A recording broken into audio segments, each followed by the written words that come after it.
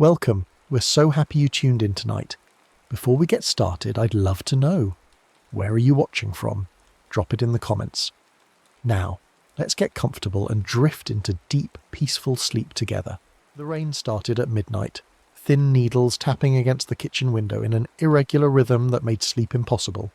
You lay in bed listening to it, eyes open in the dark, thinking about nothing in particular until the sound changed, became deliberate, almost metered, like fingers drumming on glass. But rain doesn't tap with intention. Rain doesn't pause between strikes as if counting. At 3:09 in the morning, you gave up on sleep entirely and swung your legs out of bed, feet finding the cold hardwood. The apartment was silent except for that persistent rain, and something else now, a sound from the kitchen. Tap, tap, tap.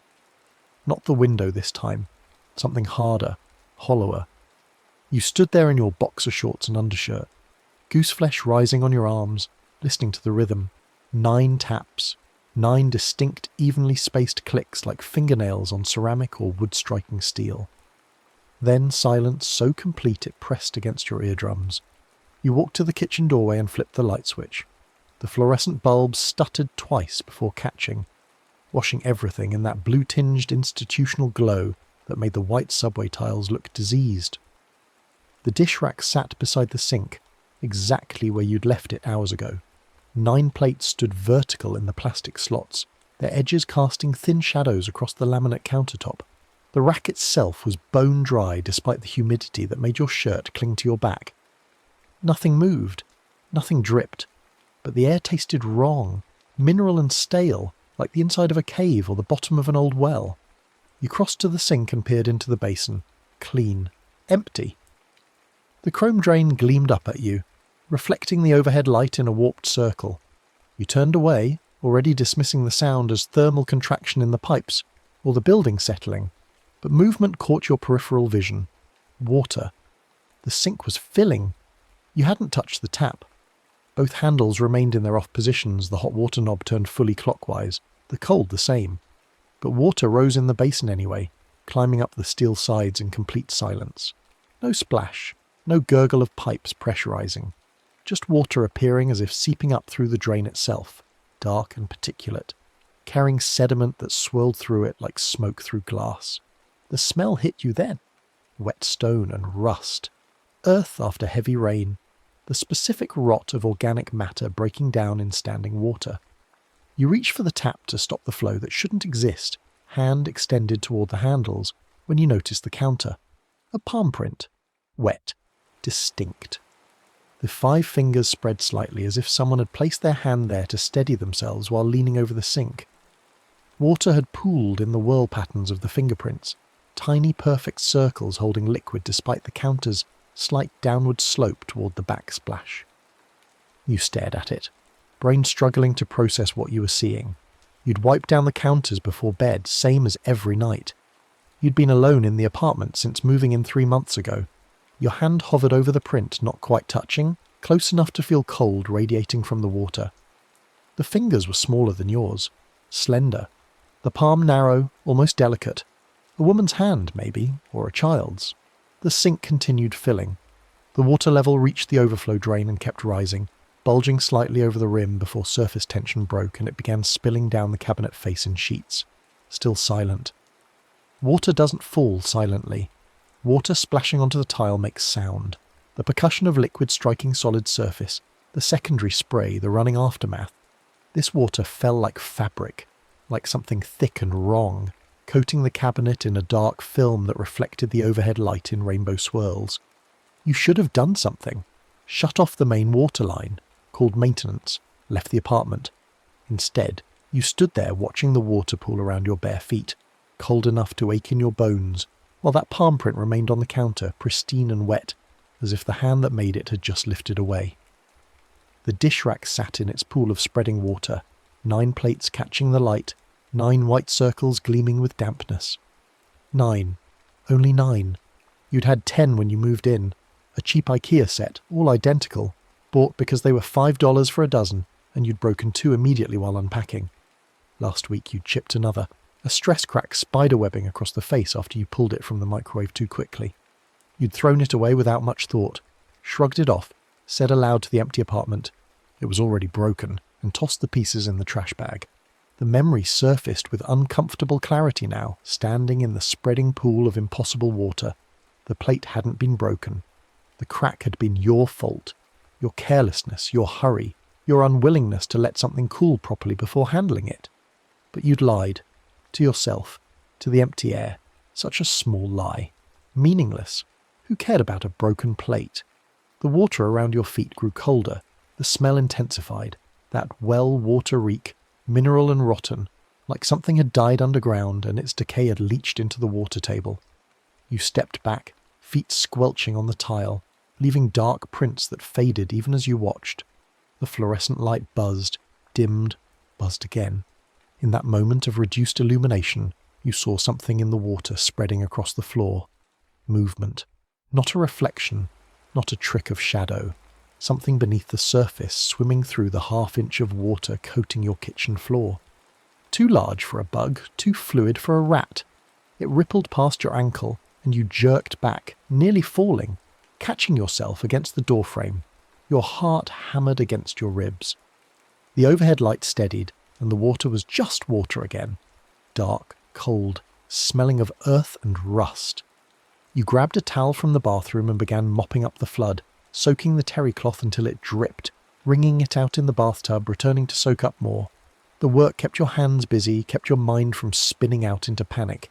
There was a logical explanation. Had to be. Faulty pipes, backed up drainage.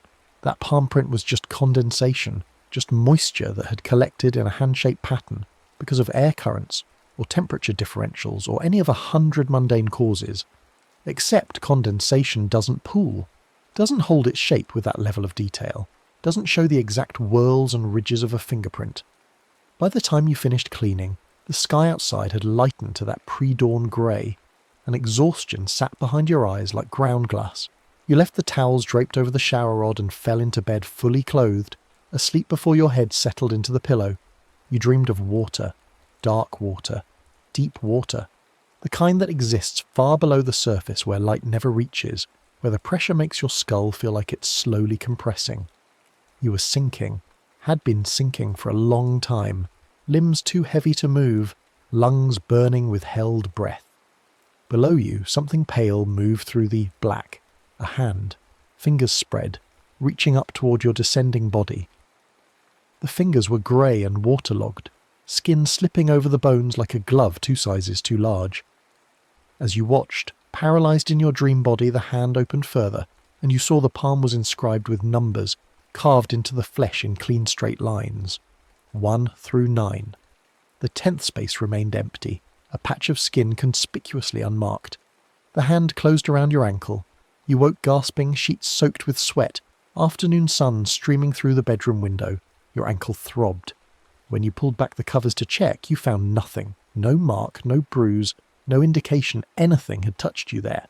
Just the phantom ache of dream sensation bleeding into waking nerves. The kitchen looked normal in daylight. The dish rack held 9 plates. The sink was dry and empty. No water stained the cabinets or pooled on the floor. The counter where you'd seen that palm print showed nothing but the usual scatter of crumbs and coffee rings. You pressed your own hand to the surface, fingers spread, matching the position from memory. Your hand was larger, thicker, wrong. You spent the day trying to focus on work, on the laptop screen and the spreadsheets that needed attention, but your eyes kept drifting to the kitchen, to that dish rack, to those 9 white circles standing in their slots like teeth in a jaw. 1 missing, 1 gone. You'd thrown it away. You'd lied about why. Such a small thing, meaningless. Except it wasn't meaningless anymore, was it? The story came back to you in fragments throughout the afternoon, pieces of a tale you'd heard years ago, maybe read online or heard second-hand at a party where people traded ghost stories to make themselves shiver pleasantly. Okiku. The name surfaced like a body rising from deep water. Okiku, who'd been a servant in a samurai household. Okiku, who'd been accused of breaking or losing one of 10 valuable plates. Okiku, who'd been tortured and murdered and thrown down a well. Okiku, who counted to 9 over and over, forever searching for the 10th plate, the one she'd been blamed for losing even though she'd never touched it. The story had variations depending on who told it. In some versions, she'd been falsely accused by a jealous superior. In others, a spurned lover had hidden the plate to frame her. The details shifted, but the core remained constant. 9 counted, 1 missing, and a woman drowned in a well, her ghost unable to rest until the truth was restored. You told yourself it was coincidence, pareidolia, the human brain's tendency to find patterns in randomness, to construct narrative from unrelated events. A faulty pipe had filled your sink. Condensation had formed in a vaguely hand-shaped pattern. Your dreams had incorporated half-remembered folk tales because you were stressed about work, about the apartment, about the isolation of living alone in a new city where you knew no one, and spent your evenings scrolling through social media watching other people's lives unfold in curated highlight reels. The explanation felt thin even as you constructed it. But what was the alternative? That a Japanese ghost had followed you home? That breaking a cheap IKEA plate had somehow triggered a supernatural curse? That water could flow uphill? Palm prints could appear from nowhere, and dreams could leave phantom bruises on your skin? Evening arrived too quickly. The sun fell behind the buildings across the street, throwing long shadows through your windows. You ordered takeout and ate it standing over the sink, watching the drain, waiting for water that didn't come. The rack sat silent beside you, 9 plates. You counted them compulsively, running your eyes across the row, confirming the number even though you knew it wouldn't change. At 11:30 you showered and brushed your teeth and climbed into bed with your phone, scrolling mindlessly through feeds until your eyes burned. Sleep came slowly, reluctantly, and you drifted off sometime after 1 in the morning with the phone still clutched in your hand. The tapping woke you at exactly 3:09. 9 strikes against the dish rack, evenly spaced, hollow and precise. You lay still in the dark, listening to the sound echo through the apartment. When it stopped, you counted to 60 in your head, waiting for more. Nothing came, just silence and the distant hum of traffic on the street below. You got up. You had to. The compulsion was physical, a tightness in your chest that would only release if you walked to the kitchen and confirmed what you already knew you'd find.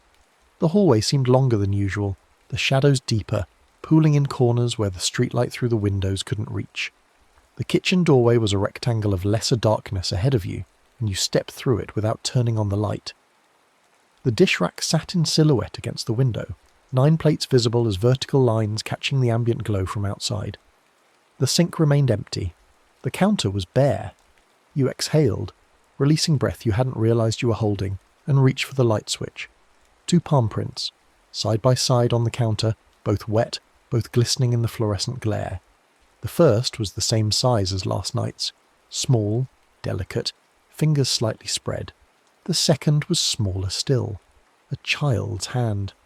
The prints overlapped slightly at the edges, as if 2 people had stood shoulder to shoulder, leaning over the sink, reaching for something together.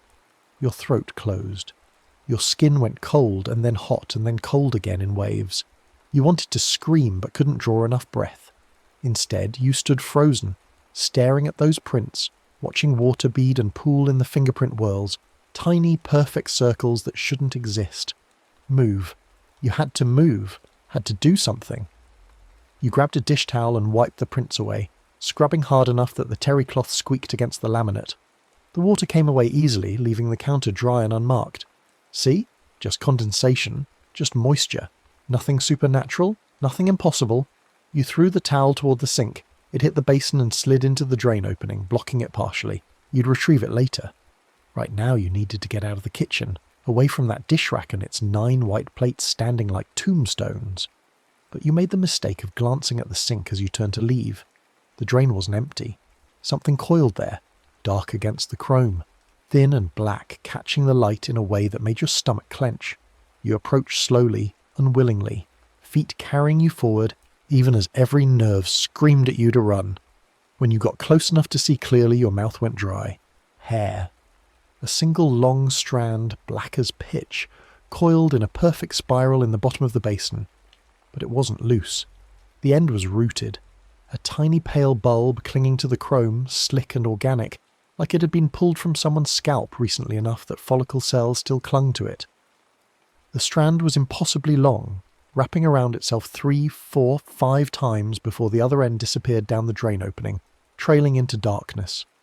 You should not have touched it. Should have called someone, anyone. Maintenance, police, a priest, a psychiatrist. Should have grabbed your keys and wallet and left the apartment, never looked back, found a motel room or a friend's couch, or just driven until you hit a different state. Instead, you reached down and pinched the hair between thumb and forefinger. It was wet. Cold. The texture wrong somehow. Too smooth. Too thick. Like it had been coated in something. You pulled gently, and the strand began to unspool from the drain, coil after coil emerging from the opening. 1 foot, 2 feet, 3. How long was it? How deep did it go? You kept pulling, and the hair kept coming, and the smell rose from the drain with it. That mineral reek, that well-water stench of stone and rot and things that had died in darkness. The strand went taut in your fingers. You pulled harder. The hair resisted, tension singing through the follicle end where you gripped it. For a moment you stood there in a tug-of-war with something in your drain, something that refused to release its hold on the hair, something that pulled back with just enough force to let you feel its presence on the other end of that connection. You let go. The hair whipped back into the drain so fast it left a thin red line across your palm where it had cut you. You stared at the wound, watching blood well in the slice, tiny crimson beads forming a chain across your skin. The cut stung but shouldn't exist. Hair can't cut. Hair is soft, flexible, harmless. But this hair had been sharp enough to slice skin, and the wound burned like paper cuts do with that particular focused pain that makes you suck air through your teeth. The drain gurgled. Not water flowing, not pipes clearing. A wet organic sound, like someone clearing their throat deep underground. The sound of lungs full of fluid trying to draw breath. You backed away from the sink, blood dripping from your palm, each drop striking the tile with a soft plop that seemed obscenely loud in the silent kitchen. The overhead light flickered. The dish rack cast dancing shadows across the wall. 9 plates, 9 shadows, 9 fragments of ceramic gleaming white against the dark. Behind you, water began running in the bathroom. You spun, nearly slipping in your own blood, and stumbled down the hallway. The bathroom door was ajar, yellow light spilling through the gap. You'd left the light on. You always did. A childhood habit you'd never broken, needing that illumination in case you woke in the night and needed to navigate unfamiliar darkness. Through the gap you could see the sink tap running, water flowing from the faucet in a thin stream. You pushed the door open fully. The mirror above the sink was fogged, condensation coating the glass so thickly you couldn't see your reflection. Water ran and ran, filling the basin, climbing toward the overflow. The medicine cabinet reflected the light in a smeared glow. And in the fog coating the glass something had been written. 9 lines, vertical like tally marks, scratched into the condensation with what looked like a fingertip. The strokes were precise, evenly spaced, deliberate, and below them, an empty space where a 10th mark should go. Your hand shook as you reached up to wipe the marks away. Your fingers touched the glass and the cold was shocking. Not the mild chill of condensation, but actual freezing cold, the kind that burns skin on contact. You jerked back, and in that moment before you stepped away, you saw something in the reflection that made your bladder clench. A shape behind you, small, indistinct, barely visible through the fog, standing in the doorway you'd just come through where nothing had been a heartbeat before. You spun, losing your balance, catching yourself on the towel rack. The doorway was empty. The hallway beyond showed only shadows and the distant glow from the kitchen, but the temperature had dropped 20 degrees in the span of a breath. You could see your exhalations now, pale clouds that hung in the air like ectoplasm. The water still ran in the sink and the fog on the mirror grew thicker, condensation now dripping down the glass in rivulets that carved clear paths through the white. Something moved in those clear paths. Not your reflection. Not anything that could be in this bathroom. A face pressing up from behind the glass, features distorted by the fog and running water. Child-sized, indistinct. One moment there, the next gone when you blinked. But you'd seen it.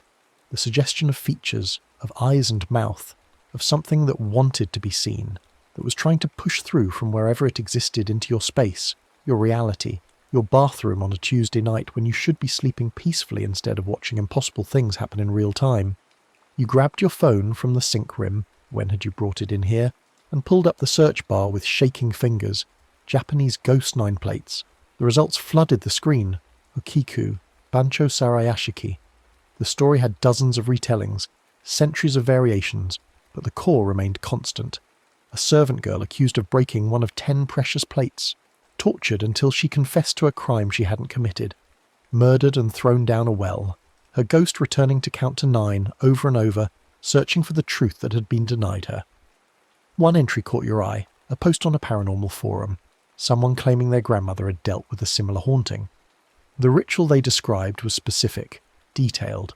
Write the exact truth on rice paper, knot 10 threads around the dish rack, set a bowl of salted well water beneath it, ring a cup 9 times, lower the truth into the bowl at dawn, carry it to a well or fountain without looking in, leave 1 unbroken plate behind. The post was from 2013. It had 7 replies, most of them skeptical or mocking. The original poster never responded to follow-up questions. You copied the instructions to your phone's notes app, hands clumsy on the screen, then shut off the bathroom tap and fled back to your bedroom. You didn't sleep, couldn't. You sat against the headboard with every light in the apartment blazing, phone clutched in both hands, listening to the building's night sounds, pipes creaking, the refrigerator cycling on and off, traffic on the street, normal sounds, safe sounds, sounds that meant the world was still functioning according to rational principles, that physics and biology and chemistry still governed reality. At 3:09, the dish rack tapped 9 times. You counted each strike, phone screen casting your face in blue light. When the 9th tap faded, silence rushed in to fill the space. You held your breath, waiting for more, for the 10th tap that would signal completion, closure, and end to the counting. But it never came. Just those 9 strikes, and then nothing. The absence of the 10th number hanging in the air like smoke, like accusation, like a question that demanded answering. The rest of the night passed with agonizing slowness. You watched the time creep forward on your phone. 4 o'clock, 4:30, 5. When the first grey light began filtering through your windows, you finally moved, legs cramping from hours of sitting motionless against the headboard. You needed coffee, needed food, needed to do something normal and mundane to prove that the world still made sense. The kitchen looked wrong in the pre-dawn light. The angles seemed slightly off, the shadows pooling in places they shouldn't. The dish rack sat beside the sink, and you counted the plates without meaning to. 9. Always 9. The number had become a compulsion, a tick you couldn't suppress. 9 plates where there should be 10. 9 numbers where there should be completion. 9 pieces of a set that would never be whole again because you'd broken the 10th and lied about it. You opened the trash can, even though you knew what you'd find. The garbage bag sat half full, Tuesday's takeout containers visible at the top. You'd taken the trash out Saturday, which meant the broken plate should be long gone, buried in a landfill somewhere with the rest of the city's refuse. Except when you dug down through coffee grounds and food waste and junk mail, your fingers found ceramic. Sharp edges. Fragmented pieces that fit together like a puzzle if you had the patience to reconstruct them. You pulled them out one by one, washing the grounds and vegetable peelings off in the sink. The water ran clear and normal, no well smell, no rust, just regular city tap water that steamed slightly in the cold air. The plate had shattered into 7 major pieces when you dropped it. You laid them out on the counter, fitting edges together, reconstructing the crime scene of your own carelessness. The crack had started at the rim and spiderwebbed inward, thermal stress fractures from the microwave radiating out like a map of tiny rivers. You'd grabbed it too quickly, hadn't let it cool, and the sudden temperature differential had been too much for the cheap ceramic to handle. And you'd lied. You'd said it was already broken when you knew it wasn't. Such a small lie. Such a meaningless falsehood told to no one but yourself, because who cared about a $5 plate? Who would even notice? Okiku noticed. The thought came unbidden, and with it a chill that had nothing to do with the temperature. Okiku counted to 9 and waited for the truth. The missing plate, the lie about its breaking, the refusal to acknowledge fault. That's what called her. Not the breaking itself, but the dishonesty about it, the failure to take responsibility, the casual dismissal of something that should have mattered more than it did. You needed rice paper, thread, salt, a cup. The list from the forum post scrolled through your mind. You didn't have rice paper. Who kept rice paper in their apartment? But you had printer paper, which would have to suffice. The salt was easy, a cylinder of Morton's in the cabinet above the stove, thread you could pull from a hem or a button. The cup was already sitting beside the dish rack, one of the set you drank coffee from every morning. But first the truth. You had to write it down, exact and whole, no equivocation or excuse. The forum post had emphasised that point, the exact truth, complete and unflinching, or the ritual wouldn't work. Okiku wanted honesty, demanded it, would accept nothing less than total acknowledgement of fault. You found a pen in the junk drawer and a sheet of printer paper from the stack beside your laptop, sat at the kitchen table with the paper smooth and white in front of you, pen poised over the surface. What truth was she looking for? What confession would satisfy a ghost who'd been tortured for a lie, who'd died still protesting her innocence, who'd spent centuries counting to 9 because the 10th had been stolen from her? The words came slowly, each one feeling like you were carving it into your own skin. I broke the 10th plate through carelessness. I microwaved it too hot and grabbed it too quickly and it cracked in my hands. I threw it away and told myself it was already broken so I wouldn't feel bad about wasting money on cheap dishes I barely used anyway. I lied because acknowledging my own carelessness made me feel stupid and small and wasteful, and it was easier to pretend the damage already existed than to accept responsibility for creating it. The truth is I broke it. The truth is I lied about breaking it. The truth is I didn't care enough about what I'd destroyed to even be honest about destroying it. Your hand shook as you wrote the last sentence. The paper was covered in cramped handwriting, words overlapping at the edges where your hand had slipped, but it was legible, honest. The unvarnished truth of your own casual dishonesty laid bare in blue ink. The kitchen was silent. No tapping from the dish rack, no water running in the sink. Just morning light creeping across the floor and your breath making small clouds in air that had grown cold enough to see. You folded the paper carefully, once vertically and once horizontally, reducing it to a manageable square. It felt heavier than paper should, dense with meaning and confession. Thread next. You pulled a loose string from the hem of your shirt, working it free with fingernails, then another from a throw pillow on the couch, then from a fraying seam on your jeans. You collected 10 pieces total, each one roughly the same length, maybe 6 inches, maybe 8, long enough to wrap around the dish rack and tie in a knot. The rack sat beside the sink, 9 plates gleaming white in the growing daylight, and you approached it the way you might approach an unexploded bomb. The first thread you wound around the top rail, where the plates leaned against the plastic. Your fingers fumbled the knot twice before it held. As you pulled it tight, something in the pipes gave a low groan, like someone clearing their throat deep in the building's plumbing. You froze, thread still wrapped around your fingers, listening. The sound faded. Nothing else followed. You tied the second thread below the first. Each knot came easier than the last. By the time you reached the 10th thread, your hands had steadied, muscle memory taking over. You tied it at the base of the rack where plastic met counter and stepped back to examine your work. The threads made a ladder up the rack's side, dark strings against white plastic, 10 knots where 9 plates rested. The arithmetic was wrong, 10 threads, 9 plates, 1 missing. But maybe that was the point.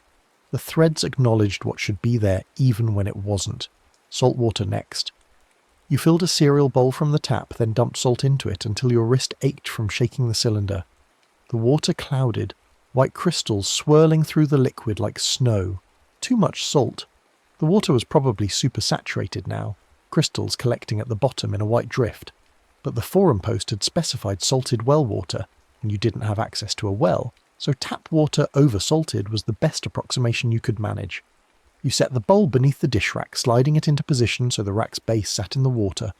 Salt water seeped up the threads through capillary action, darkening the fibres. The kitchen smelled like ocean now, like tide pools and salt marsh, a clean smell that cut through the lingering mineral reek from the night before.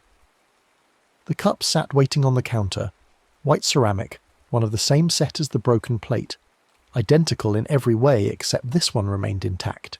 You picked it up, testing the weight, then struck it against the counter rim, once. The sound was pure and clear, a bell tone that hung in the air. You counted to 3, then struck again. 2. Another pause. 3. The rhythm was important, you sensed that without knowing why. Each strike had to be separate, distinct, acknowledged before the next could come. 4, 5, 6. Your arm fell into the pattern easily, striking and pausing, 7, 8. The apartment seemed to hold its breath around you, waiting for the 9th strike that would complete the count. 9. The sound of the 9th ring faded slowly, diminishing in volume until it was just a memory of sound, a ghost of vibration in your bones. You stood there holding the cup, arms suspended mid-strike, waiting to see if anything would happen. The dish rack didn't move. The water in the bowl remained still. The threads hung motionless in the growing daylight. But the temperature dropped. Fast. Dramatic. Your breath went from faint wisps to thick clouds in the span of 2 heartbeats. Frost formed on the inside of the kitchen window, delicate fractals spreading across the glass. The water in the bowl began to freeze at the edges, ice crystals forming a ring around the ceramic. You didn't wait to see what else might manifest. You grabbed the folded confession from the table and lowered it into the bowl, the paper turning translucent as salt water soaked through the fibres. The ink bled slightly, words becoming soft and fuzzy but remained legible through the wet paper. Blue text visible in white pulp, visible in cloudy water. The temperature stabilised, stopped dropping. The frost on the window began to recede, melting back into condensation that dripped down the glass. You released a breath you'd been holding and watched the paper sink to the bottom of the bowl, settling among the undissolved salt crystals like sediment. Now you had to wait. The forum post had been specific. At dawn, carry the bowl to a well or fountain without looking at the water's surface. Release the truth there. Leave one unbroken plate behind. Dawn was coming, the sky outside your window brightening from grey to pale yellow, but it wasn't quite here yet. You checked your phone. 6:12 in the morning. Sunrise was at 6:47. You had 35 minutes to get ready. You dressed quickly, pulling on jeans and a hoodie, shoving your feet into sneakers without bothering with socks. The bowl sat on the counter, paper visible at the bottom, salt crystals dissolving slowly into solution. You'd have to carry it through the building, down 3 flights of stairs, out to the street to the fountain in the park 2 blocks north. Carry it without looking in, without letting the water slosh out, without dropping it or tripping or losing your nerve halfway there and dumping it down a storm drain to be done with this insanity. At 6:30, you picked up the bowl. It was heavier than expected, the salt water denser than plain tap water, weight concentrated at the bottom where crystals still clung to the ceramic. You held it away from your body, arms extended, eyes fixed on the wall rather than the contents. The confession paper was a pale shape in your peripheral vision, words obscured by water and refraction. The apartment door seemed miles away. You crossed the kitchen without incident, then the living room, carefully stepping over furniture and boxes you still hadn't unpacked. The hallway was narrow, barely wide enough for your outstretched arms, and you had to turn sideways to fit through without hitting the bowl on the walls. At the front door you had to set the bowl down to work the locks, deadbolt, chain, handle, then pick it back up and nudge the door open with your hip. The building's hallway was fluorescent lit and empty, thank God. You couldn't imagine trying to explain this to a neighbour.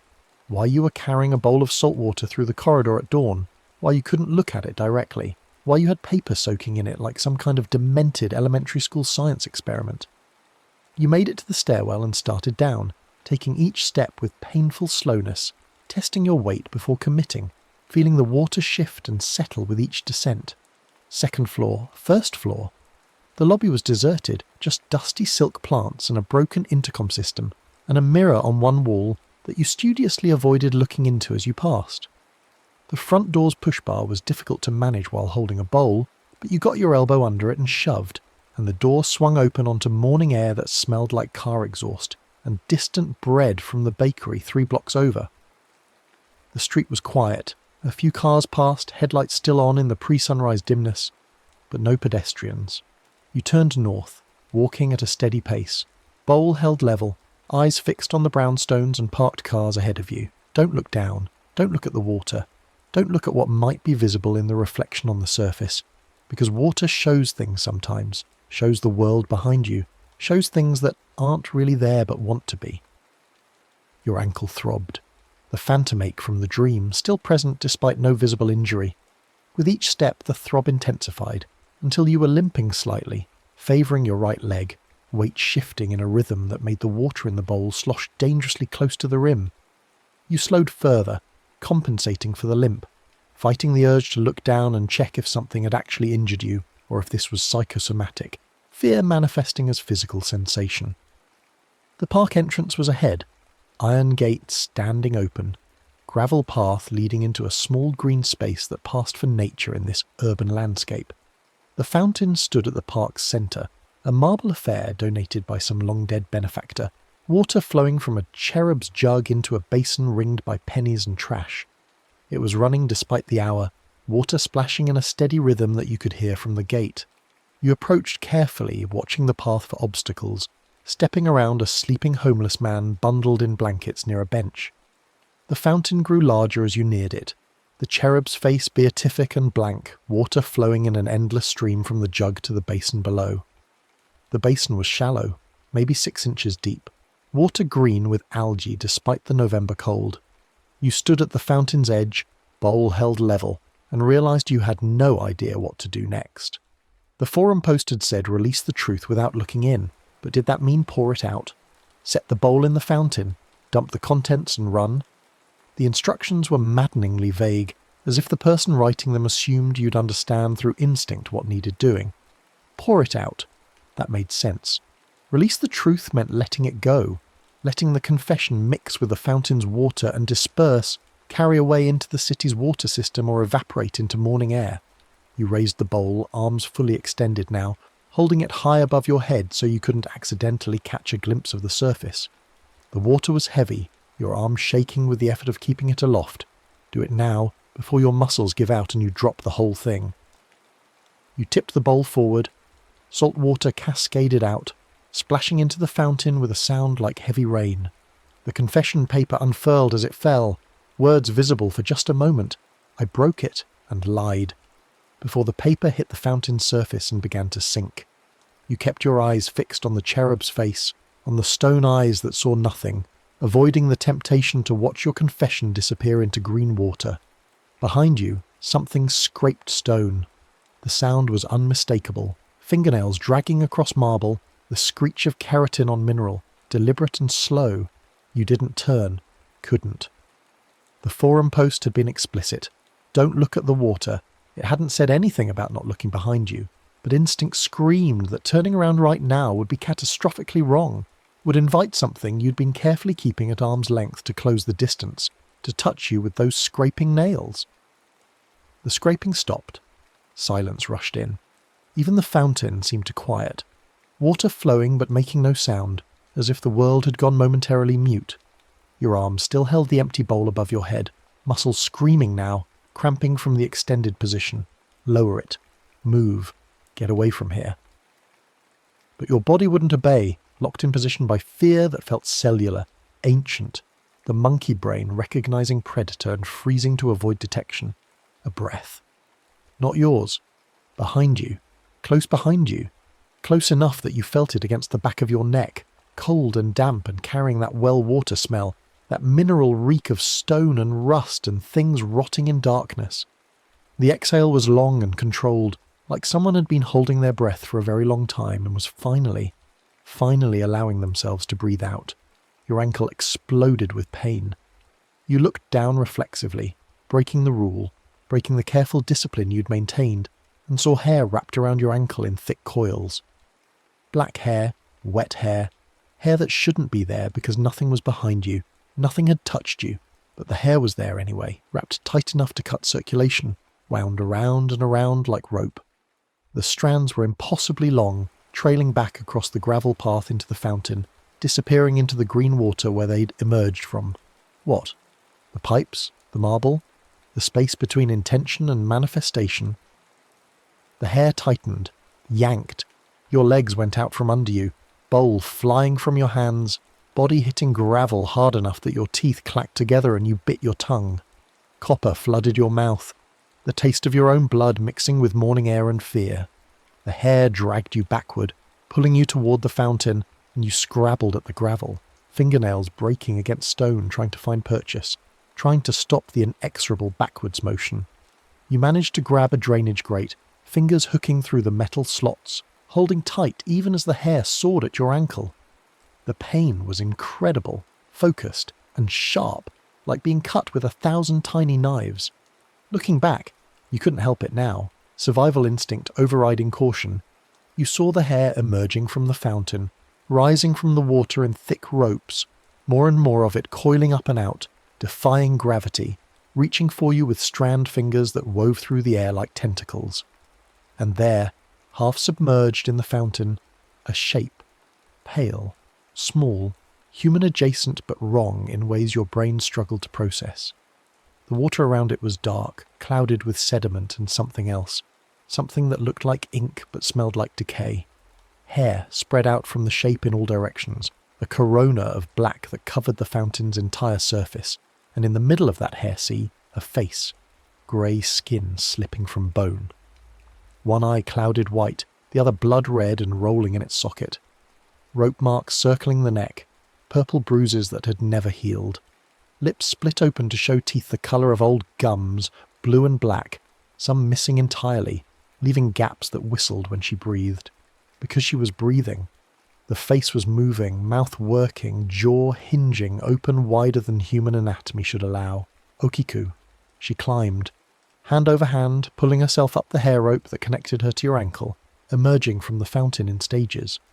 First the head, water streaming from the eye sockets, then the shoulders, skin hanging in translucent sheets, then the torso, bloated and mottled, dress clinging to the distended flesh like rot clings to wood. She moved in a way that defied physics, joints bending wrong, spine curving at impossible angles, pulling herself along the hair path with hands that were mostly bone held together with strips of tendon. The counting started. Not from her mouth, though the lips moved in sync with the numbers, from the pipes, from the drainage grates, from the fountain's plumbing and the city's water system, all of it vibrating with her voice, carried through every connected channel until it felt like the ground itself was speaking. Ichi, ni, san. The numbers rolled through the earth, rhythmic and patient, inevitable as tide. Shi, go, roku. Each number rang in your bones, vibrated in your skull, made your teeth ache with resonance. You pulled harder on the drainage grate, trying to drag yourself away from her, but the hair had too strong a grip. More strands were joining the first, wrapping up your leg now, coiling around your calf, your knee, working higher. Shichi. Hachi. She was close now, close enough that you could see maggots working through the spaces between her ribs, could smell the stagnant water that had filled her lungs centuries ago, could hear the wet rattle of breath forcing its way through a throat that should have forgotten how to breathe. Q9. She stopped. The counting ended. Silence crashed down like a physical weight. Okiku hung, suspended in the air above you, held up by hair that defied gravity, held up by rage and betrayal, and centuries of seeking the truth that had been denied her. Her mouth stayed open, jaw unhinged, waiting for the 10th number, waiting for completion, waiting for you to give her what she'd come for. "I'm sorry," the words ripped out of you, desperate and raw. "I wrote it down. The truth. I put it in the water," her head tilted. Wrong direction, wrong axis, neck bending like a rubber toy. The blood-red eye fixed on you, pupil dilating until it swallowed the iris, until you were staring into a black hole that reflected nothing. The hair tightened around your leg, cutting deeper, drawing blood that ran down your shin and dripped onto the gravel. She wanted more. The confession wasn't enough. Or you'd done it wrong.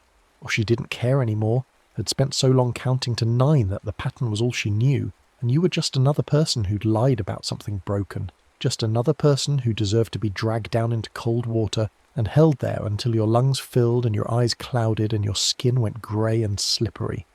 "Please." Quieter now. "I left the plate, like the instructions said. One unbroken plate. It's on the counter. I left it." She paused. The hair's pressure lessened fractionally. Her jaw worked, clicking and grinding, tongue lolling in the cave of her mouth like a dead fish. Then, slowly she began to withdraw, back into the fountain, sinking below the surface, taking the hair with her. The strands unwound from your leg, slithering back toward the water, leaving your skin marked with dozens of thin cuts that burned in the morning air. You didn't wait to see if she'd change her mind. You pushed up from the gravel, legs screaming, ankle swollen and throbbing, and ran. Limped, stumbled, moved as fast as your injured leg would allow, which wasn't very fast at all, but you made it to the park gate and then the street beyond, putting distance between yourself and the fountain, between yourself and the impossible thing that had crawled out of the water to count to 9 one more time. The walk home took twice as long as the walk there. Your left leg was barely functional, every step sending jolts of pain from ankle to hip. The cuts from the hair oozed blood that soaked your jeans, warm and sticky, the fabric clinging to your leg. Pedestrians were appearing now, early risers heading to work or the gym, and they gave you a wide berth, eyeing your limp and bloody pants with expressions ranging from concern to disgust. You made it to your building and hauled yourself up the stairs using the railing, good leg doing most of the work, injured leg dragging behind. The hallway was still empty, thank God. Your apartment door stood open. Had you left it that way when you left? Must have, in your hurry to get the bowl to the fountain before dawn completed itself. You stumbled inside and slammed the door, throwing all the locks, then collapsed against the wall, sliding down to sit on the floor, leg extended in front of you. The jeans were shredded. The hair had cut through denim like it was tissue paper, leaving your calf and ankle exposed through ragged holes. The skin beneath was marked with hundreds of thin cuts, crisscrossing each other in a pattern that almost looked intentional, like someone had carved a design into your flesh. Blood seeped from the wounds, not flowing heavily but steady, consistent, more blood than seemed reasonable from such shallow cuts. You needed to clean it, bandage it. But moving required energy you didn't have. You sat there instead, back against the door, watching light creep across your living room floor as the sun rose fully, as morning arrived with all its mundane normalcy. Cars honked outside. Someone in the apartment above dropped something heavy. Life continued, indifferent to the fact that you'd just been attacked by a Japanese ghost in the city park fountain. Eventually, minutes or hours later, you lost track. You crawled to the bathroom and ran water in the tub, hot as you could stand it. You peeled off the shredded jeans, hissing as fabric pulled away from cuts that had started to scab, and lowered yourself into the water. It turned pink immediately, then reddish-brown, your blood mixing with the bathwater in swirls that made you think of the fountain, of green water turned dark with sediment. You soaked until the water went cold, until your fingers pruned and the cut stopped bleeding. Then you dried off and wrapped your leg in every bandage you could find in the medicine cabinet, gauze and tape and antiseptic ointment, layer after layer until your leg was mummified from ankle to knee. It would probably get infected anyway. Probably needed stitches, probably needed a doctor to look at it and ask uncomfortable questions about what the hell had happened. But you couldn't face that right now. Couldn't face the explanations, the skepticism, the assumption that you'd hurt yourself and were making up stories to cover the truth. So you pulled on clean sweatpants, grabbed a bottle of whiskey from the cabinet and limped to the kitchen. The dish rack sat beside the sink. 8 plates stood in the slots, white ceramic gleaming in the morning light. 8, not 9. You counted again, certain you'd miscounted, but the number remained the same. 8 plates where there should be 9 should be 10. One was missing. Had she taken it? Had something happened while you were gone? Then you saw the counter. 1 plate sat there, apart from the others, positioned carefully in the centre of the laminate surface. The plate you'd left as offering, as apology, as acknowledgement of what you'd broken and lied about. Except this plate was cracked. A single line running from rim to centre, splitting the ceramic into 2 distinct pieces that had been placed carefully together so the break was barely visible unless you looked directly at it. No, that wasn't right. You'd left an unbroken plate. That was part of the ritual. The forum post had been specific. Leave 1 unbroken plate behind.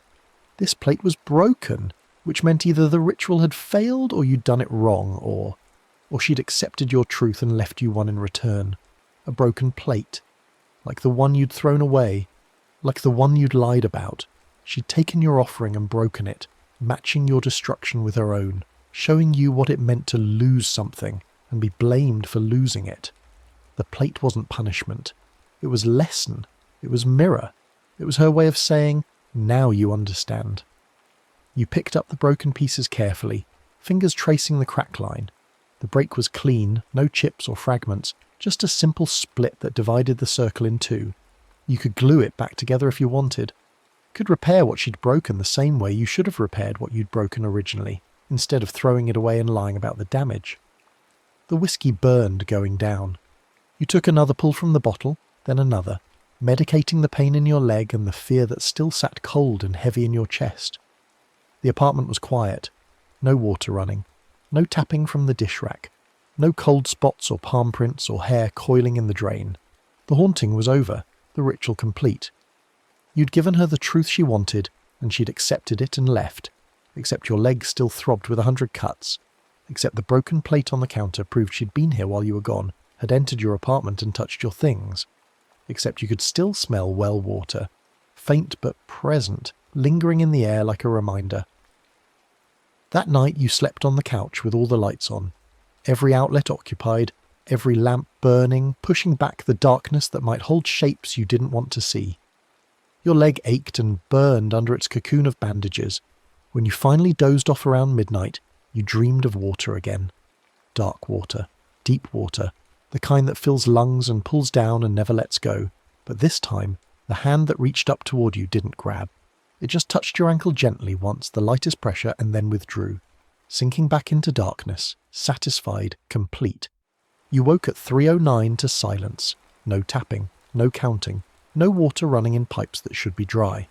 Just the apartment's normal night sounds, the building settling, traffic on the street, your own breathing steady and regular. You lay there waiting for something to happen, for the haunting to resume, for Okiku to return and finish what she'd started. Nothing came. The silence held. The night passed without incident. When morning arrived, you limped to the kitchen and checked the dish rack. 8 plates, standing white and clean in their slots. The broken plate still sat on the counter, the 2 pieces positioned carefully together. You left it there, didn't glue it, didn't throw it away, just left it as she'd left it. Broken and honest. A reminder of what happens when you lie about small things that matter more than you think. The cuts on your leg would scar. The memories would fade but never fully disappear. And 9 plates remained in your dish rack, with 1 broken truth sitting beside them. 9 counted, 1 restored. The water had kept its count, and you'd kept the 10th where she could see it. You called in sick to work that Monday. Your leg was too swollen to put weight on, the bandages soaking through with fluid that was either blood or lymph or infection brewing under the gauze. You changed the dressing 3 times throughout the day, each time revealing cuts that looked worse than they had hours before, edges inflamed and angry, some of them weeping clear fluid that smelled faintly of minerals and rust. By Tuesday you couldn't avoid the doctor anymore. The urgent care physician was a tired-looking woman in her 50s who examined your leg with professional detachment, then asked what had caused the injuries. You told her you'd fallen into a thorn bush while jogging. She didn't believe you. You could see it in her eyes, the way her mouth tightened. But she cleaned and rebandaged the wounds anyway, wrote you a prescription for antibiotics, and suggested you might want to talk to someone about the actual cause of the injuries when you felt ready. The pharmacy was 3 blocks from your apartment.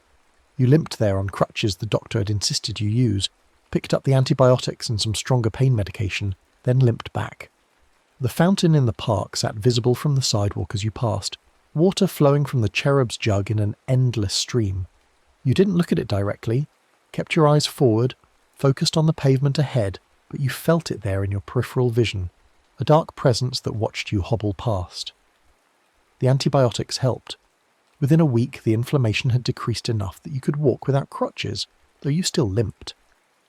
The cuts were healing into thin white lines that crisscrossed your calf and ankle, like a map of someplace you'd never want to visit again. You went back to work, told your co-workers you'd had a hiking accident, and tried to pretend everything was normal. But normal had shifted. The apartment felt different now, like it was holding its breath, waiting for something. You'd catch yourself counting things compulsively, the plates in the dish rack, the tiles on the bathroom floor, the steps from your bedroom to the kitchen, always stopping at 9, always feeling that absence where 10 should be. The broken plate remained on the counter where Okiku had left it, the 2 pieces positioned together so carefully that from a distance it looked whole. You researched obsessively. Every evening after work you'd sit with your laptop and search for information about Okiku, about the legend, about other people who claimed to have experienced similar hauntings. The internet was full of stories, most of them obviously fictional, but a few had the ring of authenticity, the specific details, the measured tone, the sense that the writer was still trying to process what had happened to them. One blog post from 2007 caught your attention. A woman in Osaka described her grandmother's encounter with Okiku in the 1960s. The grandmother had worked as a maid in a traditional house, where 9 antique plates were displayed in a cabinet. She'd accidentally broken one while dusting, and the household's elderly matriarch had insisted she pay for a replacement, a sum equivalent to 3 months' wages. The grandmother had refused, arguing the plate was already cracked and had been fired on the spot. That night, the counting had started. The grandmother had tried ignoring it, but the manifestations grew worse. Water flooding the kitchen, hair in the drains, handprints on every surface. She'd consulted a priest, who told her the same thing the forum post had said. Write the exact truth, perform the ritual, leave an offering. The grandmother had done so and the haunting had stopped. But she'd never worked as a maid again, the blog post said. Had become terrified of dishes, of counting, of water in any form. Had died at 73 after slipping in her bathroom and hitting her head on the sink, drowning in 2 inches of water that had pooled around her face. The story made your chest tight. You closed the laptop and sat in the dark listening to the building's night sounds, waiting for 3:09 to arrive and pass without incident. When it did, when the clock ticked over to 3:10 and nothing had happened, you released a breath you'd been holding and tried to convince yourself the worst was over. December arrived with cold rain that made your leg ache. The scars had fully formed now, raised white lines that itched constantly, especially when the weather changed. You'd run your fingers over them sometimes without thinking, tracing the patterns, remembering the feel of a hair soaring through skin, the impossible strength in those wet strands. Work became difficult.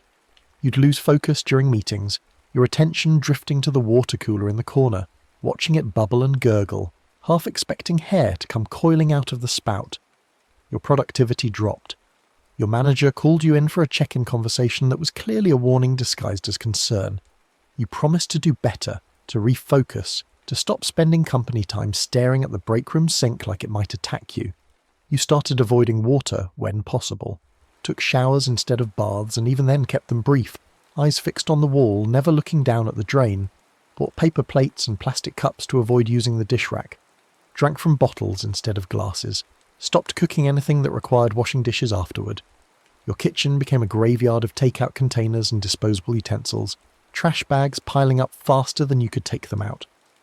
The broken plate stayed on the counter. You worked around it, pushed it aside when you needed the space, but never moved it far. It had become a fixture, a piece of furniture, a necessary reminder that you couldn't quite articulate the reason for. Sometimes you'd catch yourself talking to it, apologizing again, explaining your day, asking if you'd done enough, if the ritual had truly worked, if Okiku was satisfied, or if this was just an intermission before Act 2. Your sleep deteriorated.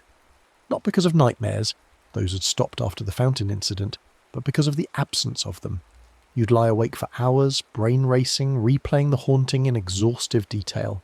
The palm prints, the hair in the drain, the face in the mirror, Okiku climbing out of the fountain, jaw unhinged, counting in a voice that came from the pipes themselves.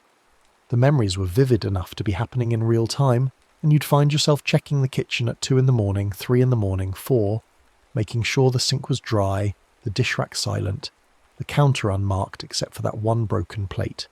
Friends started noticing. The few you had in the city, co-workers you'd sometimes grabbed drinks with, people from the climbing gym you'd stopped going to after the incident.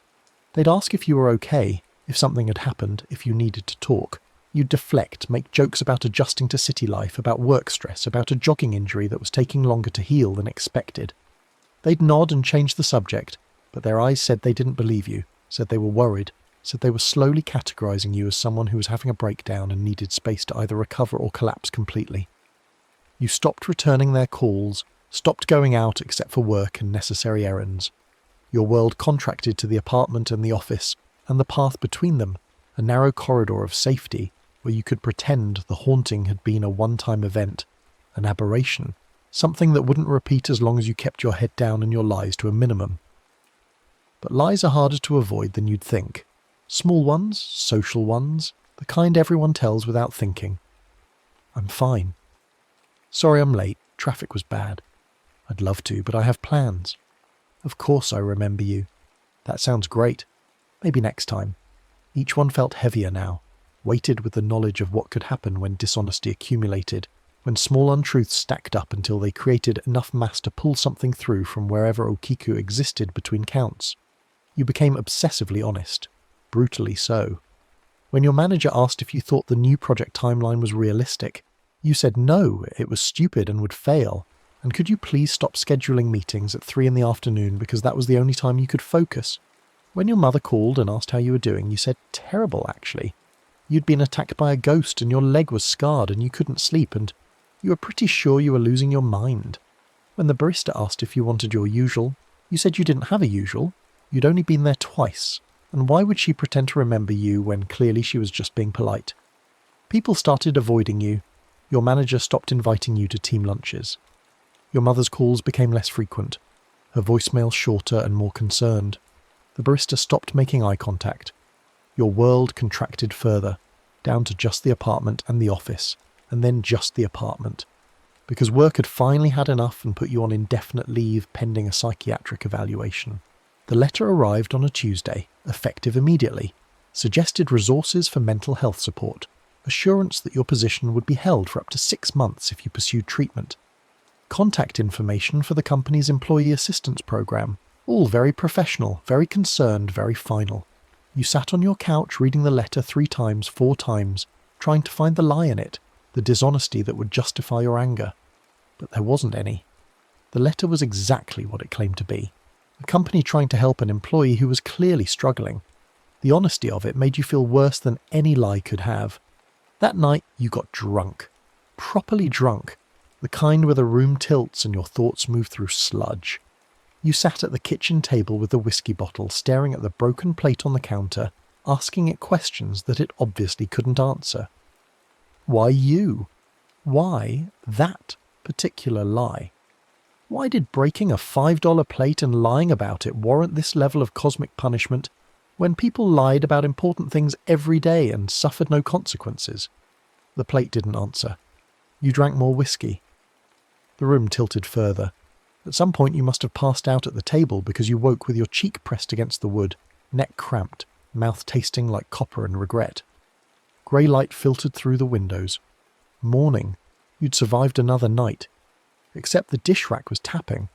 Soft clicks, barely audible, like fingernails drumming on wood. You lifted your head, vision swimming, and stared at the rack. 9 plates stood in their slots. As you watched, the rack tapped again. A gentle percussion that sent vibrations through this counter. Then again, then again. You counted without meaning to. 1, 2, 3, 4, 5, 6, 7, 8, 9. The tapping stopped. Silence flooded in. You held your breath, waiting for the 10th tap that would mean completion or continuation, or whatever came after 9 when 9 was all there was supposed to be. But it never came. Just those 9 strikes, and then nothing. The way it used to be. The way it had been before you performed the ritual and thought you'd fixed everything. Your hands shook as you stood, knocking the whiskey bottle over. It rolled across the table, dripping the last few ounces onto the floor. You ignored it, crossed to the sink on unsteady legs, looked down into the basin. Hair. Not one strand like before. Dozens of them, maybe hundreds, coiled in the drain like a nest. Black and wet, gleaming in the grey morning light, matted together in clumps that pulsed slightly, as if breathing.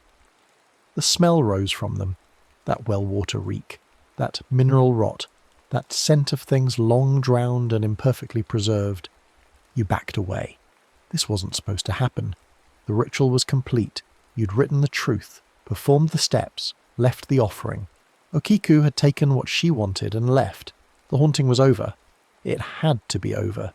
You'd done everything right, followed every instruction, been as honest as you knew how to be.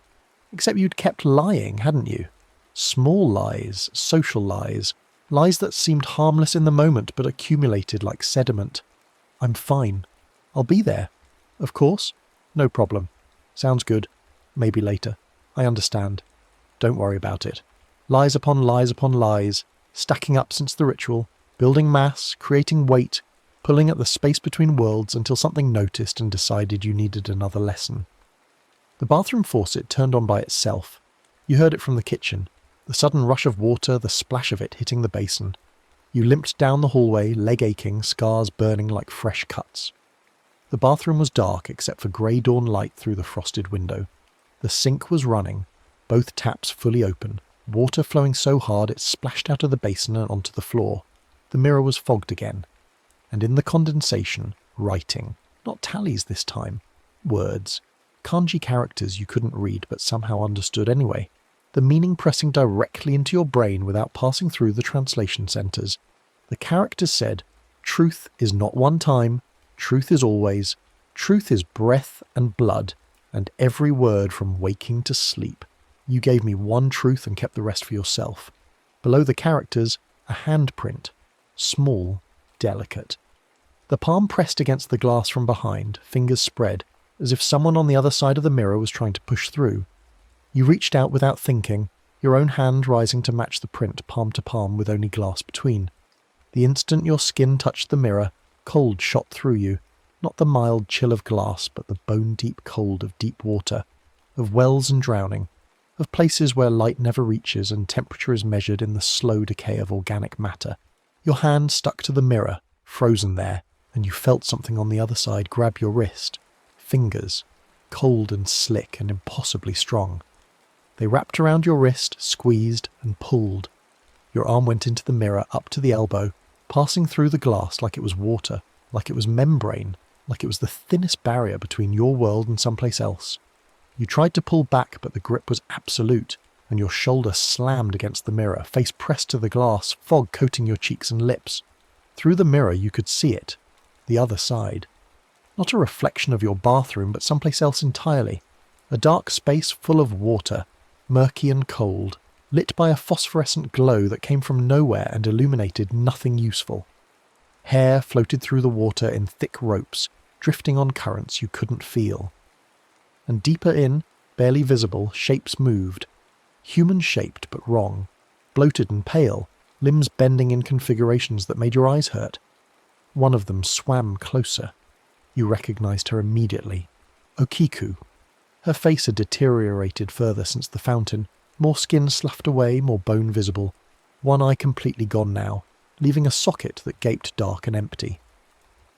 She moved through the water with her mouth open, jaw unhinged so far her face was mostly vertical opening, and from that opening came bubbles that rose slowly in the thick water.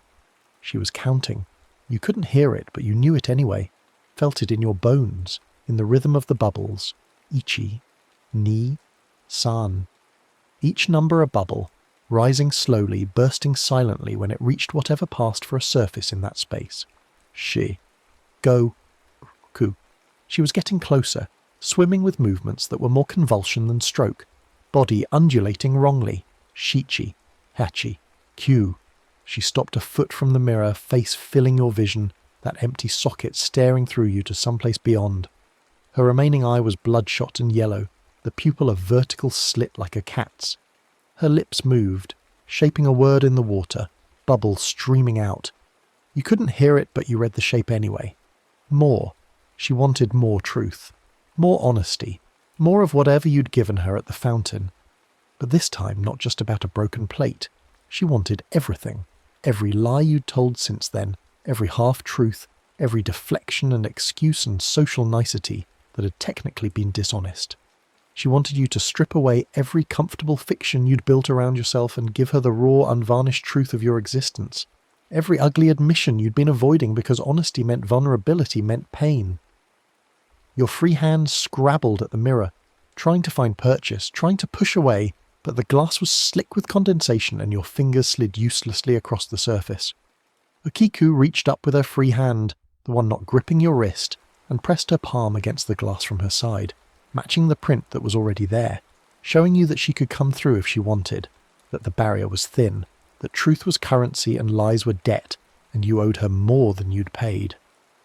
I lied about being okay, the words ripped out of you, desperate and raw. I lied to my manager and my mother and my friends and the barista and everyone who asked, because saying I'm not okay means admitting I'm broken and I don't know how to fix it. Her eye narrowed. Not enough. Not even close. More bubbles streamed from her mouth, shaping that word again. More. I lied about the hiking accident. I lied about jogging into a thorn bush. I lied to the doctor because telling the truth would mean saying I was attacked by a ghost, and that would mean psychiatric hold and medications and people looking at me like I'm crazy. More.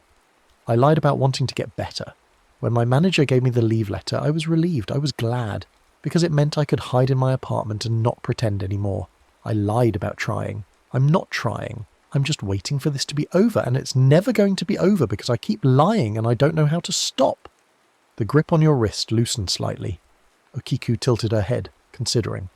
Her jaw worked, grinding, and a tooth fell out, drifting down through the water in lazy spirals. She opened her mouth wider, and this time sound came through. Not words, but a feeling, an understanding that pressed directly into your consciousness. She wasn't punishing you. She was teaching you, showing you what it meant to live without the comfort of lies, to exist in a space where truth was the only currency that mattered. She died because someone lied about her, blamed her for something she hadn't done, and that lie had been so comfortable, so convenient, that no one had questioned it until she was already at the bottom of a well with water filling her lungs. Now she lived between counts, between 9 and 10, in the space where truth hadn't been given, and she pulled others into that space when they replicated the pattern, when they broke something and lied about breaking it, when they chose comfort over honesty, when they valued convenience more than truth. You understood. Finally, fully, completely understood what she wanted. Not just one confession, not just acknowledgement of one lie. She wanted you to live honestly, constantly, without the buffer of comfortable fictions. She wanted you to feel what she felt. The weight of dishonesty, the cost of lies, the way they accumulated until they pulled you down into dark water where you couldn't breathe. "I'll try," he said, whispered, meant it. "I'll try to be honest, not just about the plate, about everything. I'll try." Her eyes studied you. The grip on your wrist released completely. Your arm pulled free from the mirror, returned to your bathroom dripping with water that shouldn't exist. You stumbled back, hitting the towel rack, breath coming in gasps. The handprint on the mirror faded. The condensation evaporated. The kanji characters ran like ink in rain, blurring and dissolving until the glass was clear. The faucet stopped running. The bathroom was silent. Your arm was soaked to the elbow, water dripping onto the tile, and when you examined your wrist you found new marks, indentations from fingers, bruises already forming, the unmistakable pattern of a hand that had gripped you tight enough to leave evidence. You walked back to the kitchen on shaking legs. The hair in the sink drain was gone. The dish rack sat silent. 9 plates gleamed white in the growing daylight. The broken plate remained on the counter, pieces positioned carefully together, waiting for nothing, representing everything. You picked up your phone and called your mother. When she answered, surprised it was barely 6 in the morning, you told her the truth, all of it. The plate, the haunting, the fountain, the leave from work, the scars on your leg, the terror that kept you awake, the lies you'd been telling, the breakdown you'd been having. You spoke for 20 minutes straight while she listened in silence, and when you finished, the silence stretched for a long moment before she said, very quietly, "I'm buying a plane ticket. I'll be there tomorrow. We're going to get you help." You said okay. You said thank you. You said you were sorry for lying, for pushing her away, for pretending everything was fine when it was the opposite of fine. She said she knew, she'd known, she'd been waiting for you to ask for help because she couldn't force it on you. But she was glad you'd finally asked, even if it had taken a ghost to make you do it. After you hung up, you called the Employee Assistance Program, left a message on their voicemail saying you wanted to schedule an appointment with a therapist, that you were ready to pursue treatment, that you understood the leave was contingent on getting help, and you were prepared to do that now. The honesty felt strange in your mouth, uncomfortable, like speaking a language you'd only half learned. Then you called your manager, got her voicemail too. It was early still before work hours. You apologised for your behaviour over the past weeks, for the outbursts and the rudeness and the declining performance.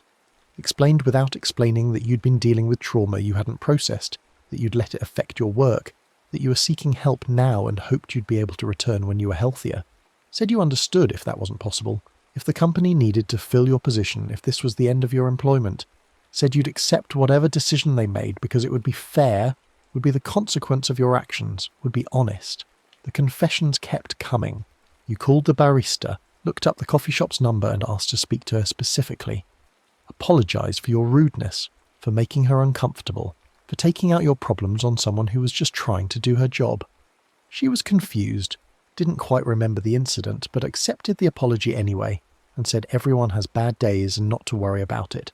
You texted friends you'd blown off, brief messages acknowledging you'd been a bad friend lately, that you'd been struggling and had withdrawn instead of asking for support, that you understood if they didn't want to maintain the friendships, but you wanted them to know the distance had been about you, not them. By noon, you'd systematically addressed every lie you could remember telling since the ritual at the fountain. Your phone was full of sent messages and outgoing calls, evidence of honesty that felt both liberating and terrifying. You'd stripped away all the comfortable fictions you'd built and stood there exposed, vulnerable, waiting to see what would happen when you existed without the buffer of lies. What happened was people responded with kindness. Your mother texted her flight information. The EAP called back and scheduled an appointment for Friday. Your manager sent an email saying she appreciated your honesty and the company would hold your position for up to 6 months per policy.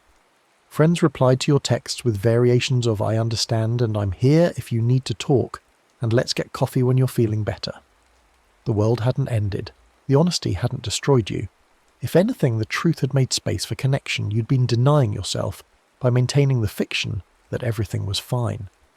That night at 3:09 you were awake, sitting at the kitchen table, watching the clock tick over to the minute when the dish rack usually tapped its 9 count. The apartment held its breath. You held yours. The minute passed. No tapping, no water, no hair, no counting. Just silence. Complete and total and peaceful. The haunting had stopped. Okiku had gotten what she wanted. Not just one truth, but the commitment to ongoing honesty, the understanding that lies were debt and truth was payment, and the currency exchange never ended.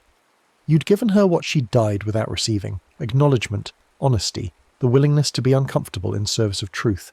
You exhaled. The apartment exhaled with you. The tension that had been building for weeks released, and the space felt lighter, airier, like windows had been opened to let in fresh breeze. The broken plate still sat on the counter. You picked it up, holding the 2 pieces, feeling the clean line where ceramic had split. Tomorrow you'd glue it back together. Not to make it whole again. It would never be truly whole. The crack would always be visible. But to acknowledge that broken things could still be useful, could still serve their purpose, could exist with their damage visible and still have value. Tonight, though, you just set it back down and went to bed.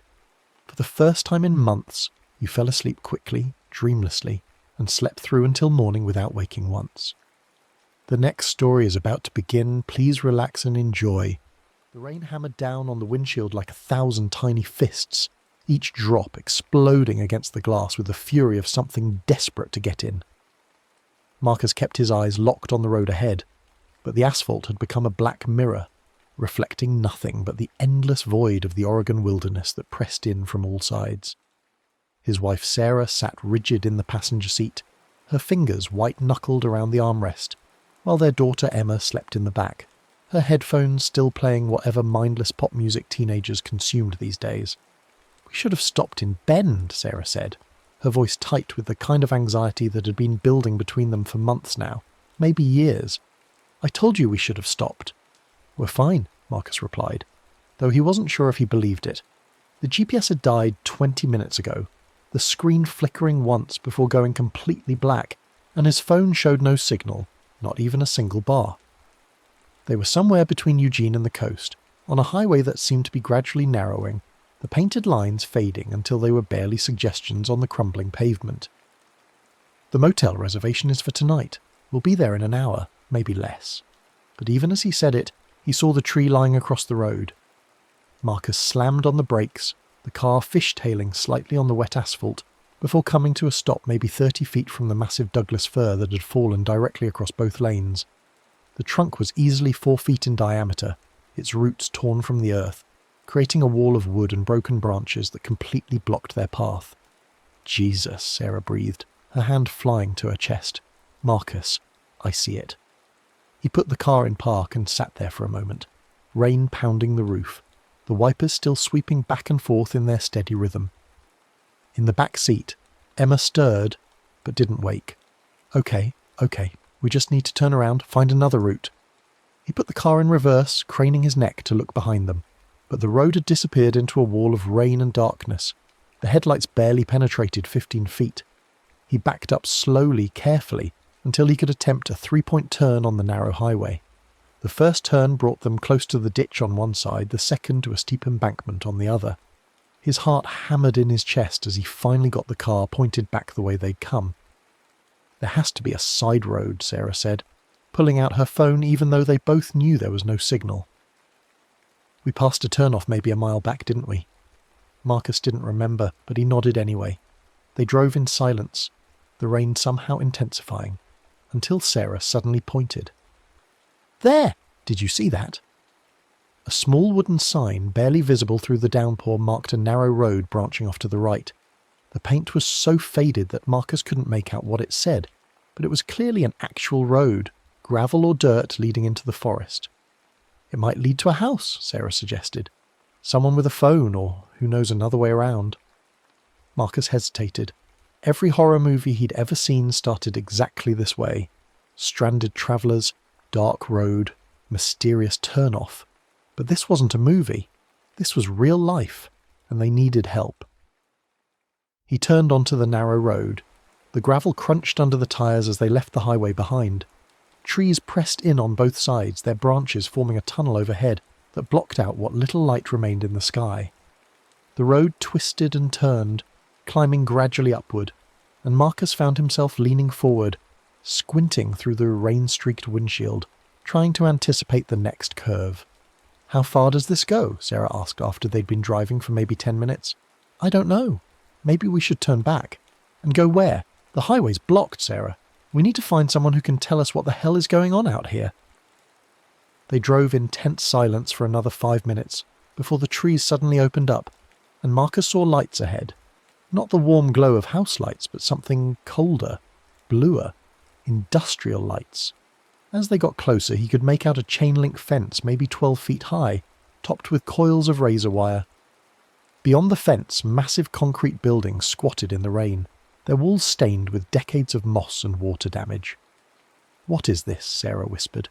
A sign on the fence read, "Stillwater Psychiatric Hospital." Below it, a smaller sign, "Closed by order of the State of Oregon, 1987. "It's abandoned," Marcus said, though something about the lights made him uneasy.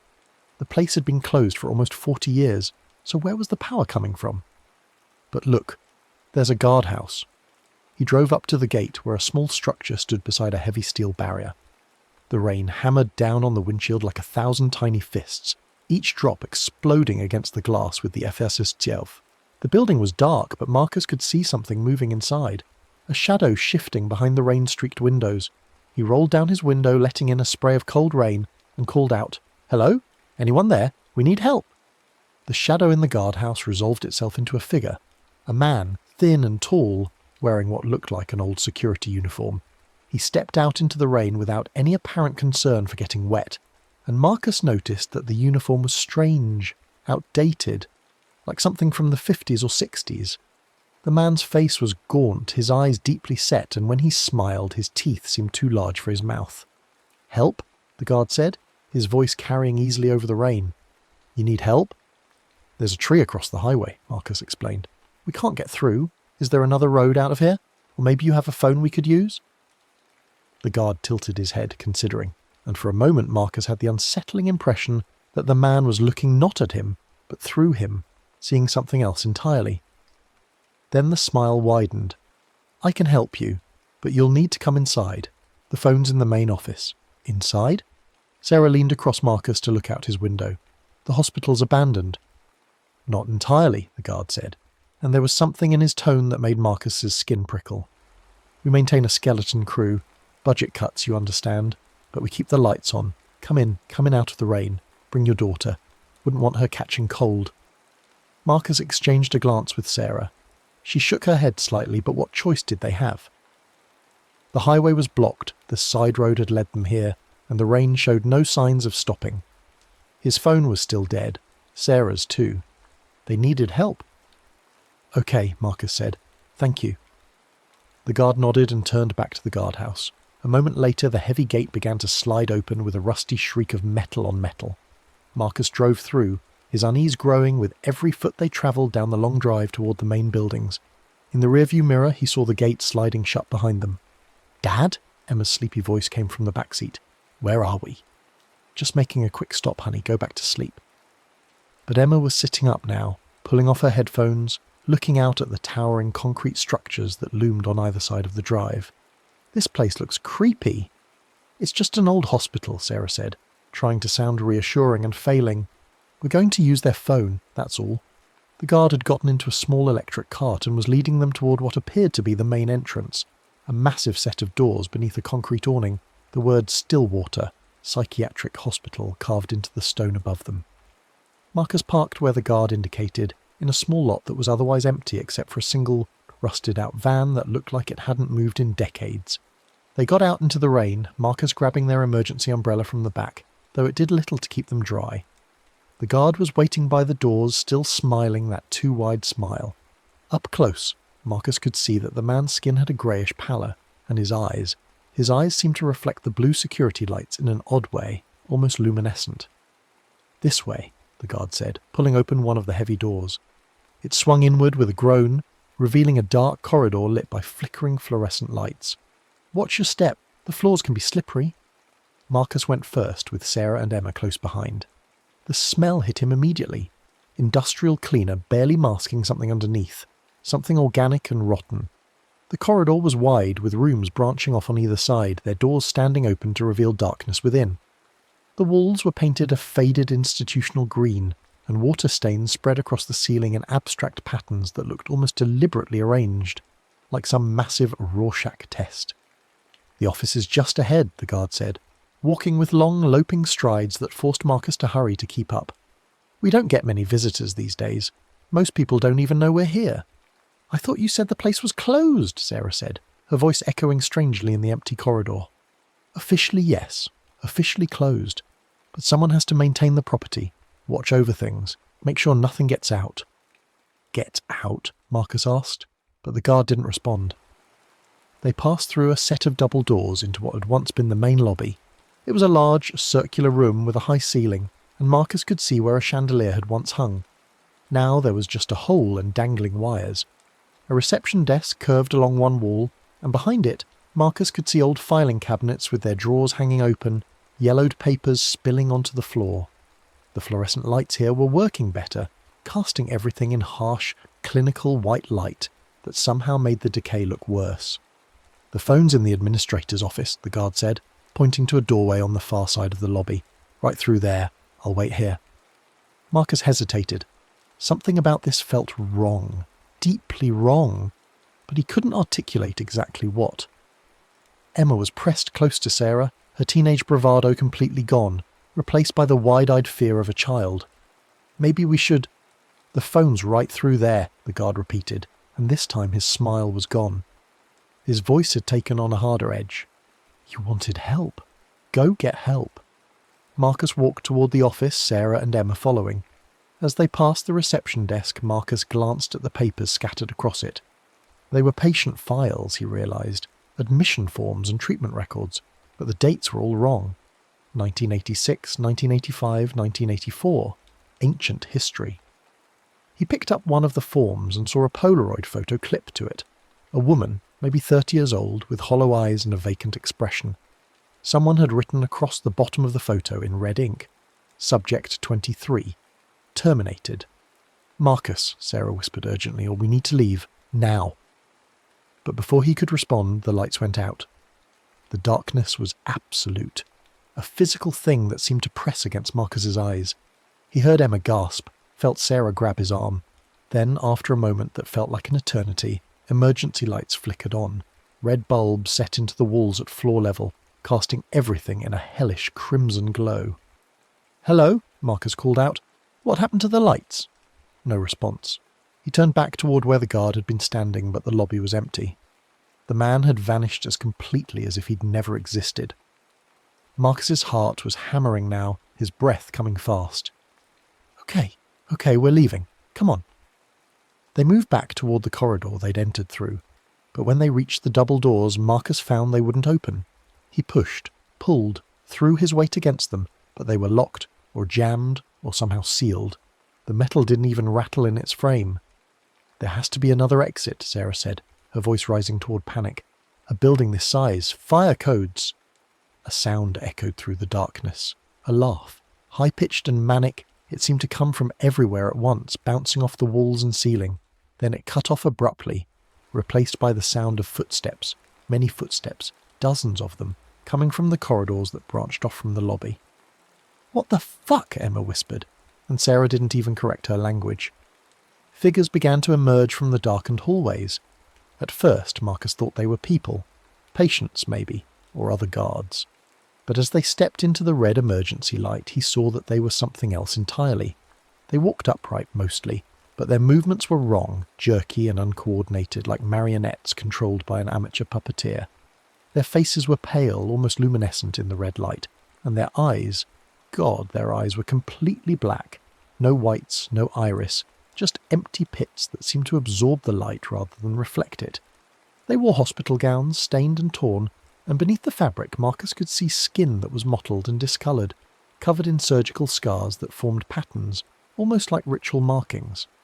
Some of them were missing fingers, or had extra joints in their arms or heads that tilted at angles that should have been impossible.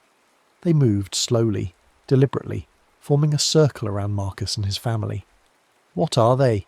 Emma's voice was barely audible, choked with terror. Marcus didn't answer because he didn't have an answer. He pulled Sarah and Emma close, backing toward the centre of the lobby, trying to keep all of the figures in view at once. There were at least 20 of them now, maybe more emerging from every doorway, and more footsteps echoed from somewhere above. The second floor, the third, the fourth. How many levels did this place have? One of the figures stepped forward, a woman, or something that had once been a woman. Her hospital gown hung open, revealing a torso covered in what looked like experimental incisions, each one neatly stitched with black thread. Her hair was long and matted, falling across a face that might have been beautiful once but was now a mask of scar tissue and dead skin. When she opened her mouth, Marcus saw that someone had pulled out all her teeth and replaced them with metal spikes. "Fresh subjects," the woman said, her voice a wet, gurgling sound. "Dr. Brennan will be so pleased." "Dr. Brennan?" Marcus forced the words out. "Who the hell is Dr. Brennan?" The woman tilted her head, and Marcus heard something crack in her neck. "You don't know? But you're here. You came here. That means you're supposed to be here. That means it's time for your treatment." "We're not patients," Sarah said, her voice shaking but firm. "We're just lost. We just need to use the phone, that's all." "That's what they all say," another figure spoke up. A man missing his lower jaw, the word somehow forming despite his lack of anatomy. "No one comes to Stillwater by accident. No one ever has." Marcus's mind raced. This couldn't be real. This had to be some kind of elaborate prank or a nightmare or... But the cold air, the smell of rotten chemicals, the fear hammering in his chest. It was all too visceral, too immediate to be anything but real. They were trapped in an abandoned psychiatric hospital with creatures that looked human but clearly weren't. And no one knew they were here. Their phones were dead. The highway was blocked. The gate was closed. "Listen," Marcus said, trying to sound calm, reasonable. "We don't want any trouble. Just let us leave and we'll forget we ever saw this place." The woman with the metal teeth laughed, a sound like grinding gears. "Leave? But you just arrived, and Dr. Brennan has been waiting so long for new subjects. The old ones are so used up, you see, so damaged. But you," she pointed at Emma, "you're young, fresh. Your neural pathways are still developing, perfect for the advanced procedures." "Don't you fucking touch her," Marcus snarled, stepping in front of his daughter. The circle of figures began to close in, moving with that jerky, unnatural gait. Marcus looked around desperately for anything that could be used as a weapon. The reception desk. There might be something there. A letter opener, a pair of scissors, anything. He grabbed Sarah and Emma and pulled them toward the desk, but the figures moved faster than he expected, cutting off their path. One of them reached out with a hand that had too many fingers, each one tipped with a surgical blade instead of a nail. Marcus swung his fist, connecting with the thing's face, and was shocked when it actually staggered back. Its skin felt wrong under his knuckles, too cold, too firm, like hitting leather stretched over wood. But it could be hurt. They could be hurt. "Run!" he shouted to Sarah and Emma. "Find another way out!" But there was nowhere to run. The figures were everywhere now, dozens of them, hundreds maybe, pouring out of the corridors in an endless stream of twisted flesh and dead eyes. Marcus grabbed a chair from beside the reception desk and swung it like a club, connecting with two of the things, buying Sarah and Emma a few seconds to get behind the desk. He followed, vaulting over the counter, and together they crouched there, breathing hard. "There has to be a way out," Sarah whispered frantically. There has to be... She stopped, her eyes going wide. Marcus followed her gaze and saw what she was looking at. A door set into the wall behind the desk, partially hidden by an overturned filing cabinet. It was painted the same colour as the wall, meant to be invisible, but the cabinet had shifted just enough to reveal its outline. "Emma, help me move this," Marcus grunted, pushing at the heavy cabinet. Together they shifted it enough to expose the door fully. It had no handle, just a keycard reader, its light blinking red. Marcus tried the door anyway, slamming his shoulder against it, but it was solid steel and didn't budge. The figures were at the desk now, reaching over it with those distorted hands, their fingers extending impossibly long. Marcus kicked at them, feeling bones crack under his heel, but for every one he knocked back, 2 more took its place. They were being overwhelmed by sheer numbers. Then Emma cried out, "Dad, look!" She was pointing at the keycard reader where someone had scratched numbers into the wall beside it. 0419. "Is that a code?" Marcus grabbed the keypad beneath the card reader, something he hadn't noticed in his panic, and punched in the numbers. For a heart-stopping moment, nothing happened. Then the light turned green, and the door clicked open. "Go! Go! Go!"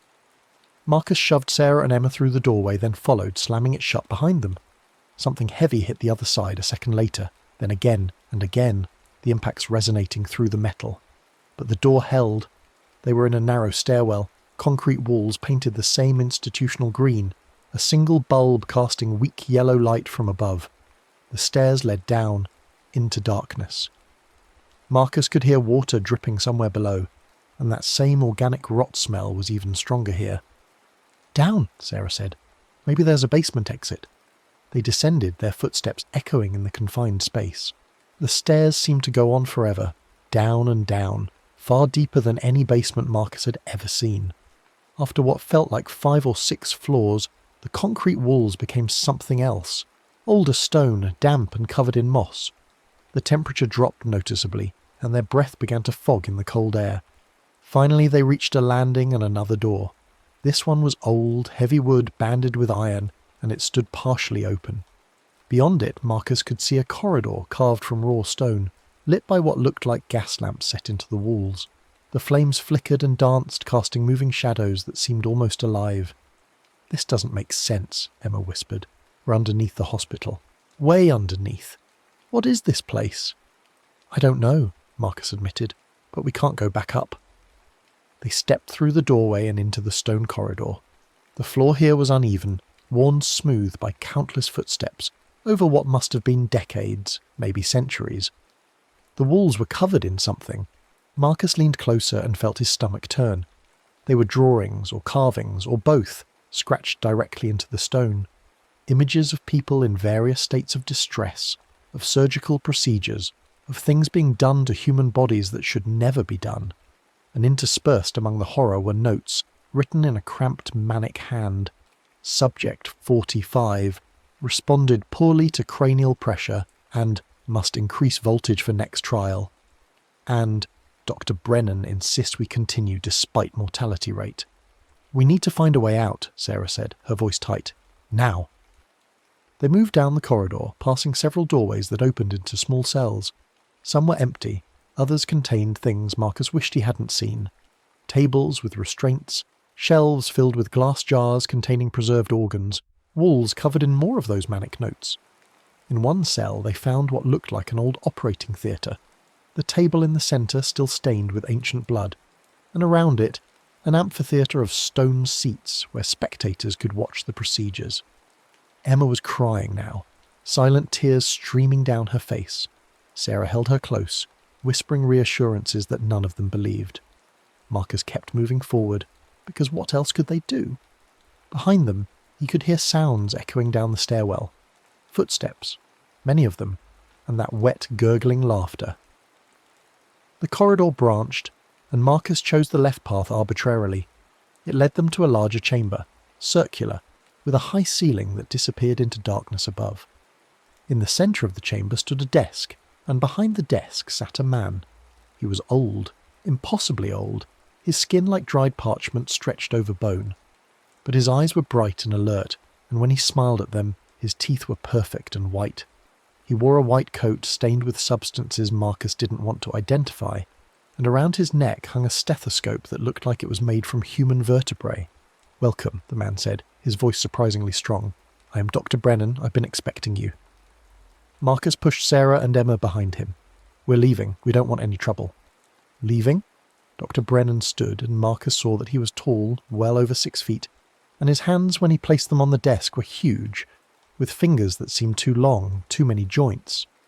"But you've only just arrived, and I have so many experiments to conduct, so much research to be done." "We're not part of your experiments," Sarah said. "We're just lost. We came here by accident."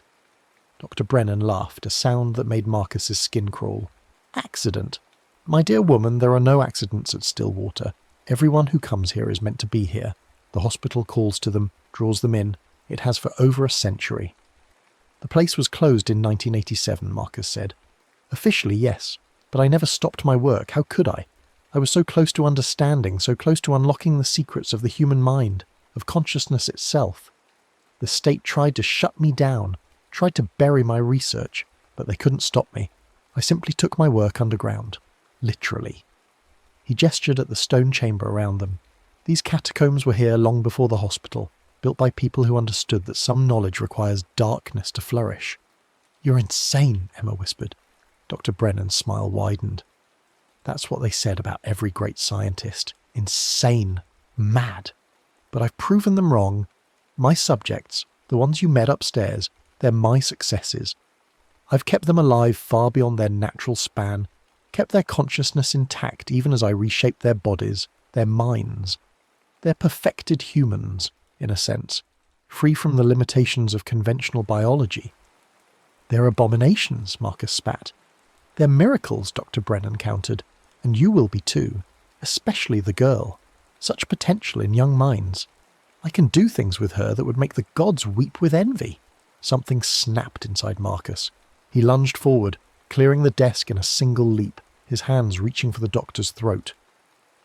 But Dr. Brennan moved faster than should have been possible, his long fingers wrapping around Marcus's wrists with crushing strength. Marcus found himself lifted off his feet, dangling in the air, staring into those bright, mad eyes. "Such spirit," Dr. Brennan murmured. "I'll enjoy breaking you." Then Sarah was there, smashing one of the glass jars from the desk into the side of the doctor's head. The jar shattered, and something that looked like a pickled brain splattered across the stone floor. Dr. Brennan staggered, his grip loosening, and Marcus fell. He grabbed Sarah and Emma and ran, not caring which direction, just trying to put distance between them and the monster in the white coat. They burst through an archway into another corridor, this one lined with more cells, and from each one came moans and screams as they passed. The patients, if they could still be called patients, pressed against the bars, reaching out with mutilated hands, begging for release or death or both. Marcus didn't stop, didn't look, just pulled his family forward through the nightmare. Behind them, Dr. Brennan's voice echoed through the catacombs. "You can't escape. There is no exit from Stillwater. The hospital is alive and it wants you. It needs you." They ran through chamber after chamber, past horrors that Marcus would never be able to unsee. Rooms full of failed experiments, walls painted with blood in patterns that might have been words in some language he didn't recognize, pits filled with bones that were too numerous to count.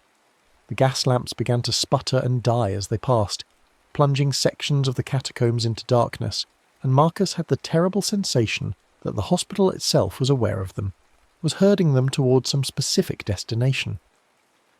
Finally, they burst into a chamber that was different from the others. It was clean, or relatively so, with walls of white tile instead of stone. In the centre of the room stood a large metal device, something that looked like a combination of an MRI machine and an electric chair. Cables snaked away from it in all directions, disappearing into holes drilled through the walls, and the whole apparatus hummed with electrical current. "What is that?" Sarah gasped. Marcus didn't answer because he didn't know, but looking at it made him feel sick in a way that went beyond mere fear. The device radiated wrongness, as if its very existence was an offence against nature. They heard footsteps echoing from the corridor behind them, Dr. Brennan and his patients closing in. Marcus looked around desperately and saw another doorway on the far side of the chamber. They ran for it, But as they got close, the device in the centre of the room suddenly activated. Light exploded from it, not the harsh white of normal electricity, but something else. Something that was multiple colours at once and also no colour at all. The hum became a shriek, rising in pitch until it was almost beyond human hearing, and Marcus felt something reach into his mind, probing, searching, violating his thoughts in ways that made him want to scream. Images flashed through his head. Not his memories, but someone else's. Dozens of people's. Hundreds. He saw through the eyes of patients as they were strapped to tables and cut open while still conscious. He felt the agony of surgical procedures performed without anaesthesia, the horror of watching your own organs being removed and examined while you were still alive. He experienced the slow dissolution of identity as minds were taken apart piece by piece, carefully dissected to understand what made a person. And through it all he heard Dr. Brennan's voice, calm and clinical. The consciousness is not localized to the brain. It pervades every cell, every molecule. To truly understand it, we must break it down completely and watch how it tries to reassemble itself. Marcus realized he was on his knees, blood streaming from his nose. Sarah was beside him, her eyes rolled back in her head, convulsing. Emma was screaming, a sound of such pure terror that it barely sounded human. The device was doing something to them, something that went beyond physical harm. It was attacking their minds, their souls, trying to tear apart the very essence of what made them who they were. With an effort that felt like it might kill him, Marcus lunged forward and grabbed a cable, yanking it free from the wall. Sparks exploded and the device's hum dropped in pitch. He grabbed another cable, then another, pulling them free even as electricity arced through his body, his muscles spasming with the current. The pain was indescribable, but he kept pulling, kept disconnecting, until finally the device went dark and the horrible presence in his mind withdrew. He collapsed, gasping, every nerve ending on fire. Sarah was sobbing beside him, and Emma was curled into a ball, rocking back and forth, whispering, "No, no, no, no," over and over. "We have to move," Marcus croaked, forcing himself to his feet. His hands were burned where he'd grabbed the cables, the skin blackened and cracked, but he could still use them. "Come on, we're almost out." He had no idea if that was true, but they needed hope, needed something to hold on to. He pulled Sarah up, and together they lifted Emma, half carrying her toward the far doorway. As they passed through it, Marcus looked back and saw Dr. Brennan standing in the entrance to the chamber, his face twisted with rage. "You've destroyed decades of work," the doctor screamed. "That device was the culmination of everything, the key to understanding consciousness itself. You'll pay for this." But Marcus didn't stop to listen. They were in another corridor now, this one sloping upward, and he could feel air moving, fresh air carrying the smell of rain and earth. An exit. There had to be an exit. They climbed, stumbling over the uneven floor, their breath coming in ragged gasps. Behind them the sounds of pursuit grew louder. Not just footsteps now, but also that jerky scrabbling sound of things moving on all fours, crawling along the walls and ceiling. Marcus didn't look back. He couldn't. If he saw what was chasing them, he might lose what little sanity he had left. The corridor ended at a ladder, rusted iron rungs leading up into darkness. Marcus pushed Emma onto it first, then Sarah, and finally climbed up himself. His burned hands screamed in agony with every grip, but he forced himself to keep going. 20 rungs, 30, 40, and then suddenly Sarah was pushing open a hatch above them, and fresh air poured in, along with the sound of rain. They emerged into the forest somewhere outside the hospital complex. The hatch they'd come through was set into the ground, covered with leaves and branches. It would have been invisible to anyone who didn't know it was there. Marcus helped Sarah and Emma out, then turned to slam the hatch shut, but something grabbed his ankle from below. He looked down and saw one of the patients, its black eyes staring up at him, its mouth open to reveal a throat lined with more of those metal teeth. It was pulling him back down, its grip impossibly strong, and Marcus felt his fingers slipping on the edge of the hatch. Then Emma was there, swinging a fallen branch like a club, smashing it into the thing's arm. Bones cracked, and the grip loosened just enough for Marcus to pull free. He slammed the hatch shut and grabbed a heavy rock, dropping it on top to hold it closed. From below, He could hear scratching and pounding, but the hatch was solid metal and didn't move. They ran. Through the forest, branches whipping at their faces, roots trying to trip them, the rain soaking them to the bone. Marcus had no idea which direction they were going, just away from the hospital, away from the horrors beneath it. His lungs burned, his legs felt like they might collapse, but he kept going because stopping meant dying. Finally, after what felt like hours but was probably only minutes, they burst out of the trees and onto pavement. A road, different from the one they'd come in on, but definitely a road. And in the distance, Marcus could see lights. Real lights. Warm and yellow. The lights of civilization. They staggered toward them, supporting each other, and as they got closer, Marcus saw that it was a gas station, open and lit up like a beacon of normalcy in the nightmare landscape. He wanted to cry with relief. They'd made it. They'd survived. The attendant inside looked up in shock as they stumbled through the door, bloodied and soaked and wild-eyed. "Jesus Christ, what happened to you folks?" "We need to call the police," Marcus said, his voice hoarse. "There's something wrong at the old Stillwater hospital. There are people there. Experiments. We have to—" "Stillwater?" The attendant frowned. "Mister, there's no hospital around here by that name. I've lived in this area my whole life." "It's there," Sarah insisted. "Up the old road past the fallen tree. It's a psychiatric hospital, closed in 1987.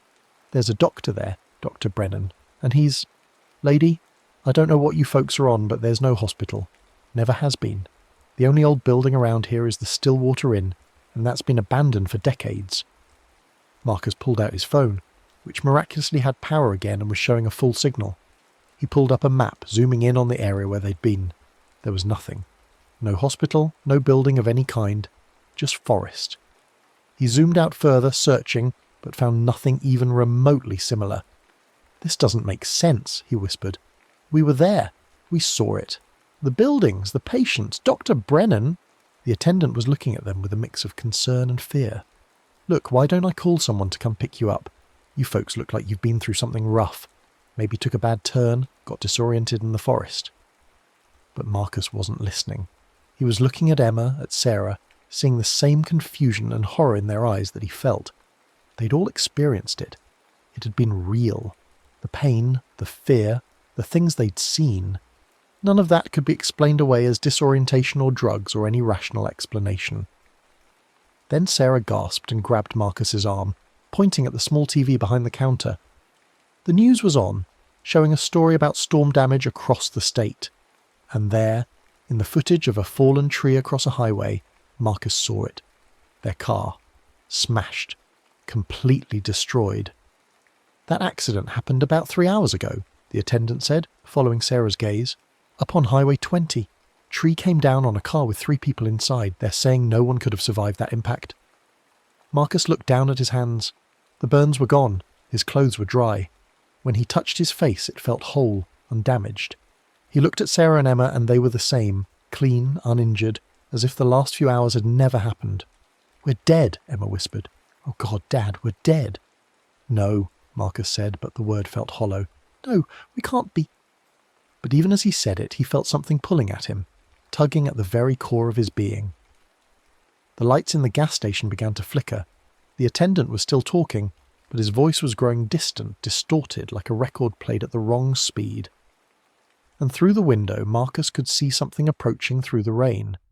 A building, massive and dark, materializing out of the forest, as if it had been there all along, just waiting to be seen. Stillwater Psychiatric Hospital. The gate was open, the lights were on, and standing in the entrance, silhouetted against the blue security lights, was Dr. Brennan. He was smiling that terrible smile, and he was beckoning to them. "Welcome home," his voice echoed inside Marcus's mind. "Your treatment is just beginning." Marcus tried to run, tried to grab Sarah and Emma and flee, but his feet wouldn't move. None of them could move. They were being pulled backward, drawn toward the hospital, and the gas station was fading around them, dissolving like mist in the morning sun. The last thing Marcus saw before everything went dark was the attendant's face. But it wasn't the attendant anymore. It was the guard from the gate, wearing that same outdated uniform, that same too-wide smile. "I told you," the guard said. and his voice was Dr. Brennan's voice, was every patient's voice all at once, a chorus of the damned. No one comes to Stillwater by accident. No one ever leaves. The darkness swallowed them whole. Marcus woke to bright lights and the smell of disinfectant. He was strapped to a table, his arms and legs secured with leather restraints. He could see tile ceiling above him, and when he turned his head, the straps allowed just enough movement for that. He saw Sarah on a table beside him, also restrained, her eyes wide with terror. Beyond her, Emma struggling against her bonds. "Ah, you're awake." Dr. Brennan's voice came from somewhere behind Marcus's head. "Excellent. We can begin." "Let us go," Marcus said, but his voice came out weak, thready. "Please, we don't belong here." "Of course you do," Dr. Brennan replied, moving into view. He was holding something, a long needle attached to a syringe filled with liquid that seemed to glow with its own internal light. "You died on that highway, crushed beneath tons of timber and steel. Your souls should have moved on, but the hospital caught you. It's been doing this for over a century, you see, catching the newly dead, those who died violently near these grounds. Their consciousness is at its most vulnerable in those moments after death, malleable, perfect for research." "That's not possible," Sarah sobbed. "We're alive! We're alive!" "Are you?" Dr. Brennan tilted his head. "Can you feel your heartbeat, your breath? Or are those just echoes, memories of life persisting past death? The consciousness doesn't let go easily, you see. It clings to the patterns of living even when the body is gone. That's what I study. That's what I shape." He held up the syringe, letting them see it. "This will help transition you. It will break down the remaining barriers between what you remember being and what you will become. The process is excruciating, I won't lie about that. But on the other side, you'll be like my other patients, freed from the limitations of flesh, existing in a state between life and death, perfect subjects for infinite study." "You're a monster!" Emma screamed. "I'm a scientist," Dr. Brennan corrected, moving toward her with the needle. "And you're about to become my masterwork." Marcus pulled against his restraints with every ounce of strength he had left. The leather creaked but held. He could see other figures moving in the room now, the patients, dozens of them, all gathering to watch. Their black eyes reflected the overhead lights, and their mouths were open in silent screams or grins, or both. Dr. Brennan loomed over Emma, the needle descending toward her neck, and Marcus felt something inside him break. Not physically. This wasn't his body anymore, if it ever had been. But something deeper, something fundamental to who he was. He'd failed.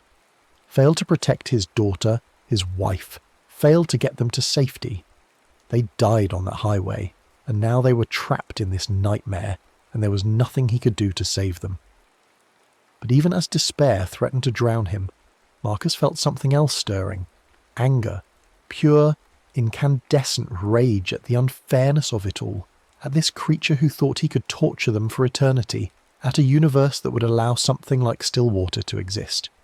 And with that rage came a realization. Dr. Brennan had said their consciousness was malleable, that it could be shaped. But if that was true, then maybe they could shape it themselves. Marcus closed his eyes and thought about the device he'd destroyed, the machine that had reached into his mind. He'd felt its power, understood for just a moment how it worked, how it could touch consciousness directly, reshape it, redirect it. And if Dr. Brennan's theories were correct, if they were nothing but consciousness now, stripped of flesh and blood, then maybe... He reached out, not with hands but with will, with the pure force of his mind. He could feel Sarah and Emma, their terror and pain, but also their love, the connections between them that death hadn't severed. He grabbed hold of those connections and pulled, weaving them together, making them stronger, using them as a foundation to build something new. Dr. Brennan had wanted to break down their consciousness, but Marcus was going to do the opposite. He was going to forge them into something unbreakable. Power flooded through him, or maybe it had always been there and he just hadn't known how to access it. He felt his restraints snap, not the physical leather, but the mental bonds that had held him to the table, made him believe he was helpless. He sat up and the movement was strange, reality bending around him like water around a stone. Dr. Brennan stepped back, his eyes widening. "What are you? How are you?" Marcus didn't answer. He reached out and touched Sarah's restraints, not with his hands, but with thought, with will, and they dissolved like smoke. Sarah sat up, gasping, her eyes meeting his. In that moment, Marcus saw understanding dawn in her gaze. She understood what he'd figured out, that in this place, in this state of existence, reality was what they made it. Together they freed Emma, and the three of them stood facing Dr. Brennan and his army of patients. The doctor was backing away now, his confidence cracking, replaced by something that might have been fear. "You can't do this," he said. "I made this place. I control everything here." "You made the hospital," Marcus replied, and his voice echoed strangely, as if multiple versions of him were speaking at once. "But you don't control us.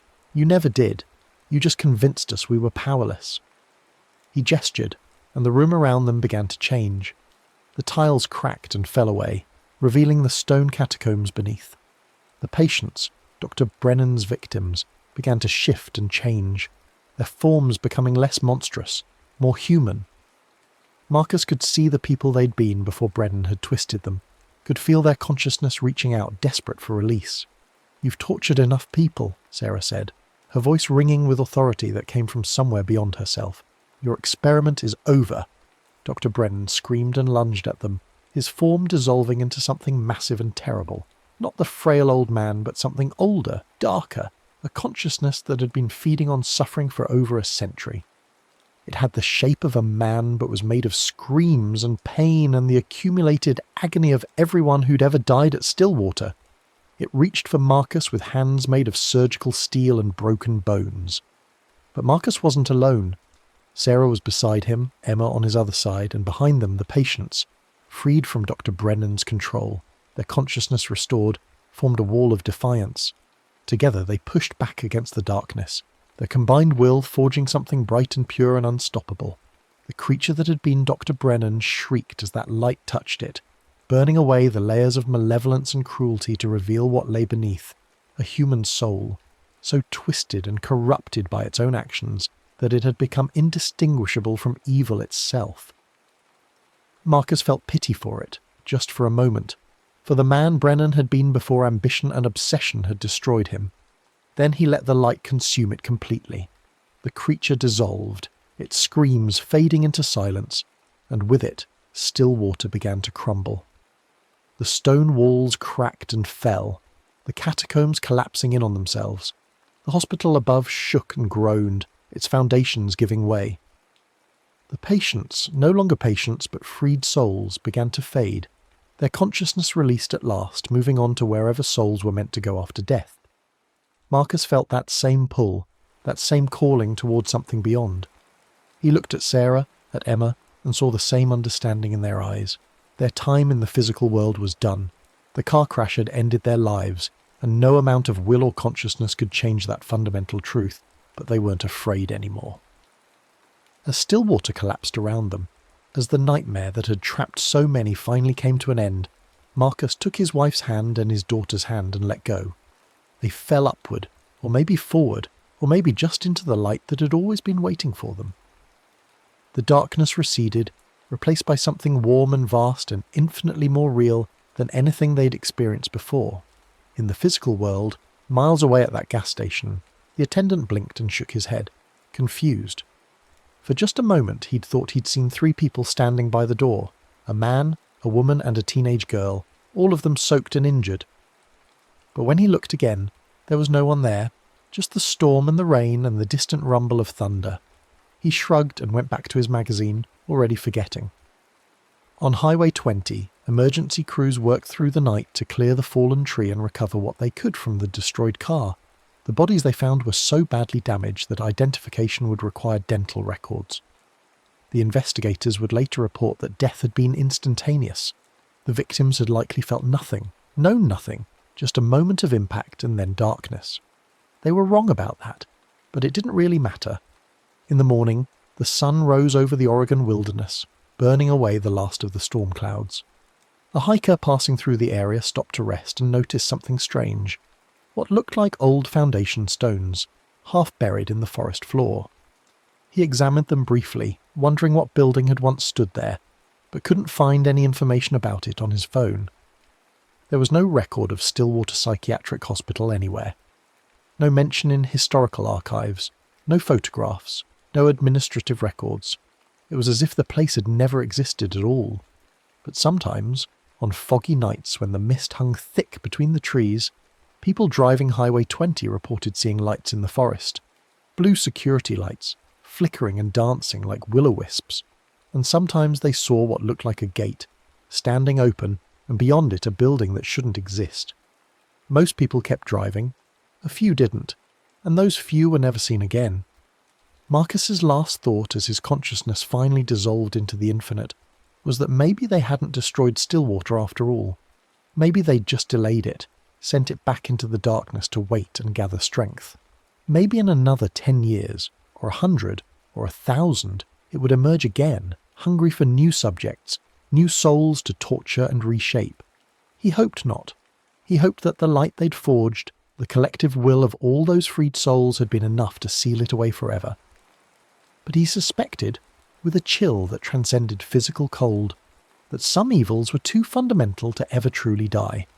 They just slept and dreamed and waited for their chance to wake again. The darkness took him then, and he let it, because beyond the darkness was light, and beyond that light was everything else, all the vast mysteries of existence that the living could never understand. He felt Sarah and Emma dissolving too, their individual consciousness merging with his and then with something greater, some cosmic whole that made the terror of Stillwater seem like a bad dream, distant and unimportant. In his final moment, Marcus understood that Dr. Brennan had been half right. Consciousness did persist past death, did continue in some form. But the doctor had been wrong about everything else. Consciousness wasn't meant to be studied or controlled or reshaped. It was meant to be freed, to evolve and grow and eventually merge with the universal consciousness that underlies all reality. Stillwater had been trying to stop that process, to cage consciousness and torture it for eternity. But in the end, it had failed. Marcus and his family had escaped. The patients had been freed, and Dr. Brennan himself had been dissolved back into the cosmic nothing from which he'd come. It was, Marcus thought, as good an ending as they could have hoped for. Then there was nothing. Then there was everything. Then there was neither and both, and something else entirely, something beyond words or thought or understanding. And in that infinite space, Marcus was content. Years passed. Decades. The forest grew over the spot where Stillwater had stood, burying even the foundation stones under layers of moss and earth. The highway was repaved, routed slightly to avoid a section that had become unstable. The gas station changed hands 3 times before finally closing down, replaced by a modern rest stop 5 miles down the road. The world moved on, as it always does, forgetting the horror that had existed in those woods, forgetting the souls that had been trapped there. But sometimes, a hiker would feel a cold spot in the forest, a place where the temperature dropped 20 degrees for no apparent reason. Sometimes late-night drivers would see movement in their peripheral vision, figures standing at the edge of the trees watching. Sometimes people who died violently on Highway 20 would report strange experiences in their final moments, visions of a blue-lit gate, a tall, thin man in a security uniform, and beyond it all, a building that called to them with promises of answers to questions they'd never thought to ask. Most resisted. The pull toward normal death, toward whatever lay beyond, was stronger than Stillwater's call. But a few, the ones who were most damaged or afraid or desperate, would feel that call and answer it, and they would find themselves in those stone catacombs strapped to tables, staring up at a ceiling covered in manic notes while a voice explained that their consciousness was about to be dissected, understood, and reshaped into something new. Stillwater wasn't gone. It would never be gone. It was an idea as much as a place, a manifestation of humanity's darkest impulses, the desire to understand at any cost, to control what should never be controlled, to play God without accepting the consequences. As long as that impulse existed, Stillwater would exist, waiting in the dark spaces between life and death, ready to trap anyone desperate or foolish enough to answer its call. But Marcus and Sarah and Emma weren't there to see it. They had moved on, become something else, joined with the infinite in ways that made their individual identities meaningless. If they were aware of Stillwater's persistence, they gave no sign. They were beyond such concerns now, beyond fear or pain or the need to save anyone. They were free. And in the end, perhaps that was all that mattered. Not that evil had been destroyed, but that they had escaped it, had found their way to peace despite everything. The rest of the world would have to face its own demons, fight its own battles. Marcus and his family had earned their rest. In the deepest part of the forest, where sunlight never fully penetrated, the earth sometimes trembled with unnatural movement, as if something massive was stirring beneath it, restless in its sleep. Animals avoided that area instinctively, their primitive brains recognizing danger in ways their conscious minds couldn't articulate. The trees there grew twisted and wrong, their branches reaching toward the earth instead of the sky, their roots breaking the surface in gnarled tangles that looked almost intentional, almost designed. And if you stood in exactly the right spot, on exactly the right night, when the moon was dark and the stars were hidden behind clouds, you could hear it. A faint mechanical hum like old machinery running somewhere deep underground. You could smell it, disinfectant and rot and something metallic that might have been old blood or might have been the tang of electrical current. You could feel it, a presence, vast and patient and eternally hungry, waiting for its next victim. Stillwater was patient. It had all the time in the world, and somewhere on Highway 20 right now, a car was swerving to avoid a deer, the driver overcorrecting, the vehicle leaving the road and rolling 3 times before coming to rest upside down in a ditch. The driver was dying, consciousness fading, and in those final moments before death took him completely, he would see a light through the trees, a blue security light, cold and unwelcoming but somehow irresistible. He would see a gate standing open. He would see a tall figure beckoning, and he would have to choose. Most people chose to die, to let go, to move on, to accept what came next. But there would always be a few who chose the light instead, who chose to walk through that gate driven by fear or curiosity or the desperate hope that maybe, somehow, death didn't have to be the end. For those few, Stillwater would be waiting, exactly as it had been waiting for over a century, exactly as it would wait for centuries more. Because some nightmares never end. They just wait for new dreamers, and then they begin again. The driver's name was Michael Chen, and he had been driving for 16 hours straight, fueled by coffee and the desperate need to reach his mother before she died. The hospital had called him 3 days ago, stage 4 cancer, they said, maybe a week left if they were lucky. He'd left Seattle immediately, driving south through the endless rain, his mind focused on nothing but getting there in time to say goodbye. He never saw the deer until it was directly in front of him, its eyes reflecting his headlights like twin coins. The swerve was instinctive, the overcorrection automatic, and then the world was spinning, metal shrieking, glass shattering. His seatbelt held, but his head cracked against the doorframe hard enough to fracture his skull. He felt the wetness of blood, the sudden cold spreading through his body, the way his vision started to narrow into a tunnel. This is it, he thought.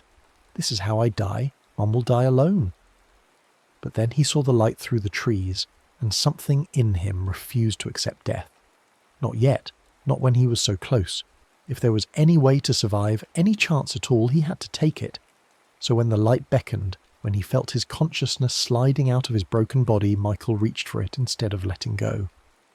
The gate was there, just like it had been for Marcus and Sarah and Emma and countless others before them. The tall guard with the too wide smile stood waiting, rain streaming off his outdated uniform without seeming to touch him at all. "You're hurt," the guard observed. "Come inside, we can help you." Michael's spirit, because that's what he was now, untethered from flesh, stumbled through the gate. He could still feel his body back in the wrecked car, could feel it dying, but here he was, whole, uninjured.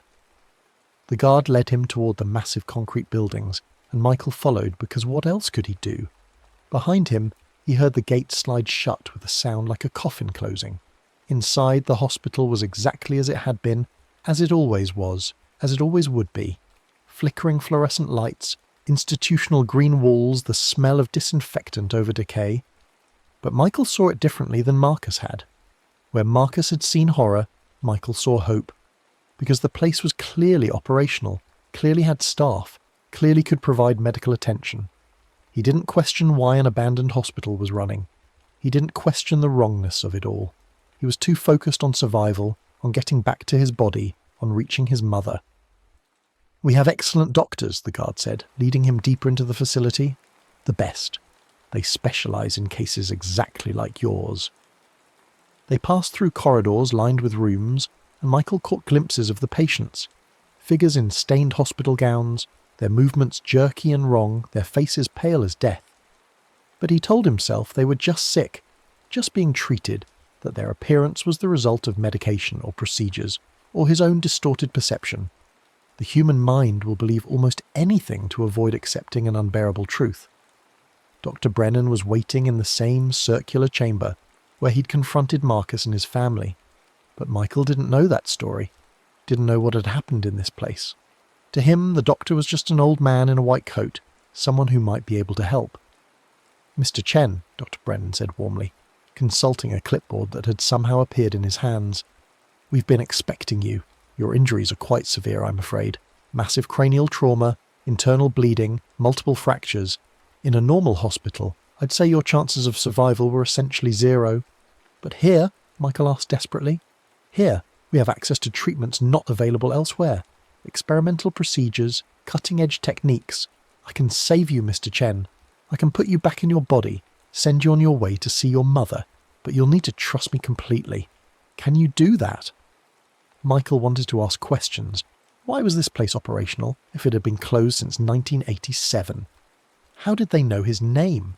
What kind of experimental procedures were they talking about? But the alternative was death. Was his mother dying alone? Was everything ending before he'd had a chance to say goodbye? So he nodded. Yes, I trust you. Just help me." Dr. Brennan's smile widened, showing those two perfect white teeth. "Excellent. Then let's begin your treatment." They strapped him to a table in a room Michael hadn't seen before. White tile, bright lights, and in the centre, that same device Marcus had destroyed years ago. Except, it wasn't destroyed anymore. It gleamed with malevolent purpose, its cables snaking across the floor like metal tentacles, its core pulsing with that impossible light that was all colours and no colour simultaneously. "This won't hurt," Dr. Brennan lied, leaning over Michael with a syringe. "You'll just feel a little pressure." The needle slid into Michael's neck, or into where his neck would be if he still had a physical form, and liquid fire flooded his consciousness. He screamed, the sound echoing through the chamber, bouncing off the tiles. Dr. Brennan stepped back and activated the device. Reality fractured. Michael felt his consciousness being pulled apart like taffy, stretched and examined and dissected. He saw his entire life laid out before him, every memory, every thought, every moment of joy or fear or love. And Dr. Brennan was there too, rifling through it all like files in a cabinet, making notes, adjusting things, reshaping Michael's very essence to suit whatever twisted experiment the doctor had planned. "Fascinating," Dr. Brennan murmured. "Your attachment to your mother is quite strong. That can be useful. Emotional bonds make consciousness more resilient, harder to break down completely. I can work with this." Michael wanted to scream, wanted to fight, wanted to do anything but lie there while his soul was violated. But the device held him immobile, kept him pinned beneath its terrible attention. He felt pieces of himself being carved away, examined, catalogued. His fear of heights, removed and placed in a jar labelled Subject 247A. His memory of his first kiss, dissected to understand the neurochemical reactions involved. His love for his mother, isolated and studied to see how emotional bonds persisted past physical death. Hours passed, or maybe days, or maybe just seconds. Time had no meaning in the device's grip, but eventually Dr. Brennan stepped back, satisfied with his initial observations. The device powered down, and Michael found himself still strapped to the table, but no longer being actively tortured. "The preliminary analysis is complete," the doctor said, making notes on his clipboard. "Your consciousness has some interesting properties. The trauma of your death was quite recent, which means you're still strongly connected to your physical form. That connection can be exploited." "Please," Michael croaked. "You said you'd help me. You said you'd send me back." "And I will," Dr. Brennan assured him. "But first, I need to make some modifications. You see, Mr. Chen, I'm going to send you back to your body, but you won't be quite the same. You'll carry a piece of still water with you, a fragment of this place embedded in your consciousness. And through that fragment, I'll be able to observe the living world, to study how consciousness operates in a functioning biological system versus a disembodied state. You'll be my window, my instrument, and in return, You'll get to see your mother one last time before she dies." "No," Michael whispered, finally understanding. "No, I don't want—" "What you want is irrelevant," Dr. Brennan interrupted. "You came here seeking help, and help you shall receive. Just not the kind you imagined." The doctor turned to a tray of instruments beside the table, and Michael saw things there that should not exist. Tools that seemed to shift and change even as he looked at them. Implements designed to work on consciousness itself rather than flesh. Dr. Brennan selected something that looked like a surgical scalpel made of frozen light and returned to Michael's side. "This will be quite painful," he said conversationally. "But pain is simply a signal, and signals can be endured. Try not to scream too much. It disturbs the other patients." He began to cut. Michael did scream, long and loud and desperately, as Dr. Brennan carved into his consciousness with the precision of an artist and the detachment of a butcher. He felt pieces of himself being excised, felt foreign elements being grafted in their place. The fragment of still water that the doctor implanted was like a tumour, a cancerous growth that attached itself to Michael's very essence and began to spread, contaminating everything it touched. Through the agony, Michael became aware of other presences in the room. The patients had gathered, dozens of them, watching with their black eyes, and he could feel them now, could sense their consciousness brushing against his. They were trying to warn him, trying to tell him something, but the pain made it impossible to understand. Finally, mercifully, Dr. Brennan finished his work. The instruments were set aside and Michael lay gasping on the table, feeling fundamentally wrong in ways he couldn't articulate. He was still himself, but he was also something else now, something tainted and corrupted by Stillwater's touch. "Perfect," Dr. Brennan said, examining his handiwork. "Now, let's send you home." He wheeled over another device. This one looked like a defibrillator, but the paddles glowed with that same impossible light. He placed them against Michael's chest, and electricity that was not electricity surged through him. Michael felt himself being pushed, compressed, forced back toward his physical body. The hospital around him began to fade, replaced by the rain-soaked interior of his wrecked car. His body was cold, so cold, and it hurt in ways that made the device's torture seem almost gentle. But he was alive, barely, impossibly, but alive. His heart was beating, maybe 30 beats per minute, his lungs drawing shallow breaths. The EMTs hadn't arrived yet. The crash was too remote, too hidden in the trees. He had maybe 5 minutes before death claimed him for real. Michael fumbled for his phone with numb fingers. It was cracked but functional. He dialed 911, and when the operator answered, he whispered his location before the phone fell from his grip. Then he closed his eyes and waited, hoping the ambulance would arrive in time, hoping he could hold on just a little longer. But even as he waited, he could feel it. The fragment of still water buried in his consciousness, pulsing like a second heartbeat.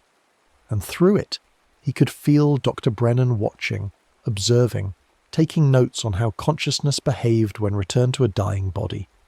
Michael had become exactly what the doctor wanted, a living experiment, a subject who could move between the worlds of life and death, carrying Stillwater's influence with him wherever he went. The ambulance arrived with 4 minutes to spare. The paramedics were shocked to find him alive at all, let alone conscious. They loaded him onto a stretcher, started IVs, began the frantic work of keeping him breathing long enough to reach the hospital. Through it all, Michael could feel Dr. Brennan's presence in his mind, watching everything, analysing how the physical body's systems responded to his trauma. He wanted to scream, to warn the paramedics, to tell them that something was wrong beyond just his injuries. But he couldn't form the words, couldn't make his damaged body obey. So he endured in silence as they rushed him through the rainy night toward the hospital where his mother lay dying. They reached the emergency room, and suddenly Michael was surrounded by noise and light and controlled chaos. Doctors shouted orders, nurses moved with practiced efficiency, machines beeped and whirred. Someone cut away his clothes. Someone else started examining his pupils. A scanner was wheeled in to image his brain. And through it all, Dr. Brennan watched. Michael could feel the doctor's consciousness riding along with his own, observing everything with clinical detachment. Every time a doctor made a decision about his treatment, Brennan was there, noting the reasoning, cataloguing the approach. When they gave him morphine for the pain, Brennan measured how the drug affected consciousness, how it dulled perception without fully removing awareness. When they drilled into his skull to relieve pressure on his brain, Brennan studied how physical intervention affected mental state. Michael was a specimen, an experiment in progress, and there was nothing he could do about it. They stabilised him eventually, moved him to the ICU, and Michael finally managed to croak out a question to the nurse adjusting his IV. "My mother, Ruth Chen. Is she still here? Is she still alive?" The nurse checked a computer, and her expression softened with sympathy.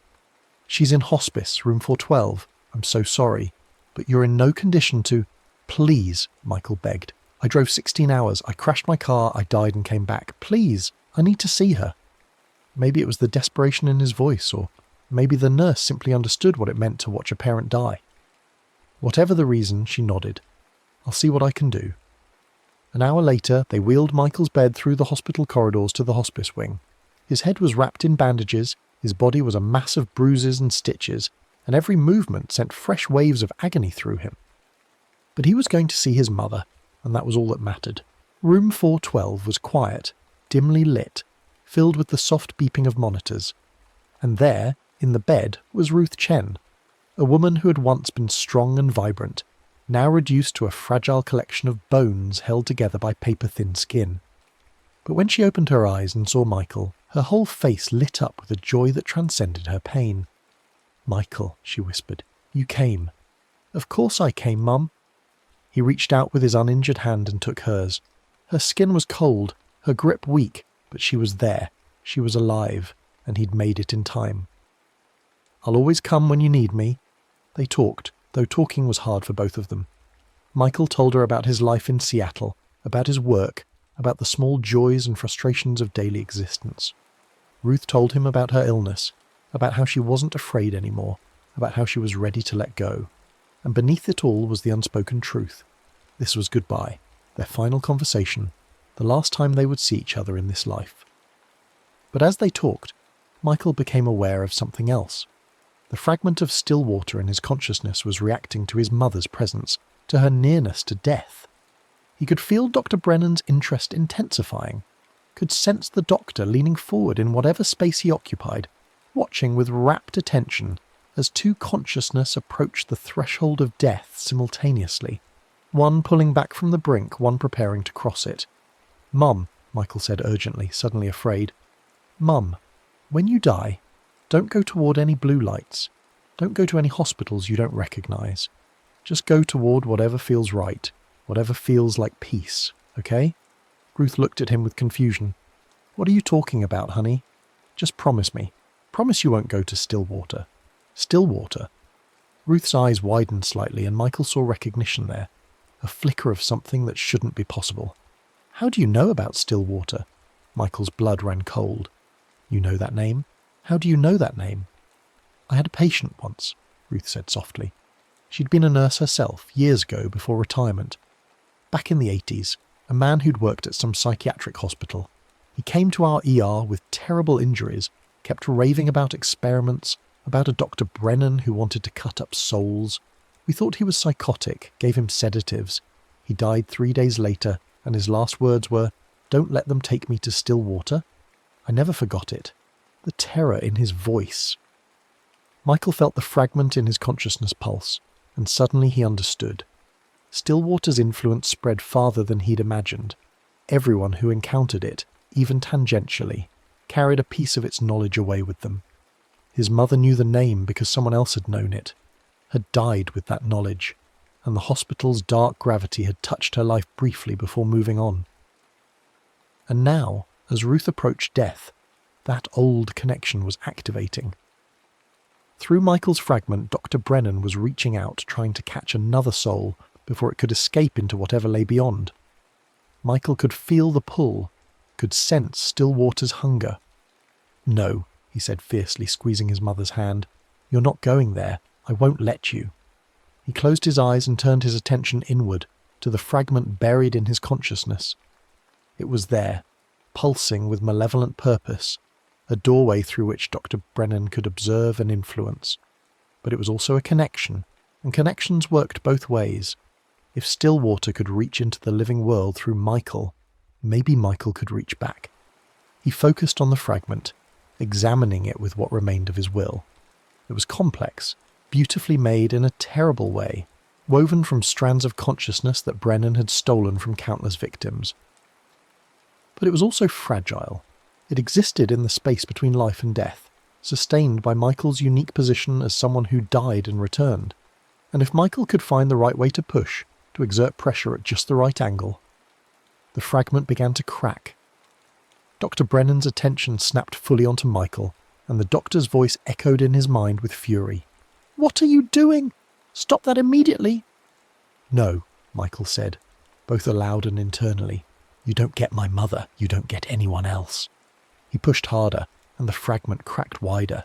Pain exploded through his consciousness, far worse than anything Dr. Brennan had done to him with the device, because this time Michael was doing it to himself, tearing out the piece of still water that had been grafted onto his soul. It felt like ripping off his own skin, like pulling out his organs one by one, like dying all over again but slower and more aware. Ruth's monitors began to alarm as Michael's vitals went haywire, his body responding to the spiritual trauma he was inflicting on himself. Nurses rushed in, but there was nothing they could do. This wasn't a medical crisis. It was something far beyond the reach of medicine. "Michael, stop!" Dr. Brennan commanded. "You're going to destroy yourself. That fragment is integrated with your consciousness now. Removing it will kill you." "Then I die," Michael gasped. "At least I'll die free."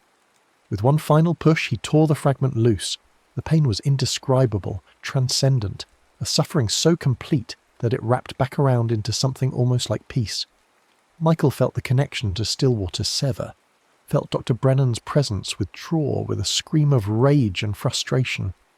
The fragment dissolved, its stolen consciousness finally released to whatever fate awaited such things. And Michael began to die. For real this time. His mother was still holding his hand. Through the haze of his fading consciousness, he felt her squeeze his fingers weakly. "Michael? What's happening?" "I'm dying, Mum," he said, surprised by how calm he felt. "The crash, it was worse than they thought. But it's okay, we can go together." Ruth's monitors showed her own vital signs failing, her body finally surrendering to the cancer that had consumed her. And as their respective consciousness began to fade, Michael felt something he'd never felt before, a genuine connection to the other side, to whatever lay beyond death. Not Stillwater's blue lights or false promises, but something real and warm and infinite. "I see it," Ruth whispered. "Michael, I see the light. It's beautiful." "I see it too, Mum." They died within seconds of each other, their hands still clasped together. The nurses tried to revive them both, but it was futile. They'd already gone too far. After a few minutes of failed resuscitation, the doctor called time of death for both patients. Ruth Chen at 11:47 p.m, Michael Chen at 11:48 p.m. But their story didn't end there. In the space between death and whatever came next, Michael felt his consciousness reforming.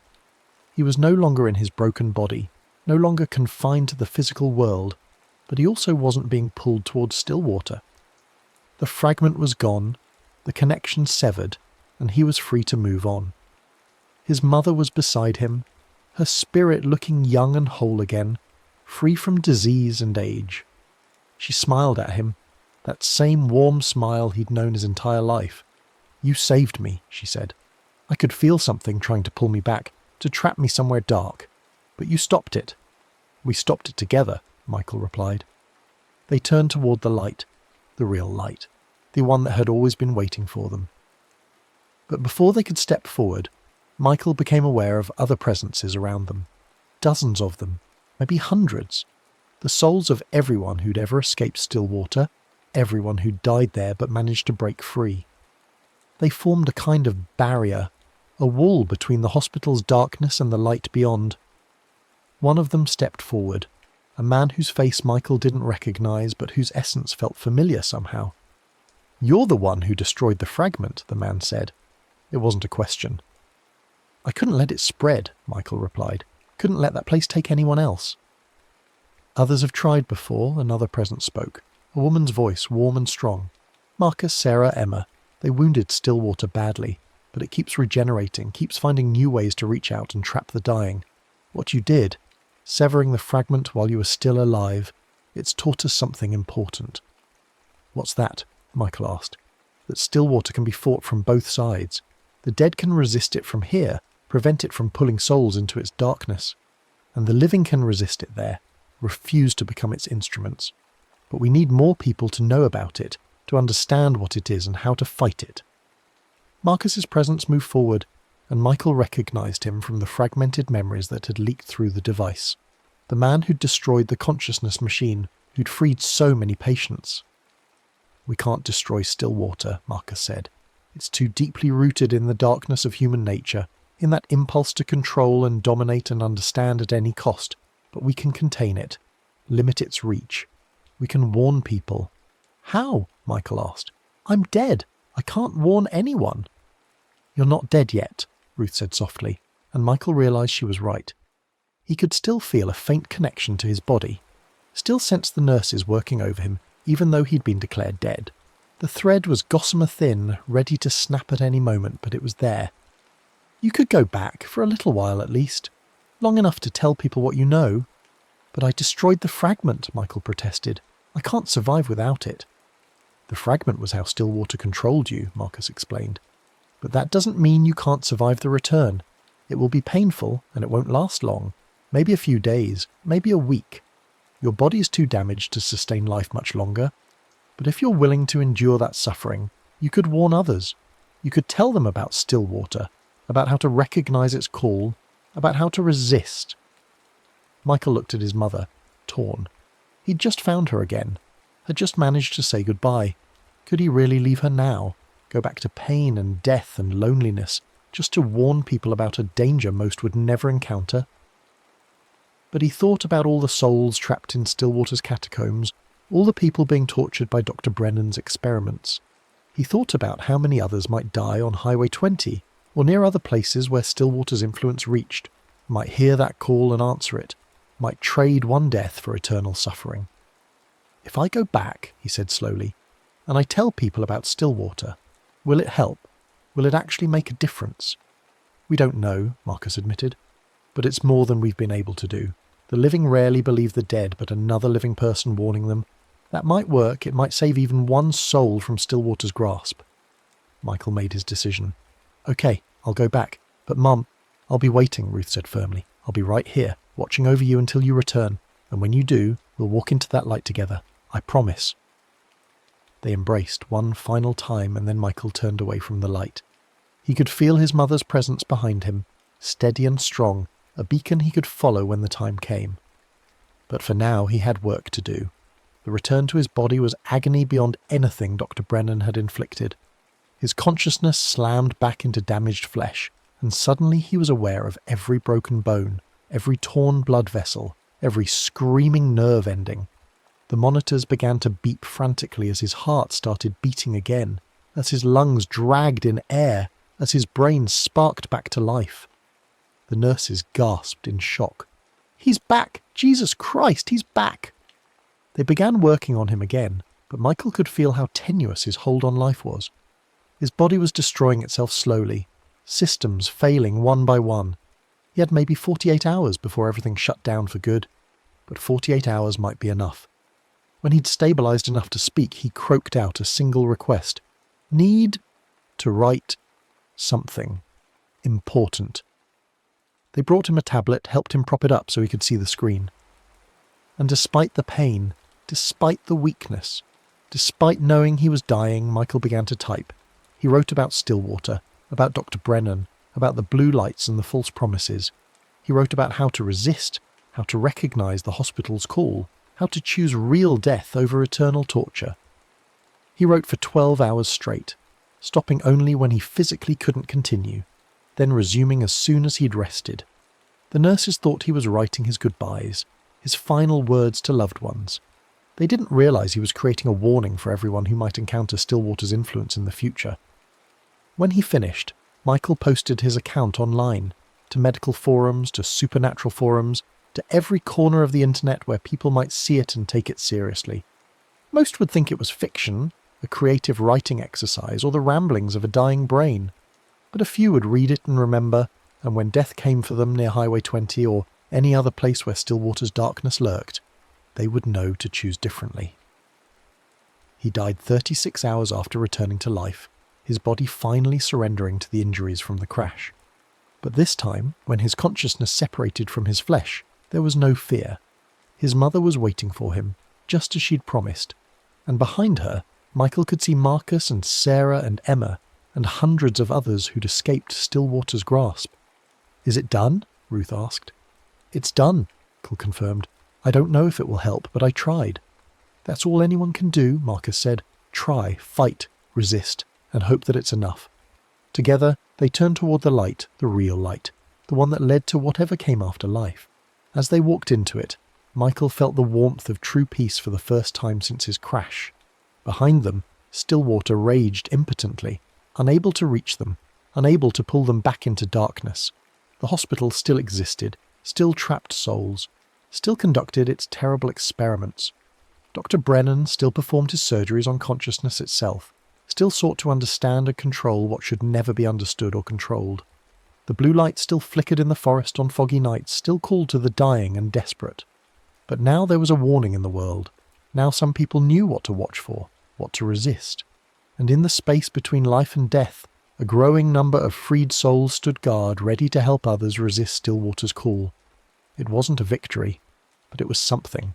A small light against an ancient darkness, a defiant voice saying no to the void, and sometimes that was enough. The next story is about to begin. Please relax and enjoy. The phone rang at midnight. 3 times. Each buzz vibrated through the darkness of my bedroom like an insect trapped against glass. I watched the screen illuminate Maya. 3 missed calls and felt that familiar weight in my chest, that exhaustion that comes from being someone's lifeline when you're barely treading water yourself. I'll call her tomorrow, I thought, rolling over. The guilt dissolved into sleep. When I woke, frost had etched patterns across my window, despite it being late September. The kind of cold that doesn't belong, that feels deliberate. I made coffee and opened the front door to grab the newspaper, and that's when I saw them. Footprints, bare feet pressed into the wet concrete of my sidewalk, dark with morning dew. But they were wrong. The toes pointed away from my house, leading toward the street, yet the depth and drag marks suggested someone had walked toward my door. I crouched down, my coffee mug warming my palms, and traced the outline with my eyes. 5 toes, human, definitely human. But backward. My neighbour, Mr. Kellerman, was watering his hedge. "Strange morning," he called over. "You hear those whistles last night? Thought someone was calling their dog, but it went on for hours." I hadn't heard anything. I'd slept hard, the sleep of someone deliberately ignoring their conscience. The footprints were still there when I came home from work, now dried into the concrete like stains. I convinced myself it was a prank. Kids. Halloween was coming. People did weird shit. But when I went to bed that night, my phone remained silent, and I found myself checking it compulsively. Maya hadn't called back. That should have relieved me. Instead, it carved a hollow space beneath my ribs. The second call came the following midnight. I was half awake this time, heard the buzzing through the fog of exhaustion. Maya Mobile. My finger hovered over the answer button. But work had been hell, and I had an early meeting, and Maya's problems were never quick conversations. They were 3-hour descents into chaos, into her latest crisis, into all the ways the world was crushing her. "I'll check in tomorrow," I promised myself. First thing, for real this time. The whistling started at 2 a.m, low and melodic. It curled through my window like smoke. Not quite a tune, but not random either, purposeful, seeking. I got up and peered through the blinds. The street was empty under the orange glow of streetlights, but at the bend in the road, where the pavement curved toward the old drainage ditch, something stood. A figure, long hair hanging in dark ropes past its shoulders, obscuring its face. It didn't move, just watched my house with a stillness that wasn't human. The hair swayed slightly, though there was no wind, and beneath that curtain of tangled black something glinted. Eyes, catching the light like a cat's, but wrong, too wide, too reflective, too aware. I stepped back from the window, my heart hammering. When I looked again, the figure was gone. The footprints multiplied overnight. They covered my walkway now, overlapping in impossible patterns, all with toes pointing away from my door while the stride suggested approach. They'd climbed my steps. The The deepest prints were right outside my door, as if someone had stood there for hours, pressing their weight into the wood of my porch. I called the police. They sent a patrol car. Officer Reyes walked my property with his flashlight, examined the prints, took photos. "Could be teenagers," he said, but his voice lacked conviction. "You have any disputes with neighbours? Any threats?" "No, nothing like that." He paused at the deepest footprint, the one that had nearly worn through the weather-treated wood. "These are bare feet," he said quietly, "in this cold. That's commitment to a prank." He looked at me. "You sure there's nothing else going on? No stalker situation? No harassment?" I thought about Maya, about how she'd called our mutual friend Derek 6 months ago, saying she couldn't do this anymore, that everything was too heavy. About how we'd rallied around her then, taken shifts checking in, making sure she wasn't alone. About how gradually, as the months passed and her crises became routine, we'd all gotten tired. About how I'd stopped picking up as often, let her calls go to voicemail, responded with texts instead of conversations. "Nothing," I told Officer Reyes. He left me his card and a recommendation to install a security camera. I ordered one that night, express shipping.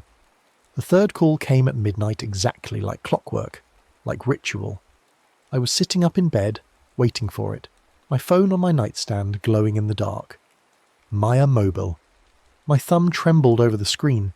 I should answer. I knew I should answer.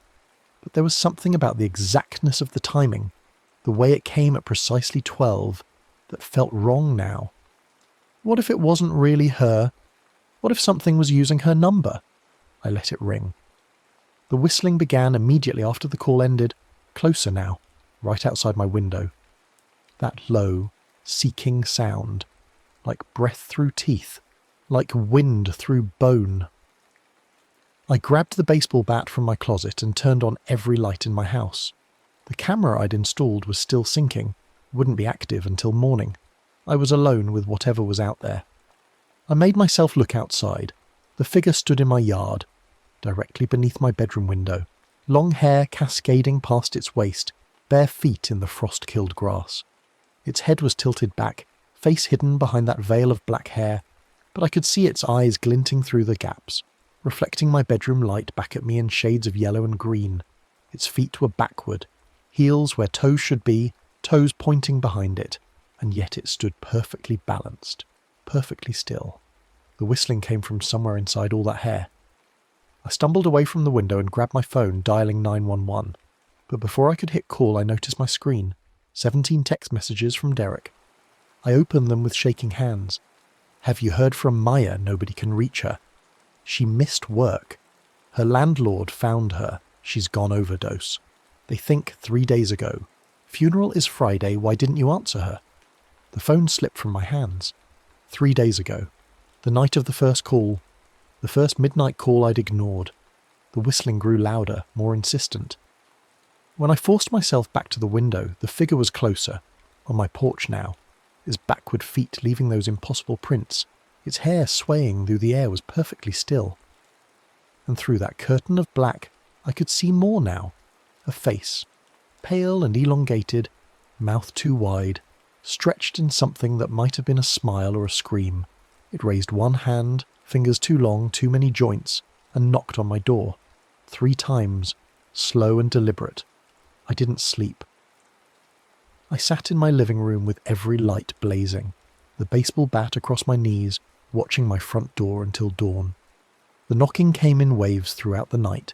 3 knocks, then silence, then 3 more. Always that pattern. Always 3. When sunlight finally bled through my windows, I checked my security camera feed on my phone. The camera had synced overnight, had recorded everything. With trembling hands, I scrubbed through the footage.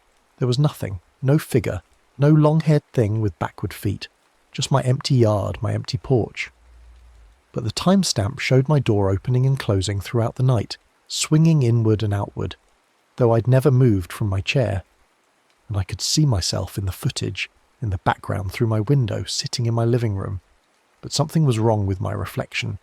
I was facing the wrong way.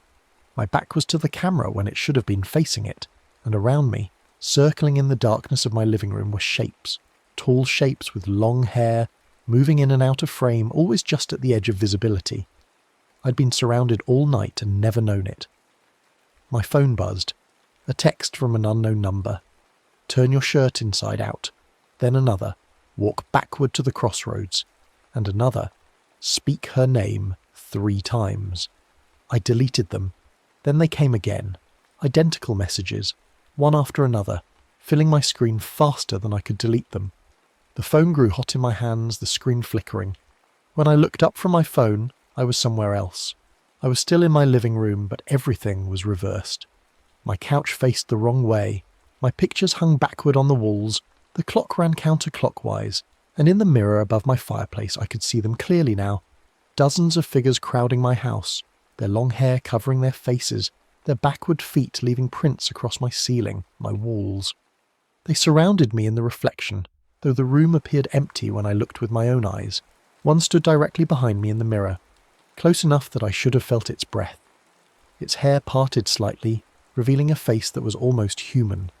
Almost Maya's face, but stretched and hollowed and wrong. Its mouth opened impossibly wide. "You didn't answer," it whispered, and the voice came from everywhere. From the walls, from the floor, from inside my own chest. I ran, burst out my front door into the morning light, but when I reached my sidewalk, my feet wouldn't move forward. They shuffled backward of their own accord, dragging me in circles around my yard. I looked down and saw my own footprints appearing in the wet grass, toes pointing the wrong direction, leading me in spirals that grew tighter and tighter. Mr. Kellerman stood at his hedge, watering the same section over and over, water pooling at his feet. He didn't look at me, didn't seem to see me.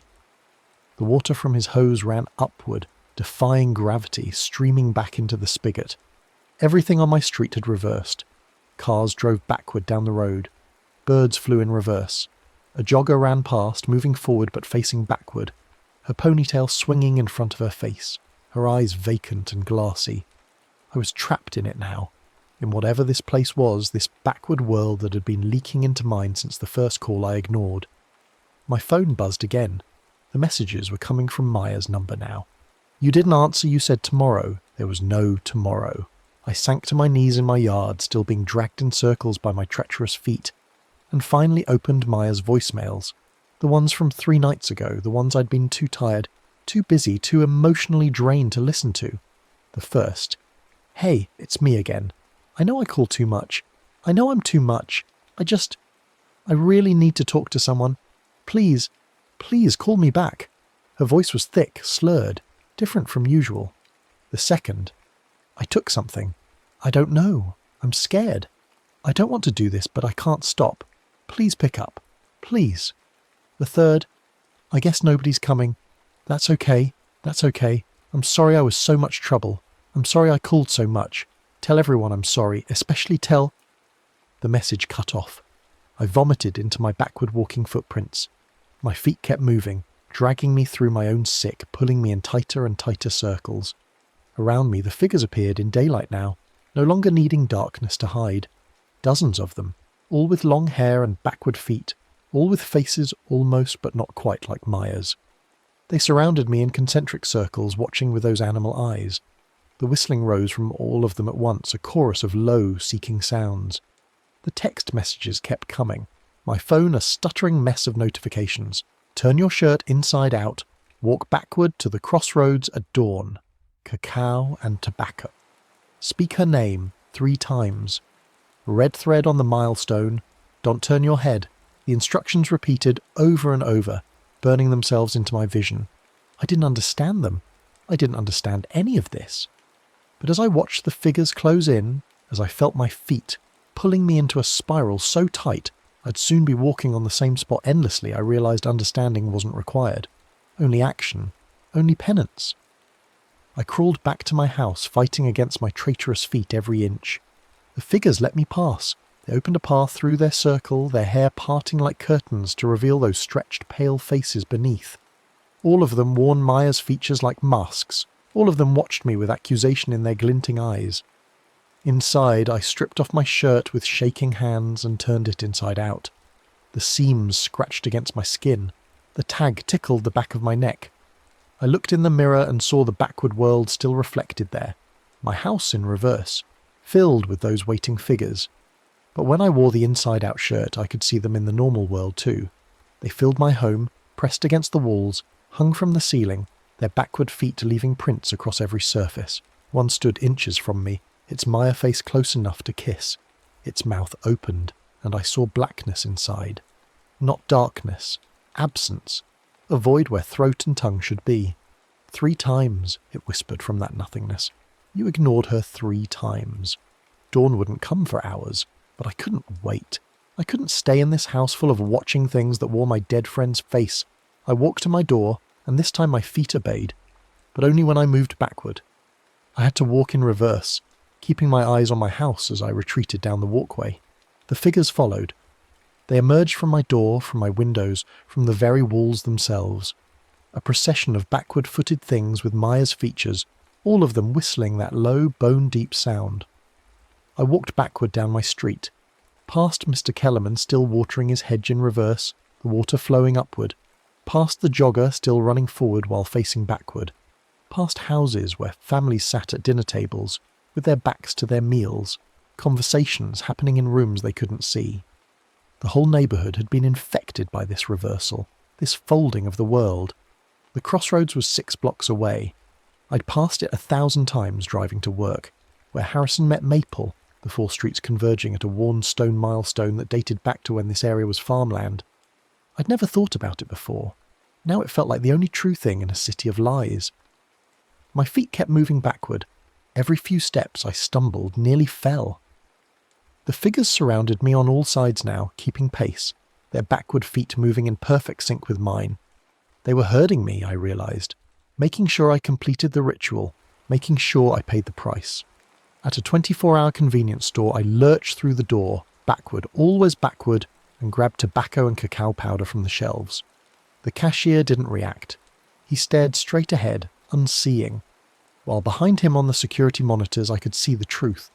The store was full of those things, dozens of them, pressing against the aisles and coolers, and in every screen I walked forward while my body moved backward, my reflection no longer matching reality. I paid with shaking hands. The cashier's hands moved in reverse, taking my money, giving change, putting items in a bag. His mouth moved backward too, sounds emerging that might have been speech in reverse, might have been that endless whistling.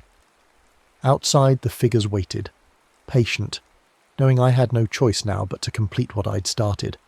I walked backward through streets that grew stranger with each block. Houses folded in on themselves, their interiors visible from the outside, families moving in reverse through their evening routines. A dog walked backward on its leash, its owner facing the wrong direction. Traffic lights cycled from green to red to yellow, and above it all, the stars were moving, streaking across the sky in reverse, time itself unwinding. The crossroads appeared ahead of me, behind me, technically, since I walked backward toward it. The stone milestone stood in the centre, weathered and ancient, covered in moss and scratches that might have been writing in a language I didn't recognise, or writing that only revealed itself to those walking backward through a reversed world. I stopped at the milestone's edge. The figures formed a circle around the crossroads, dozens of them now, maybe hundreds, all with Maya's face, all watching, waiting. I knelt and pulled the tobacco and cacao from my bag.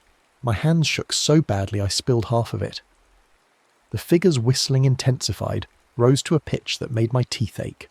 I arranged the offerings in a rough circle around the milestone, the brown and black powder mixing in the pre-dawn darkness. Now came the hardest part, speaking her name, 3 times, the number that haunted me. "Maya Rodriguez," I said, and my voice cracked. The figures leaned in, their hair swaying forward, their faces pressing close. I could smell them now, earth and rot and something sweet, like flowers left too long in water. "Maya Rodriguez," I said again, and tears were streaming down my face. The nearest figure reached out a too long hand, touched my cheek with fingers that had too many joints. Its touch was cold, so cold it burned. Through its parted hair, I saw Maya's face clearly now, not stretched and wrong, but exactly as I remembered her. Sad eyes, tired smile, the face of someone who'd been drowning for years while people on shore said they'd throw a rope tomorrow, always tomorrow. "Maya Rodriguez," I whispered the 3rd time, and something broke. The figures collapsed inward, imploding into themselves.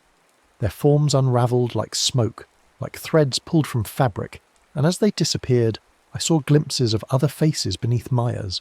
Older faces, ancient faces, all the people who'd been ignored, who'd called out 3 times and been met with silence, who'd waited for help that never came.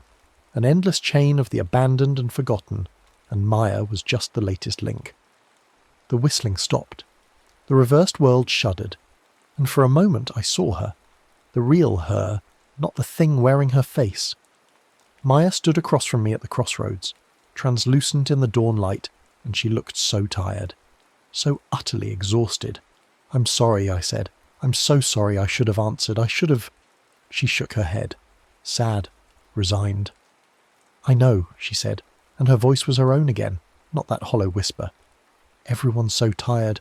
I was tired too, that's why I called, because I knew what I was about to do and I wanted someone to stop me. But I also knew I'd called too many times before. I knew I was too much. So when nobody answered, I thought maybe it was a sign." "It wasn't," I said desperately. "It wasn't a sign, I was just—" "You were tired," she said gently. "I understand. I don't forgive you. I'm not allowed to forgive you. That's not how this works, but I understand." She was fading, dissolving into the growing light. I had one more part of the ritual, the red thread. I pulled it from my pocket. I didn't remember putting it there, but it was there anyway, braided and waiting. I tied it around the milestone, my fingers clumsy with cold and grief. "The rules are different now," Maya said, nearly gone. "You completed the ritual, so you're free. But there will be others, other calls you'll want to ignore, other friends who need help when you're too tired. And now you'll always know what waits for those who turn away 3 times. You'll see them in mirrors, in reflections, the backward-footed ones. They're always there, always watching, keeping count." She disappeared with the last of the night, and dawn broke across the crossroads. I sat there for a long time staring at the red thread on the milestone. Around me the world had righted itself. Cars drove forward, birds sang in the correct direction. The houses were solid and whole again. But I could see them now, in puddles, in car windows, in every reflective surface, the figures with backward feet. They stood at the edges of vision, waiting, watching, counting. When I finally stood and walked home, forward, like a normal person, I didn't turn my head. That was the final rule. Don't look back. But I felt them behind me, following, their bare feet making no sound. My house was my own again, empty, normal. The footprints had vanished from my sidewalk, from my porch. Officer Reyes's card was still on my table. The security camera footage was gone, showing nothing but empty rooms through the night. But in every mirror I saw them, crowded behind me, waiting. My phone buzzed. "Derek, funeral is today. 2 p.m. You coming?" I typed, "Yes." Then I scrolled through my contacts, looking at all the names of people I hadn't talked to in months, people who might be struggling, people who might need someone. I called my mum first. She was surprised to hear from me. I usually texted. We talked for an hour about nothing important, her garden, her book club, my job, normal things. But I heard the relief in her voice, the loneliness that had been hiding underneath her cheerful messages. Then I called my sister, then my college roommate who'd been going through a divorce, then others, working through my list. Some didn't answer. That was okay. I left voicemails saying I was thinking about them, asking them to call back. I'd try again tomorrow if they didn't. I'd keep trying. Because I'd seen what waited at the end of 3 ignored calls, and I couldn't let that happen again. Wouldn't let it happen. At Maya's funeral, I stood at the back and watched people cry. Her mother, her father, her younger brother, friends from work, from college, from high school, so many people who'd loved her, who'd tried to help in their own ways, who'd gotten worn down by the weight of loving someone who was drowning. None of us had been enough. Or maybe we'd all been enough separately, but we'd failed to coordinate, to take shifts, to make sure someone was always there. We'd all thought someone else would answer, someone else would check in, someone else would keep her afloat one more day. During the service, I caught glimpses of them in the chapel's stained glass windows, figures with backward feet, long hair obscuring faces. They stood at the edges of the gathered mourners, watching, counting. I saw them behind Maya's brother as he gave a eulogy, behind her best friend as she read a poem, behind her mother as she wept. How many of them had ignored Maya's calls? How many had said they'd check in tomorrow? After the burial, I stood at her grave while others filtered away. The red sunset painted the headstone gold. In the polished marble I saw them gathered behind me, dozens of backward-footed figures, all watching. But I also saw Maya there, translucent, standing among them but apart from them. She looked at me with those tired eyes. "Don't let them make you afraid to live," she said. And I didn't know if I was really hearing her or if it was just my guilt speaking. Just answer the phone, that's all. Just answer. She faded, and I was left standing alone at her grave with the sunset dying and the figures watching from every reflection. I drove home as darkness fell. My inside-out shirt scratched against my skin. I hadn't turned it right side out since the ritual. Some superstitious part of me felt like doing so would undo the protection, let them come for me again. My car's rearview mirror showed them in the back seat, crowding close, their hair brushing against my shoulders, though I felt nothing. At a red light, I glanced at the car beside me. The driver had his back to the wheel, facing backward while his car moved forward. He didn't seem to notice, but in his back seat I saw them, the figures, the watchers. He'd ignored someone too, I realised. Maybe not 3 times yet, maybe only once or twice, but they were coming for him, counting down. I looked around at other cars. So many of them had backward-facing drivers, so many people moving forward through life while facing the wrong direction, unaware of what followed behind them. The light changed. I drove home through a city that suddenly looked different. How many ignored calls lived here? How many missed check-ins, postponed conversations, promises to reach out tomorrow? The figures appeared in every window, every puddle, every bit of glass and chrome. An invisible plague watching from the margins, patient as death, counting and counting. At home, I checked every room before I could relax. The figures were there, in mirrors, in the dark screen of my television, in the glass doors of my cabinets, but they stayed in the reflections. They didn't cross over, not yet, not as long as I kept answering. My phone rang. Unknown number. I almost didn't pick up, reflex, habit. But I thought about the red thread on the milestone, about Maya's translucent form fading in the sunrise, about the backward footprints that had led me in circles. I answered. "Hello?" Heavy breathing. Then, "I'm sorry, I have the wrong number." "Wait," I said. "Are you okay? You sound upset." A pause, more breathing. It's stupid. I shouldn't have called." "It's not stupid. What's wrong?" The person on the other end started crying. A young woman, maybe early 20s. She'd been trying to call a crisis line, had misdialed, was about to hang up and try again, but couldn't make herself do it. Couldn't make that reach for help one more time. I talked to her for 2 hours. I gave her the correct number for the crisis line. I stayed on until she promised to call them. I gave her my number and told her to reach out if she needed to talk again. When I hung up, I checked my mirrors. The figures were still there, but they seemed quieter, less pressing. In the bathroom mirror, I caught a glimpse of Maya again, and she smiled. A real smile. Sad but genuine. The next morning, the footprints were back. Just one set this time, barely visible in the morning dew. They led from the street to my door, toes pointed the right direction. Human. Normal. When I checked my security camera footage, I saw Maya's translucent form walking up my path in the middle of the night, leaving those prints. She'd stood on my porch for a moment, looking at my door, then turned and walked away. A goodbye, maybe, or a reminder, or both. I kept my shirt inside out, started wearing it every day, bought more shirts and turned them all inside out too. People at work commented on it, thought it was some kind of fashion statement. I let them think that. Better than explaining about the figures with backward feet that I could see in every reflective surface. Counting down. My phone rang more often now. Friends calling to check in, surprised that I answered. Family reaching out. A few unknown numbers, people misdialing, people in crisis, people who needed someone to just listen for a minute. I answered them all, stayed on the line, made sure they were okay before hanging up. And slowly, so slowly, the figures in my reflections began to fade.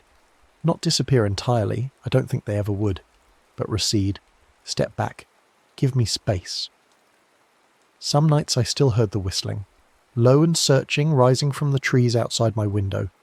On those nights, I'd get up and call someone, anyone, just to check in, just to talk. It helped.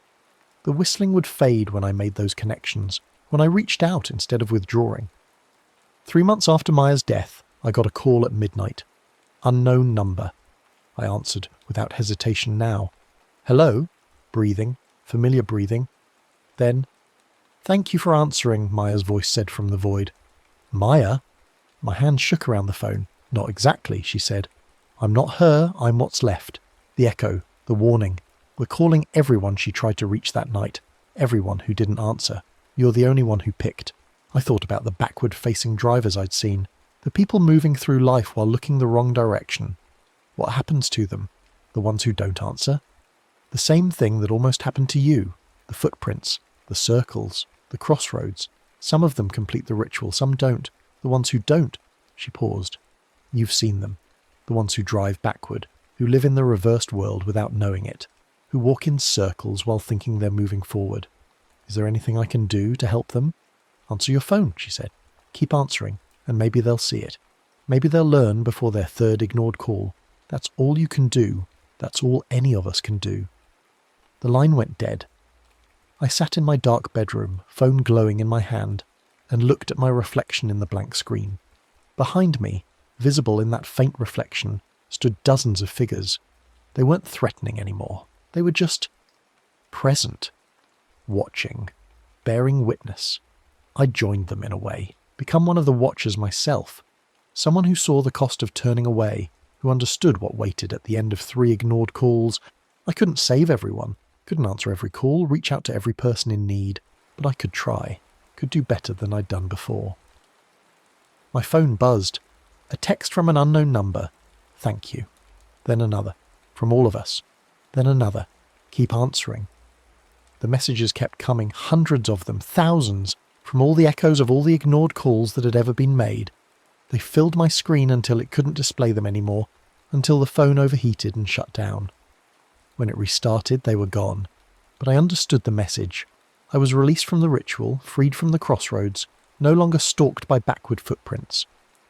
But I'd been marked too, made into something between the living and the echoes, someone who could see both worlds, both directions, someone who knew what followed in the reflections. I didn't know if that was punishment or gift, maybe both, maybe that was the point. In my bathroom mirror, Maya's echo appeared one last time. She looked peaceful now, less tired. Behind her stretched an infinite line of figures, all the ignored, all the forgotten, all the people who'd called out 3 times and been met with silence. And among them, here and there, I saw others like me. People wearing inside-out shirts, people who could see the backward-footed ones, people who'd completed the ritual and been marked by it. We were the watchers now, the answerers, the ones who bore witness to the cost of turning away. Maya's echo nodded to me once and then faded. The line of figures faded with her, receding into the depths of the reflection. But I knew they were still there, always there, waiting in every reflection, every surface, every piece of glass and chrome and water, counting, always counting. I turned my shirt right side out for the first time in months. The figures didn't return. I was free of the ritual, free of the immediate haunting. But when I looked in the mirror now, I could still see them if I focused, could still sense them at the edges of vision. That sight wouldn't fade, that mark wouldn't lift. I'd answered Maya's echo when she called. I'd completed the ritual. I'd learned the lesson written in backward footprints and midnight whistles. But some lessons don't end. Some marks don't fade. Some prices keep getting paid day after day, call after call, connection after connection. My phone rang. Unknown number. Dawn was breaking outside my window. I didn't hesitate. "Hello," I said, and I listened. The voice on the other end was young, male, slurred with alcohol or pills or both. "I didn't mean to call anyone," he said. "My phone just... I don't know. Sorry." "It's okay," I said, settling into my chair, watching the dawn light paint my walls gold. "I'm here now. What's going on?" His name was Jason, 23, college dropout, living in his parents' basement. The usual story of slow collapse. Lost scholarship, lost girlfriend, lost direction. He'd been holding a bottle of his father's sleeping pills when his phone had somehow dialed my number. Random chance, he said. But I knew better now. I could see the figures gathering in my periphery, waiting to see what I'd do. I talked to Jason until the sun was fully up, until his voice steadied, until he agreed to flush the pills and call a therapist his sister had recommended months ago.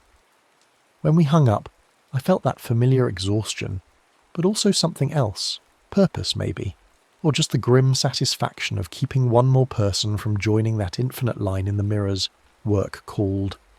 I'd missed my morning meeting. I called in sick and spent the day on my couch staring at my phone waiting for it to ring again. It did, 3 more times. A woman whose husband had left, a teenager who'd been cutting, an elderly man who hadn't spoken to another human in weeks. I answered them all, stayed on as long as they needed, and watched the figures in my reflections grow calmer, more distant. But that night, the whistling returned. Different this time. Multiple sources, coming from all directions. I went to my window and saw them. Dozens of people walking backward down my street, their faces blank, their movements mechanical. The backward-facing drivers had left their cars and were wandering now, drawn by something I couldn't see. They moved in a procession toward the crossroads, toward that ancient milestone where I'd laid cacao and tobacco. I grabbed my keys and followed. The streets were fuller than I'd expected. Hundreds of people moving backward through the darkness, all of them facing the wrong direction, all of them oblivious to where they were going. They flowed around obstacles without looking, guided by something other than sight. And behind each of them, visible only to me now, walked figures with backward feet and long hair. Personal haunts, counting down their third strike. The crossroads had transformed. The milestone was covered in offerings now, flowers, tobacco, rum bottles, photographs, candles burned down to puddles of wax. And around it stood others like me, people wearing inside-out shirts or walking backward or carrying red thread. We were the ones who'd completed the ritual, who'd learned the rules, who'd been marked. An old woman caught my eye. Her shirt was inside out, faded from years of wear. "First time seeing the procession?" she asked, in a voice gravelled by cigarettes and time. "Yeah. What is this?" "Happens every few months. All the people who are 1 call away from the third strike, they get drawn here. The backward walkers guide them, show them what's waiting. Most of them won't remember in the morning. They'll wake up in their beds thinking it was a dream." She lit a cigarette with shaking hands. "But some of them remember, and some of those will change, will start answering their own phones when people need them. And the others?" She blew smoke into the night. "They get a second procession, then a third. After that..." She gestured at the figures with backward feet, the ones crowding closer now, whistling their low, seeking song. "After that, they join the collection." I watched the backward walkers circle the milestone, their movements synchronized like murmuration, like a single organism made of hundreds of parts. They were being shown something, I realized, given a vision of what waited, a warning. "How long have you been marked?" I asked the old woman. 43 years, since I didn't answer when my sister called. She was in labour, complications, scared and alone because her husband was deployed. She called me 3 times from the hospital. I was at a party, didn't want to leave, thought I'd call her back in the morning. The old woman's eyes were wet. But there was no morning for her. Hemorrhage before dawn. Died holding a phone, waiting for me to call back. "I'm sorry. Don't be. I deserve this mark. Deserve to carry it until I die. It's kept me honest, kept me answering. Saved a lot of people over the years. Maybe not enough to balance the scales, but..." She shrugged. "It's something." The procession began to disperse as dawn approached. The backward walkers peeled off one by one, guided back to their homes by their haunts. The marked ones, there were maybe 30 of us, remained at the crossroads, watching each other with the recognition of shared guilt and shared responsibility. A younger woman approached me, maybe mid-30s, her shirt inside out and covered in paint stains. "You're new," she said. "I can tell by the way you watch them, still hopeful that this will end. Won't it?" She laughed, bitter. "It never ends. The marking is permanent. You'll see them in every reflection until you die. You'll hear the whistling when someone nearby is approaching their third strike. You'll feel compelled to answer every call, reach out to everyone who seems alone, because you know what happens if you don't." She touched my shoulder. "Welcome to the circle of the marked. We meet here every full moon. Share names of people we're worried about. Coordinate who's checking on whom. You should come. I don't even know your name. Carmen." I didn't answer when my son called from college. He was being hazed, beaten, terrified.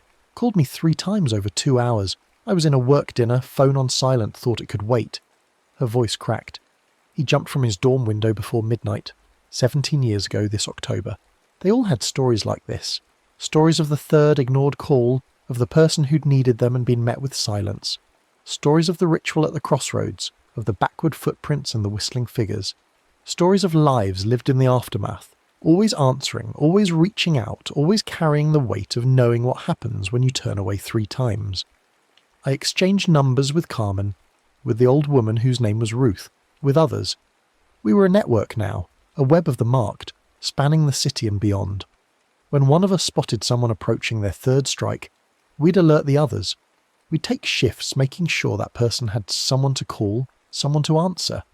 We couldn't save everyone, but we'd save who we could.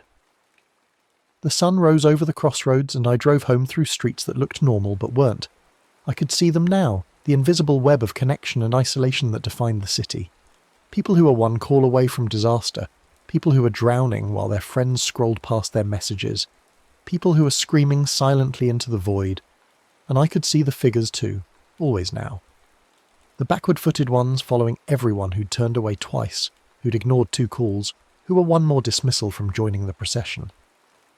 My phone rang before I'd even parked. Unknown number. I answered while still in my driveway. Hello? Sobbing. A woman, middle-aged, hyperventilating. I'm sorry. I don't know why I called this number. I was trying to call my daughter, but I can't see through the tears and It's okay, I'm here. What's wrong? Her name was Patricia. Her husband had died 3 months ago. Her daughter had moved across the country for work and was too busy to talk most days. Patricia had been planning to take all her medication at once tonight to join her husband to stop being a burden to everyone. But something made her pick up the phone. Something made her dial. I talked to Patricia for hours. Through her tears, through her pain, through her conviction that nobody would miss her. I stayed on the line while she called her daughter from her landline, while they talked and cried together for the first time since the funeral. I stayed until Patricia's daughter was on a flight home, until Patricia promised to call a grief counsellor, until the immediate crisis had passed. When I finally hung up, my throat was raw and my eyes burned with exhaustion. But Patricia was alive. That was what mattered. In my mirror, I saw Maya's echo again. She stood among the figures, but separate still, watching with those tired eyes. She nodded once, approval or acknowledgement, then faded. This was my life now. This was the price and the purpose. The mark didn't end, but it also gave meaning to the guilt, transformed it into action. I couldn't bring Maya back, couldn't undo my 3 ignored calls, but I could make sure others answered when they were called, could make sure fewer people died waiting for help that never came. Days became weeks, became months. My phone rang constantly now, the marked ones passing along contacts, people in crisis finding my number through that strange, invisible network that connected all the ignored calls. I quit my job. There was no point pretending I could maintain a normal life anymore. The mark had consumed everything, had become everything. I lived off savings, then off the odd donations people sent when I'd talk them through their darkest moments. It wasn't much, but it was enough. I didn't need much anymore. The apartment grew sparse. I got rid of everything reflective except one small mirror, and that one I covered with cloth except when I needed to check if the figures were pressing close, if someone nearby was approaching their 3rd strike. The whistling became my alarm clock, my schedule, my directive. When I heard it, I went hunting for the source, found the person who was being stalked, made sure they had support. Carmen called me 6 months after that first procession. "You're doing too much," she said. "I can hear it in your voice. You're burning out." "I'm fine." That's what they all say, the new ones. They throw themselves into it completely, think they can save everyone, think constant vigilance will somehow balance what they lost. Her voice was gentle but firm. "You need to pace yourself. This is a marathon, not a sprint. You'll die of exhaustion before you make a real difference if you keep this up." But I couldn't stop. Every phone call was Maya calling again. Every person in crisis was another chance to get it right, to answer when it mattered, to not let someone die waiting. I lost weight, stopped sleeping more than an hour or 2 at a time. My apartment filled with notes, names, numbers, crisis timelines, intervention strategies. The marked ones started visiting, bringing food, forcing me to eat, trying to pull me back from the edge I was approaching. Ruth, The old woman from the crossroads showed up one night with soup and bread. "You're going to kill yourself," she said flatly. "And then you'll join them. The figures. You'll become one of the backward-footed ones, stalking people who ignore calls, counting down their strikes. That's what happens to the marked ones who die from their obsession. They don't get to rest." I looked at her, soup spoon halfway to my mouth. "What? You think all those figures are just spirits of the ignored?" "Some of them are. But many are people like us. People who got marked, who threw themselves into saving others so completely that they forgot to save themselves. They died of exhaustion, of starvation, of broken hearts. And because they died while marked, while bound to the ritual, they became part of the mechanism, part of the haunting." She leaned close. "Look closely at them next time. Really look. You'll see some of them wearing inside-out shirts. Those are us, the marked ones who went too far." That night I looked at the figures in my covered mirror. Really looked, the way Ruth had instructed, and she was right. Among the long-haired, backward-footed figures, I could see some wearing inside-out clothing. Could see the marks of the ritual on them, red thread around their wrists, cacao and tobacco stains on their hands. They'd been like me once, had tried to save everyone, had burned themselves out in the attempt, and now they were trapped, eternal watchers, forever counting down other people's ignored calls, forever unable to rest. The realization hit me like cold water. I'd been so focused on not being the person who ignored the call that I'd forgotten to remain a person at all. I'd let the guilt consume me, let the mark define me completely until there was nothing left but the compulsion to answer, to save, to redeem. I called Carmen. "Help me," I said. "I don't know how to do this without destroying myself." She came over that night with 3 other marked ones. They staged what they called an intervention, though it was gentler than that. They took my phone and disabled the ring for unknown numbers, set up a rotation so someone else would field crisis calls 3 nights a week, giving me time to sleep. Made me promise to eat at least 2 meals a day, to leave my apartment for non-emergency reasons, to remember that I was still human. "The mark doesn't demand your death," Carmen said. "It demands your attention, your compassion, your willingness to answer. But you can't answer if you're dead. You can't help if you're one of them." She gestured at my covered mirror, at the figures that waited behind the cloth. They helped me set up boundaries, rules. I could check my phone every 2 hours instead of constantly. I could refer people to crisis lines and therapists instead of personally talking everyone through every problem. I could trust the network of marked ones to share the burden instead of carrying it all myself. It was harder than I expected, letting go even that much. Every time I silenced my phone, I imagined Maya calling, imagined her trying to reach me while I deliberately ignored her. But Carmen reminded me that Maya hadn't needed me to destroy myself. She just needed me to answer. There was a difference between answering and martyrdom. Slowly, painfully, I rebuilt something like a life, got a part-time job doing data entry from home, started eating regularly again, slept in 4-hour blocks instead of scattered minutes. The figures in the mirrors receded further, not gone, but less oppressive, less demanding. But the mark remained. I still saw the backward walkers in the street, still heard the whistling when someone nearby was approaching their 3rd strike, still felt the compulsion to reach out, to check in, to answer when called. That would never fade. That was permanent. The full moon came again, and I went to the crossroads. The marked ones gathered like always, sharing names and concerns, coordinating our coverage of people at risk. But this time, there were new faces. People I'd talked off ledges, people I'd connected to resources, people I'd answered when they called. They'd been marked too. Not because they'd ignored a call, but because they'd been saved by someone who had. They were secondary marks, Ruth explained. People who'd come so close to death that they'd touched the other side, who'd been pulled back by one of us, who now carried a lighter version of our sight. They couldn't see the figures as clearly, couldn't hear the whistling as loudly, but they were aware now. Awake to the network of connection and isolation that most people moved through blindly. "They're our next generation," Carmen told me. "The people we save, some of them become marked too. Become part of the network. It's how we've survived for so long, how we've spread. Every person we save is another potential member, another set of eyes watching for the 3rd strike." I looked at the growing crowd at the crossroads, the originally marked with their guilt and their inside-out shirts, the secondarily marked with their gratitude and their awareness. We were becoming something larger than just individual carriers of personal shame. We were becoming a system, a web, a collective defence against the mechanism that fed on ignored calls. But the mechanism was growing too. Ruth pulled me aside after the gathering. "It's getting worse," she said quietly. "More backward walkers every month. More people approaching their third strike. Something's changed in the world. People are more isolated, more exhausted, more willing to put off reaching out.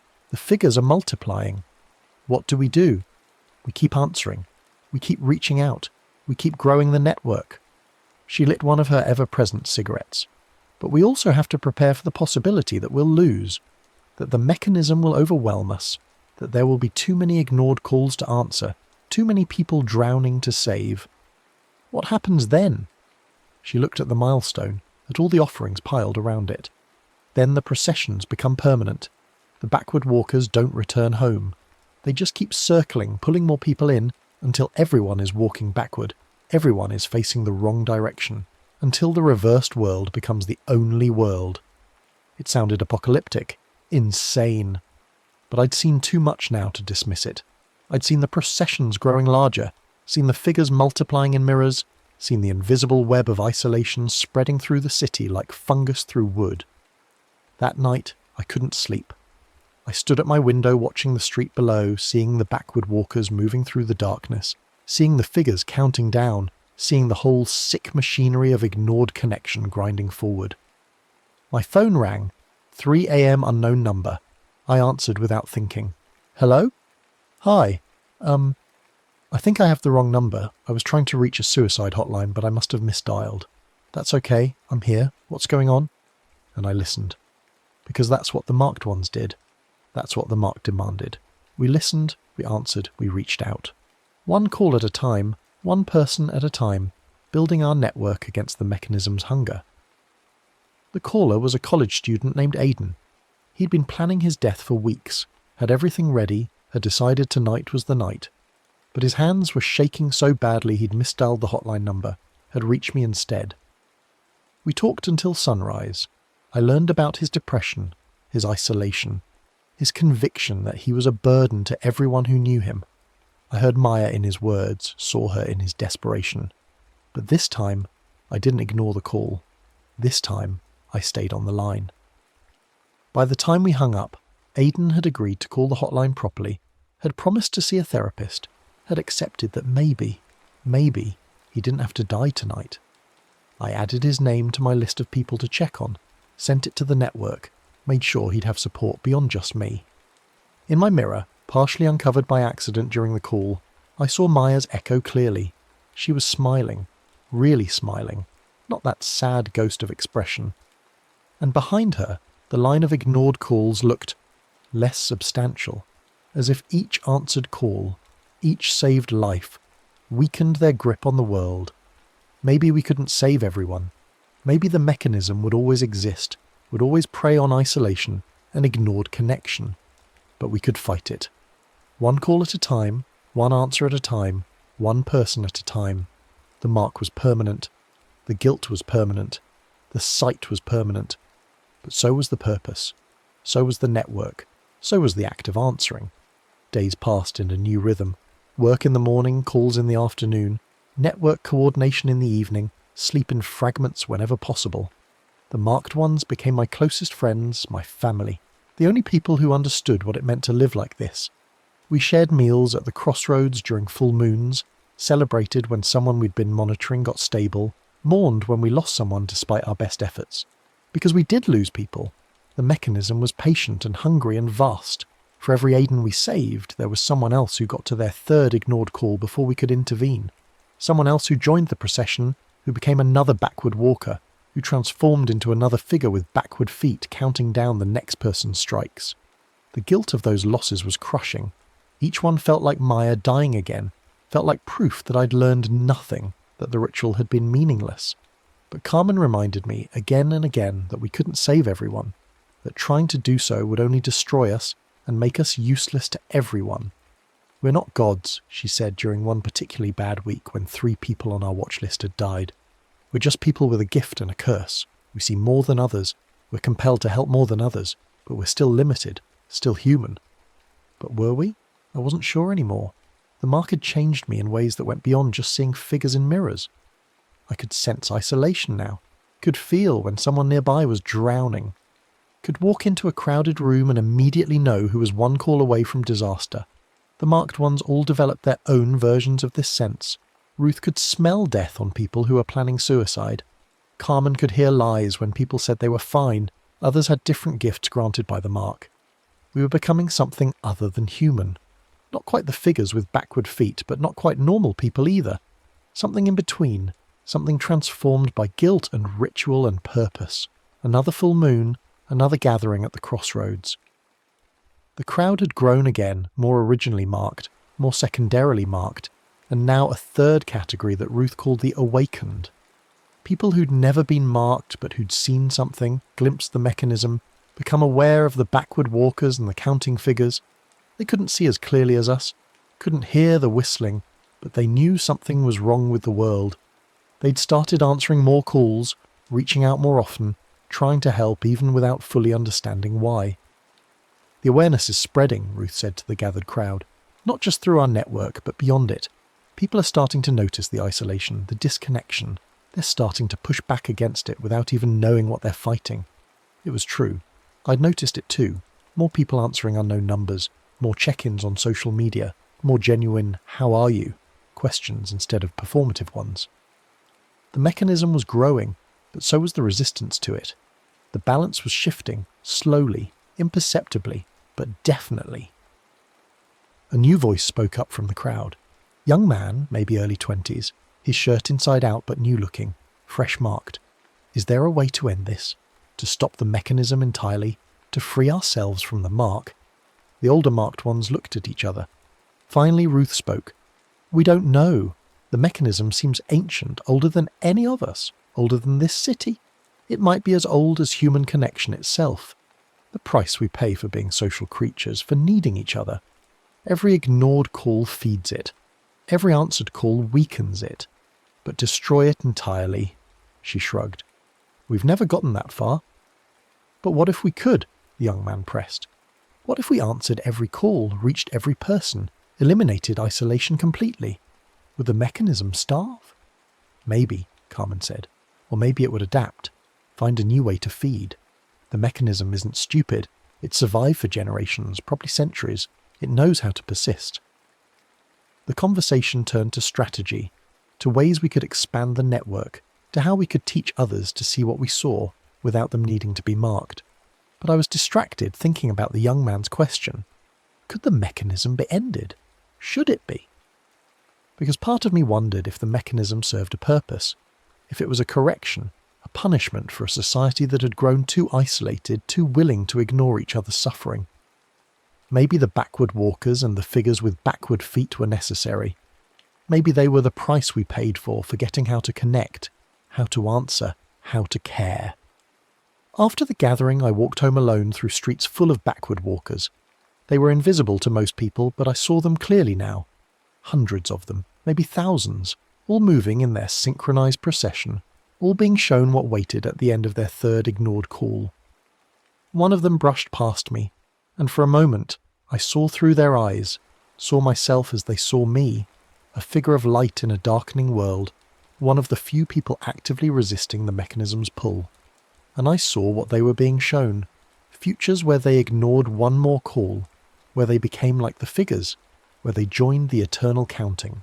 Most of them wouldn't remember in the morning, but some would, and those who remembered would change, would start answering, would start reaching out. That was how the network grew. That was how we fought back. My phone rang. 4 a.m. Carmen. We've got a situation, she said without preamble. Mass triggering. Something big happened. Shooting, bombing, disaster. We're not sure yet. But the whistling is everywhere. Hundreds of people just got pushed toward their third strike simultaneously. We need everyone active. Now. I was already pulling on my inside-out shirt, already heading for the door. Where do I go? She gave me coordinates. A high school across town. When I arrived, I found dozens of other marked ones already there, along with emergency responders, news crews, chaos. There had been a shooting. 4 dead, 12 wounded, and now, in the aftermath, in the trauma and grief and shock, the mechanism was feeding. I could see it clearly. Figures with backward feet swarming the school like flies on a wound, counting down strikes on students, teachers, parents, anyone touched by the tragedy. People were calling loved ones, reaching out for support, but some of those calls were going unanswered. People were too shocked, too busy, too overwhelmed, and every unanswered call counted as a strike. The marked ones spread out, coordinating through a group chat. We couldn't answer all the calls ourselves, but we could support the people who did answer. Could help them stay on the line, help them know what to say, help them carry the weight of other people's trauma. I found myself talking to a father whose daughter had been shot. She was alive in surgery, but he was falling apart. He'd tried calling his brother 3 times, but his brother was at work, had his phone silenced, hadn't seen the messages. This was the father's 3rd unanswered call to his brother, and I could see the figure forming behind him, could hear the whistling growing louder. "I'm here," I told him. "I'm listening. Tell me about your daughter." He talked for hours while we waited for news from surgery. Told me about her soccer trophies, her college applications, her plans to be a veterinarian. Told me about his fear, his rage, his helplessness. And I listened, staying present, keeping him tethered to the world while the figures circled and counted. When his daughter came out of surgery, alive, stable, going to recover, he thanked me with tears streaming down his face. "I don't know why you were here, why you answered, but thank you. If I'd been alone with this, I don't think I could have survived it." Around the school, other marked ones were having similar conversations, keeping people tethered, preventing the trauma from triggering the mechanism's final count. It was exhausting, intense, traumatic for us too, but it was working. The figures were receding, the whistling fading. We were holding the line. By the time the sun rose, most of the immediate crisis had passed. The marked ones gathered in the school parking lot, comparing notes, checking on each other, dealing with our own secondary trauma from absorbing so much pain. Ruth looked older than I'd ever seen her. "This is what it's like when the mechanism feeds on tragedy," she said quietly. "All the normal isolation and ignored calls get amplified, accelerated. We saved most of them tonight, but not all. Never all." She was right. Despite our efforts, some people had reached their 3rd ignored call. I'd seen them join the procession, seen them start walking backward, seen the figures claim them. Maybe a dozen, maybe more. People who'd needed support and hadn't gotten it, who'd called out 3 times and been met with silence, who'd been pushed over the edge by the combination of trauma and isolation. We'd saved hundreds, but losing a dozen still hurt like losing hundreds. Carmen drove me home. We didn't talk. There was nothing to say. We'd done what we could, which was more than most people, but less than we wanted. The mark demanded we try, but it didn't guarantee success. At home, I uncovered my mirror and looked at the figures. They were closer now, pressed against the glass, their backward feet leaving prints in the silvered surface. They'd been fed well tonight, had gained new members, had grown stronger, but they also looked satisfied in a way, as if they respected our efforts, even as they continued their counting. Maya's echo appeared among them. She looked sad. "You can't save everyone," she said, and her voice carried the weight of all the ignored calls, all the people who died waiting for help. "But you have to keep trying. That's the mark, that's the price, that's the purpose." "I know," I whispered. She faded and I was left alone with the figures, with the mark, with the permanent burden of seeing what most people couldn't see. My phone buzzed. "The next story is about to begin. Please relax and enjoy. The rain needles the window at dusk, each drop a small fist of sound against glass already grey with city grime. You're hunched over your phone, thumbs moving in practice swipes, cropping a missing child flyer someone posted in the neighbourhood group. The original is cluttered. Too much text, desperate paragraphs about a little girl named Maria Concepcion Delgado Santos, aged 3, last seen wearing yellow. You trim it down. Just Maria. A clean sans serif font. Better contrast. More likely to get shares that way. Aesthetic matters if you want engagement. The apartment smells of reheated rice going cold again, and damp paper from the stack of junk mail you haven't thrown out. Your wrist aches. You post it. From the alley below, a thin baby's cry starts. Hesitant at first, testing the air, then gaining confidence. It slips into rhythm with your breathing. Rises when you inhale, drops when you let go. You freeze, thumbs hovering over the screen. The sound is raw, wet, the kind of cry that scrapes the back of an infant's throat until it bleeds a little. You listen, it adjusts. When you breathe shallow, it shortens. When you sigh, it stretches into a wail. The door lock ticks, 3 soft sounds, almost rhythmic, almost like syllables, almost like the nickname you use online, the one that's easier, quicker, 3 beats instead of your full name's 5. You tell yourself it's a cat. A pipe expanding in the cold, wind catching the frame wrong. You don't get up. You scroll instead, watching your edited flyer accumulate hearts and shares, feeling pleased in a small, warm way that doesn't require you to actually do anything. The cry stops. The silence afterward is heavier than it should be. You remember then, because your grandmother made you learn them even though you rolled your eyes. Old stories about the Tianak, an infant-shaped spirit that comes for those who cut things away, who edit names down to nothing, who prefer the easy version of care over the real work. It mimics hunger because hunger is universal. It learns breathing patterns. It follows the shortest version of you, the one that doesn't carry responsibility, the one that makes things prettier instead of true. Boundaries that turn it aside.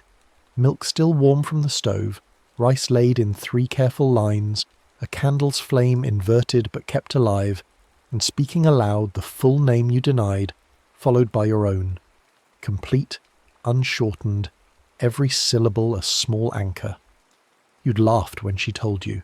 You'd said that was just a way to scare kids into being respectful. Your phone pings, a notification. The sound is wrong. It rattles like beads shaken in a hollow gourd, a sound your phone has never made. You check the screen. Nothing new. You refresh. Nothing. The sound comes again, behind you now from the kitchen. You turn. The few grains of rice you'd spilled earlier near the stove when you were careless with the bag, they're disturbed.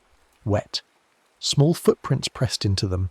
5, toes each, turned slightly inward the way a toddler's feet turn when they're just learning to walk.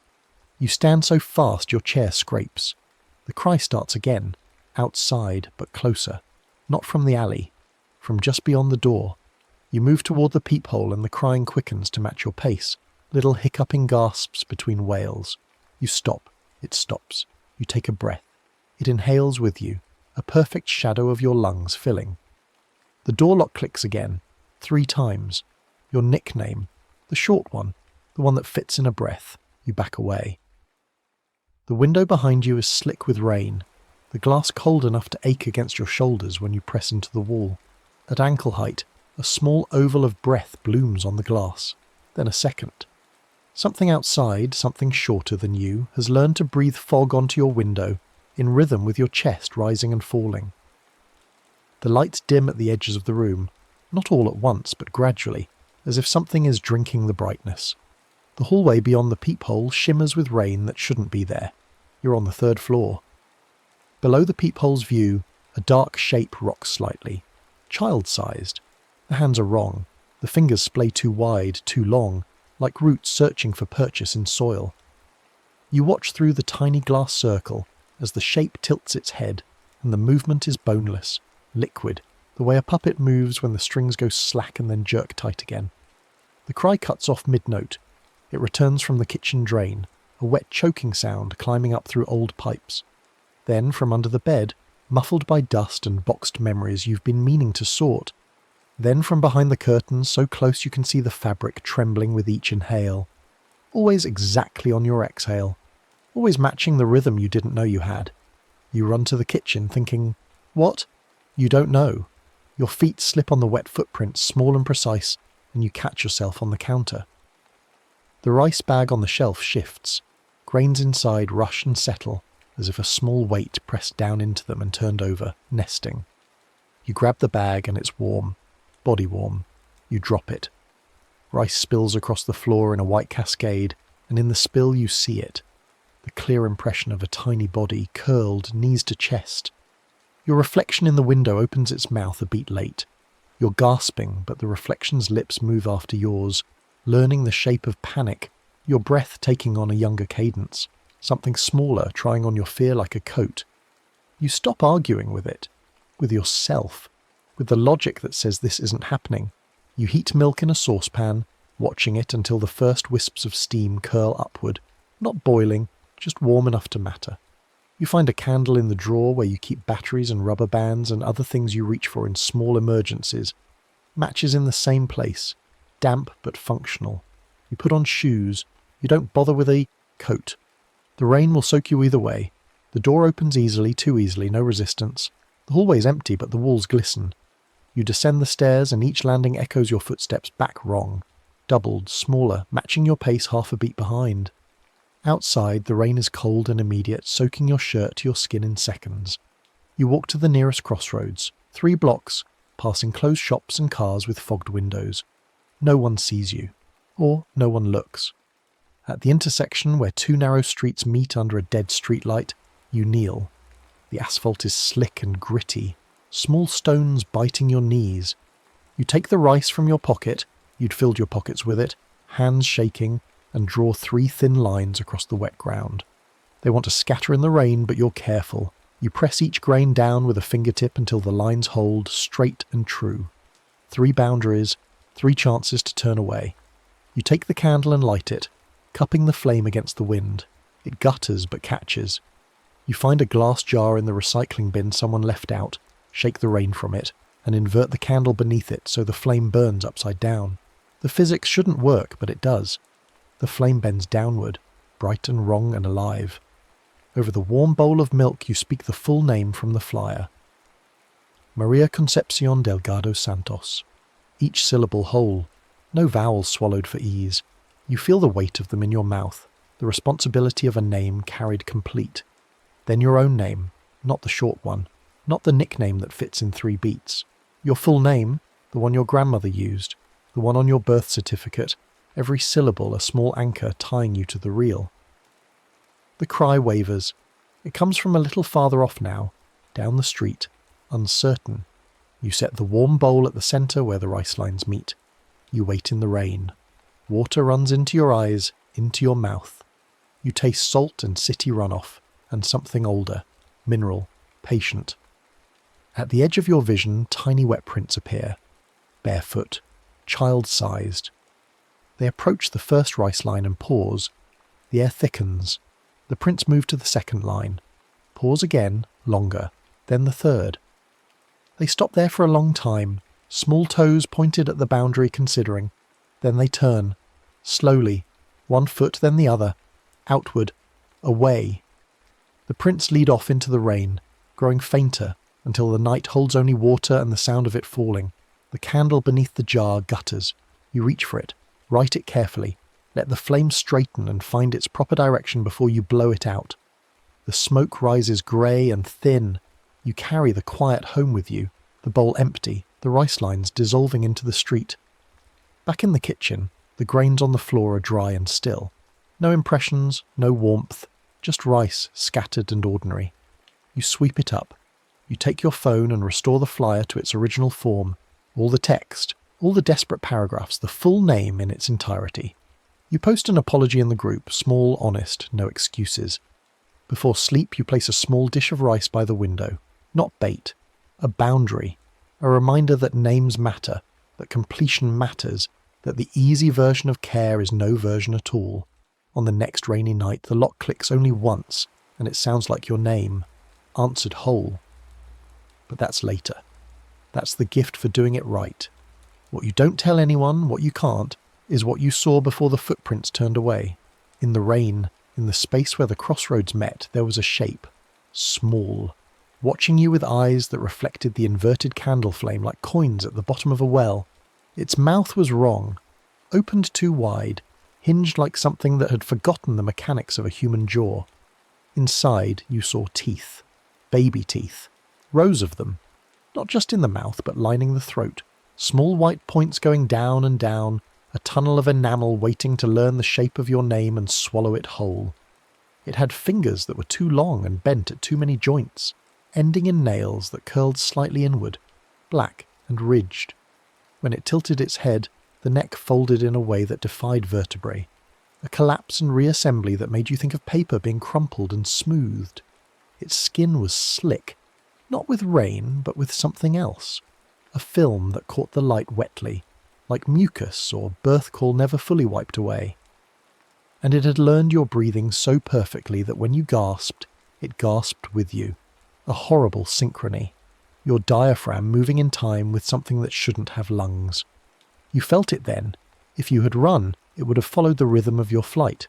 If you had screamed, it would have echoed the pitch.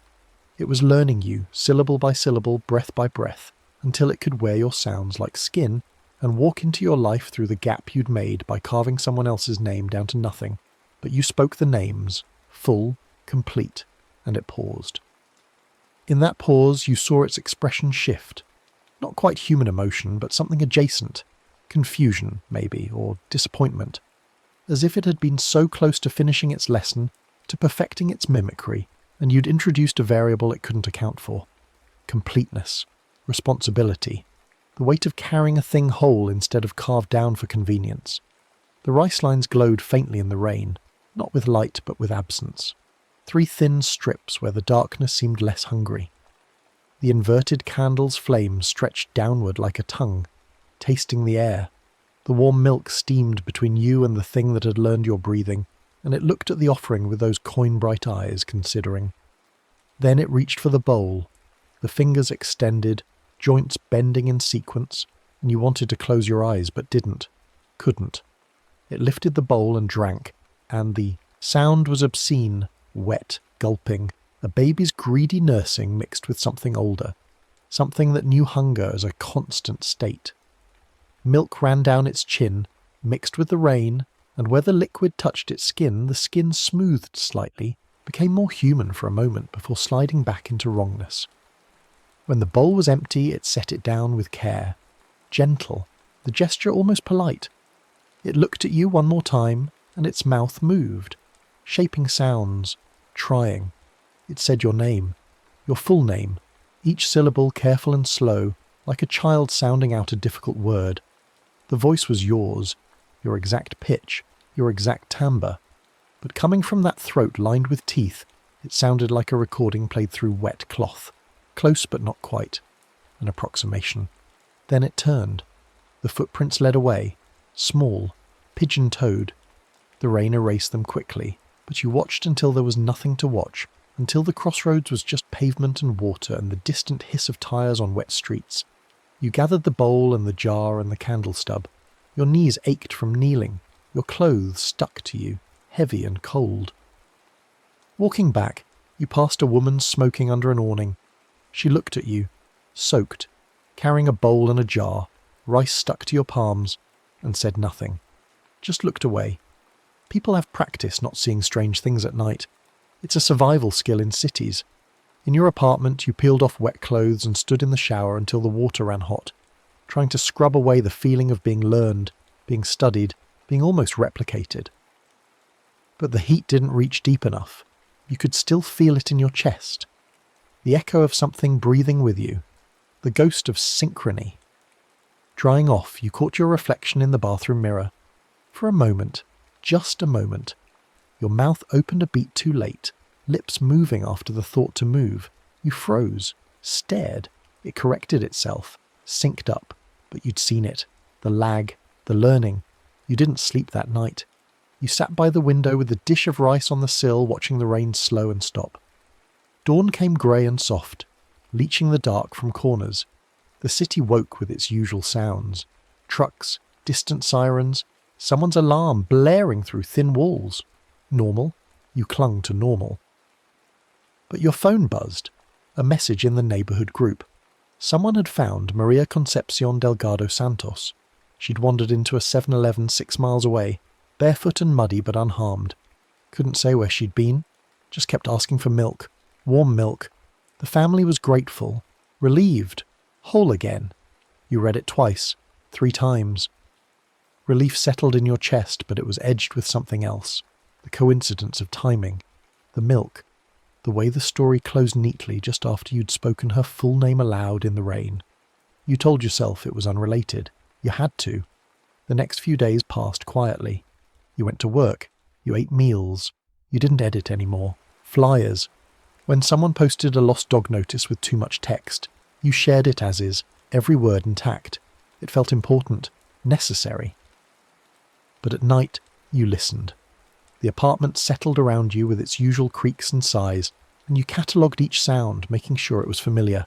The radiator's clank, the upstairs neighbour's footsteps, the traffic hum from the street. Nothing new, nothing learning, except once. 4 nights after the crossroads, you woke at 3 a.m. to the sound of your name, your full name, whispered from somewhere inside the walls, not threatening, not close, just there. A small voice practicing getting the syllables right, patient and determined. You lay still, listened. It didn't repeat. But you heard something else, a faint skittering inside the walls, small and quick, like a child crawling through spaces too narrow for children.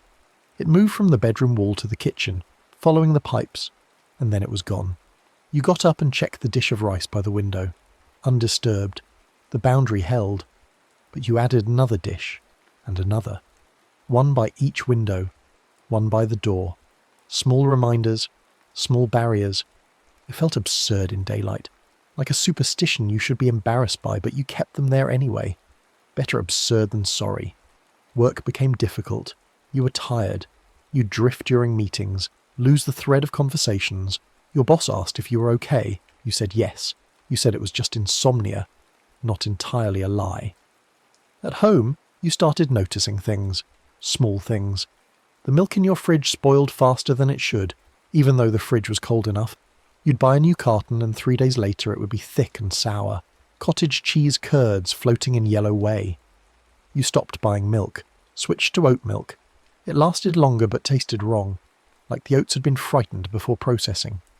Your reflection in mirrors and windows continued to lag occasionally. A half-second delay.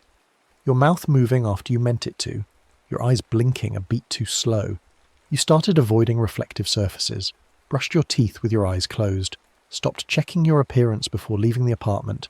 People at work noticed. You look tired, they said. Distracted. Not yourself. Not yourself. The phrase stuck, echoed. Because what did it mean to be yourself when something had studied you, breathed with you, learned the architecture of your sounds? Were you still entirely you, or had a small piece been copied, filed away in the dark behind something's coin-bright eyes? You researched Tianaks, late-night searches that took you deep into forums and archived folklore sites. The stories varied, but the core remained consistent. Spirits of unbaptized infants, or children who died before their names were fully given, or sometimes older versions, pre-colonial nature spirits that took infant form to test the living. They fed on guilt, on shortcuts, on the human desire to make hard things easy. One site mentioned that they could follow a person for years after an initial encounter, especially if the person had only partially completed the ritual. Had you? You'd done everything your grandmother mentioned, but had you done it right? The rice lines, had they been straight enough? The milk, had it been warm enough? Your name, had you said every syllable clearly, or had you rushed the middle, swallowed a vowel? The doubt grew teeth. It chewed at you. 2 weeks after the crossroads, you came home to find the dishes of rice scattered, not overturned, just redistributed. Grains in patterns across your floor. They formed shapes, crude ones. A child's drawing, if a child drew with rice and malice. You saw a circle with dots for eyes, a smile that curved too wide. Small stick figure arms outstretched. You swept it up. Your hands shook. You put out new dishes, more rice, and this time you added salt. Salt was a boundary too, wasn't it? Most folk traditions agreed on salt. That night the crying started again. Soft, distant, from the alley, like before. It didn't match your breathing this time. It didn't need to. It already knew. You lay in bed, covers pulled to your chin like a child afraid of the dark, and listened. The cry would fade, then return closer, window to window. It was circling the building, testing. You heard it pass your window, just on the other side of the glass, inches from your head through the wall, a wet hiccuping sound, hungry but patient. The dishes of rice on your sill rattled softly. The boundary held but barely. You could feel the pressure against it, something pushing, learning the give, testing how much force it would take to cross. You got up. You went to the kitchen and heated more milk. You were out of candles, so you used a lighter, held the flame in your palm until it hurt, until it felt like an offering. You opened the window and set the milk on the outside sill, beyond the rice. The crying stopped. You waited. Rain began again, light and hesitant. The milk steamed in the cold air. You watched it until your eyes ached. A small hand reached up from below the window frame, fingers too long, bending wrong. It grasped the edge of the bowl and lifted it. You didn't see the rest, didn't want to, but you heard the drinking, that obscene, greedy sound, nursing, gulping. The bowl was set back down, empty. The hand retreated. The rain continued. Nothing else happened. In the morning, the bowl was still there, tipped on its side, dry. You brought it in, washed it 3 times, put it away in the back of the cabinet where you kept things you didn't use anymore. You called your grandmother. She was old now, her voice thin over the phone but sharp. You told her everything. She listened without interrupting. When you finished, there was a long silence. "You did well," she said finally, "but it's not done." "What do you mean?" "You turned it away. You didn't end it. It will come back. They always do, until they're satisfied or you die." "How do I satisfy it?" Another silence then. "You give it what it wants. A name. A true one. Not yours. One it doesn't have yet." "I don't understand." "You will," she said and hung up. You didn't call back. You knew she wouldn't answer. That was her way. Cryptic, frustrating, old-fashioned. But her words stuck. A name it doesn't have yet. You thought about Maria Concepcion Delgado Santos, found safe, asking for warm milk. Had the Tianak taken something from her during those missing days? Had it learned her name and breathed with her until she was hollow enough to wander into a convenience store 6 miles from home, with no memory of the journey? Or had it let her go because you'd spoken her name complete? The math didn't add up either way. The folklore didn't cover this. Or maybe it did, and you'd missed it in your frantic searching. Scrolling past the important parts to find the easy answers, you started carrying milk with you. Small cartons, the kind made for children's lunchboxes, in your bag, always, just in case. People at work thought it was odd but didn't ask. You were already acting strange enough that one more oddity barely registered. 3 weeks after the crossroads, you were walking home at dusk when you heard it, not crying, humming. A tuneless, wandering melody that might have been a lullaby if anyone had cared enough to teach it the proper notes. It came from an alley to your left. You stopped. Every instinct said, keep walking, get home, lock the door. But you looked. At the alley's mouth, half hidden by a dumpster, something small crouched, child-sized. It rocked slightly, arms wrapped around its knees. The humming came from it, soft and wet. It wasn't facing you, but you knew it knew you were there. Its shoulders tensed. The humming stopped. "I have milk," you said. Your voice sounded strange in the open air, too loud and too small at once. The thing's head turned, not the body, just the head, rotating further than necks should rotate, until you saw its face in profile. Coin-bright eyes, mouth slightly open, it smiled. "Warm?" it asked. Your voice, your exact intonation. "I can warm it." It considered, then nodded. A child's nod, eager and uncertain. You found a bodega 3 blocks away that had a microwave for customer use. The clerk didn't ask why you were heating milk at 6 p.m. Money exchanged. You waited while the microwave hummed. 30 seconds. The milk carton came out hot to the touch. Back in the alley, the thing hadn't moved. Still crouched. Still rocking slightly. You approached slowly, each step deliberate. You set the warm carton down 3 feet from it and backed away. It reached for the milk with those wrong fingers, joints bending in sequence. It drank straight from the carton, gulping, milk running down its chin. When it finished, it looked at you. "Thank you," it said. "Still your voice. You're welcome. What's your name?" It tilted its head. Curious. Testing. "You already know my name." "Your whole name?" "Yes. Say it." You did. Every syllable. Clear and complete. It nodded again, pleased. "Good. You learned. What do you want from me?" "Nothing now." It stood, small, maybe 3 feet tall. It looked more human in the dim light, features settling into something almost recognizable, almost a child.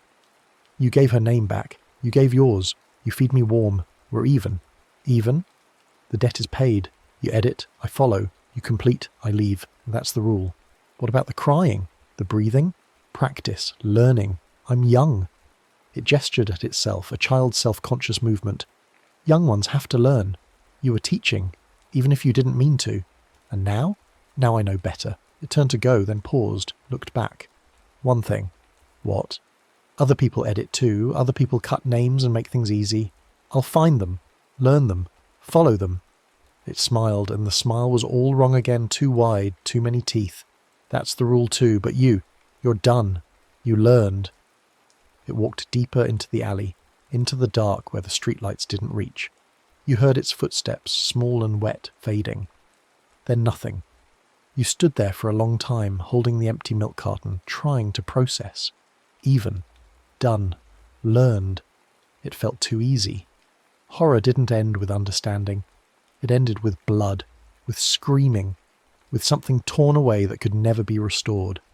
But maybe that was the Western version. Maybe folklore worked differently. Maybe the real horror was the learning itself, the knowledge that you'd been weighed, measured, found wanting, and given a chance to correct. And if you didn't, if you kept editing, kept shortcutting, kept carving the world down to aesthetic instead of truth, then the crying would start again, and next time the boundary might not hold. You walked home slowly. The milk carton went in the recycling bin outside your building. Upstairs, the dishes of rice were undisturbed. The apartment felt lighter somehow, less watched. You slept that night, deeply.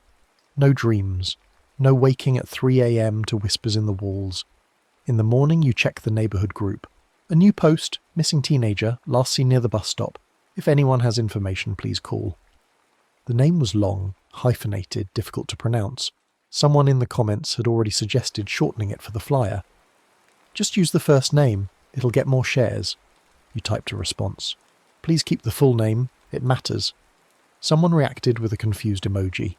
You didn't explain. But you wondered about the person who'd suggested the edit. Wondered if they'd hear crying tonight, if tiny footprints would appear in their kitchen, if something would learn their breathing and follow them to a crossroads, patient and hungry and young.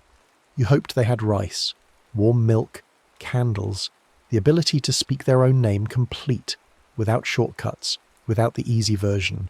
You hoped they'd learn. On the next rainy night, the lock clicked only once, and it sounded like your name answered whole. You moved through the following days with a strange hyper-awareness, noticing things you'd scrolled past before.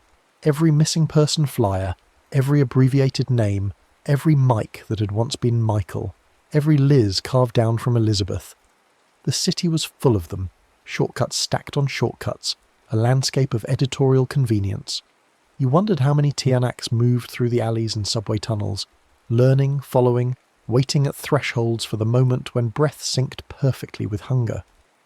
Work became a minefield. Your job involved social media management for a non-profit, and you'd spent years trimming donor names in thank you posts, cutting bios down to Twitter-friendly lengths, making everything digestible. Now each edit felt like a small violence. You started pushing back in meetings. We should use their full names. Your boss, Darren, or was it Daryl, you'd never asked, frowned at you over his laptop. It'll look cluttered. People don't read long posts. People aren't reading anyway, you said. At least we can get the names right. He made a note. You could see the concern in his expression, the mental file marked performance issues growing thicker. You didn't care as much as you should have. At lunch, you sat in the break room with your co-worker Janet. No, Janice. You'd checked her email signature to be sure. She was eating a salad with her phone propped against her water bottle, scrolling and chewing mechanically. You watched her double tap a missing child post that had been edited down to just a first name and a blurry photo. The poster had cropped out the description, the context, everything that made the child more than an image. Do you ever wonder if that's disrespectful, you asked? Janice looked up, confused. What? Cutting out their information, making them less. It's just engagement. The algorithm rewards simple posts. She returned to her salad. You've been weird lately. Everything okay? You wanted to tell her about the footprints, the breathing, the thing in the alley that wore your voice like a stolen coat. Instead, you said, just tired. That night, walking home, you passed the alley where you'd left the warm milk. The dumpster was still there, but someone had spray-painted something on the brick wall behind it. A crude drawing in white paint, about 3 feet off the ground. A circle with dots for eyes. A smile too wide. Small stick-figure arms outstretched. The same image the scattered rice had made in your apartment. Your stomach dropped. You approach slowly, checking the ground for small footprints. Nothing. Just old gum and cigarette butts and the usual city detritus. But the paint was fresh. You could smell it, chemical and sharp. And it was low, positioned at exactly the height a child might reach if they stood on tiptoe. Below the figure, words in that same crude hand. Learning. You took a photo with your phone, though you weren't sure why. Documentation? Evidence. For who? You couldn't exactly go to the police. Officer, I think a folkloric spirit is tagging the neighbourhood. They'd love that. You hurried home, checking over your shoulder 3 times before you made it to your building. The stairs seemed longer than usual, each flight stretching as you climbed. On the second floor landing you heard it. A soft humming, that same tuneless, almost lullaby, coming from above, from the direction of your floor. You stopped, gripping the railing. The humming continued, patient and wet. You forced yourself to keep climbing. Rounding the corner to the 3rd floor, you saw nothing. The hallway was empty, fluorescent lights buzzing their usual irritating frequency. But the humming had stopped the moment you came into view, cut off with surgical precision. Your door was locked. The dishes of rice on your windowsill inside were undisturbed. You could see them through the peephole's limited angle. Everything was fine. Everything was normal. Except the doormat. It had been moved slightly, rotated a few degrees counterclockwise, and pressed into its rough fibres were small, wet prints, already fading but unmistakable. 5 toes, turned inward. You stepped over the mat and unlocked the door with shaking hands. Inside, you checked every room, every closet, behind the shower curtain under the bed. Nothing. Alone. You were alone. But the apartment felt crowded somehow, the air thicker, as if something had been there recently and left a residue of presence. You opened windows despite the cold, trying to air out the feeling. It didn't help. Your phone buzzed. A text from an unknown number. "You have rice?" You stared at the message. Your hands went numb. You typed back, "Who is this?" 3 dots appeared, indicating typing. They continued for a long time, far longer than the brief response warranted. Finally, "A friend. I don't give my number to strangers. You gave milk. Close enough."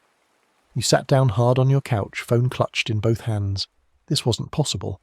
The thing in the alley, it had said you were done even, finished. It had walked away, and it didn't have a phone. It didn't have... The dots appeared again. "Don't worry. Not for me. For others. They're coming soon. The one who edits the teenager name. She lives near you, 2 buildings down, apartment 4C. She's been editing for years. Not just names, stories, histories. Everything she touches gets smaller. Why are you telling me this? You learned. Maybe you can teach." The dots disappeared. You waited for more, but nothing came. You tried calling the number. It rang once and disconnected. A reverse lookup showed nothing. Number not in service, which was impossible because it had just texted you. You stood at your window looking down at the street, trying to see 2 buildings down. There, a brick walk-up with a green awning, laundry hanging from a few. Windows despite the cold. Apartment 4C would be the 4th floor corner unit. You could see a light on, someone moving past the window. Just a silhouette. Normal. Human. You told yourself this wasn't your problem. You'd done your part, learned your lesson, paid your debt. Whatever happened to the woman in 4C was between her and the consequences of her choices. But you kept thinking about the teenager's name in the group chat, the suggestion to shorten it, how quickly others had agreed, how easy it was to make that decision when you didn't see the cost. You grabbed your coat, you had rice, you had milk, you had knowledge you hadn't asked for but couldn't unknow. The walk to the other building took 3 minutes. You found the entrance unlocked. Someone had propped it open with a folded pizza box and climbed to the 4th floor. Apartment 4C had a welcome mat that said, "Go away" in cheerful letters. You knocked. Footsteps inside, approaching. A pause. She was checking the peephole. Then the door opened to the width of a chain lock. A woman in her 30s, dark hair pulled back, suspicious eyes. "Yeah?" "This is going to sound insane," you started. "Then don't say it." She began to close the door. "Did you suggest shortening the missing teenager's name in the neighbourhood group?" She stopped, frowned. "How do you know that?" "Because something knows you did, and it's coming." "What the fuck are you talking about?" You tried to explain. You heard yourself and understood how it sounded, unhinged, paranoid, the kind of story someone tells before they're committed. But you pushed through, detailing the flyer, the crying, the footprints, the crossroads, all of it. She listened with increasing alarm, not at the content, but at you, at your intensity. "You need help," she said finally. "Like professional help. Do you hear crying at night? Does your reflection move wrong? Have you seen small wet footprints anywhere?" "No, Jesus, She stopped. Her face changed slightly, remembering something. "Wait, I thought I heard a baby crying last week in the walls, but this building is old, sounds travel weird." "What night?" "I don't know. Wednesday? Thursday?" Today was Tuesday, a week ago, right after she'd made the suggestion in the group chat. The pattern fit. "You need to do something before it gets worse," you said. "I have rice and milk. I can tell you the ritual." "Get away from my door before I call the cops. Please, I'm trying to help." The door slammed.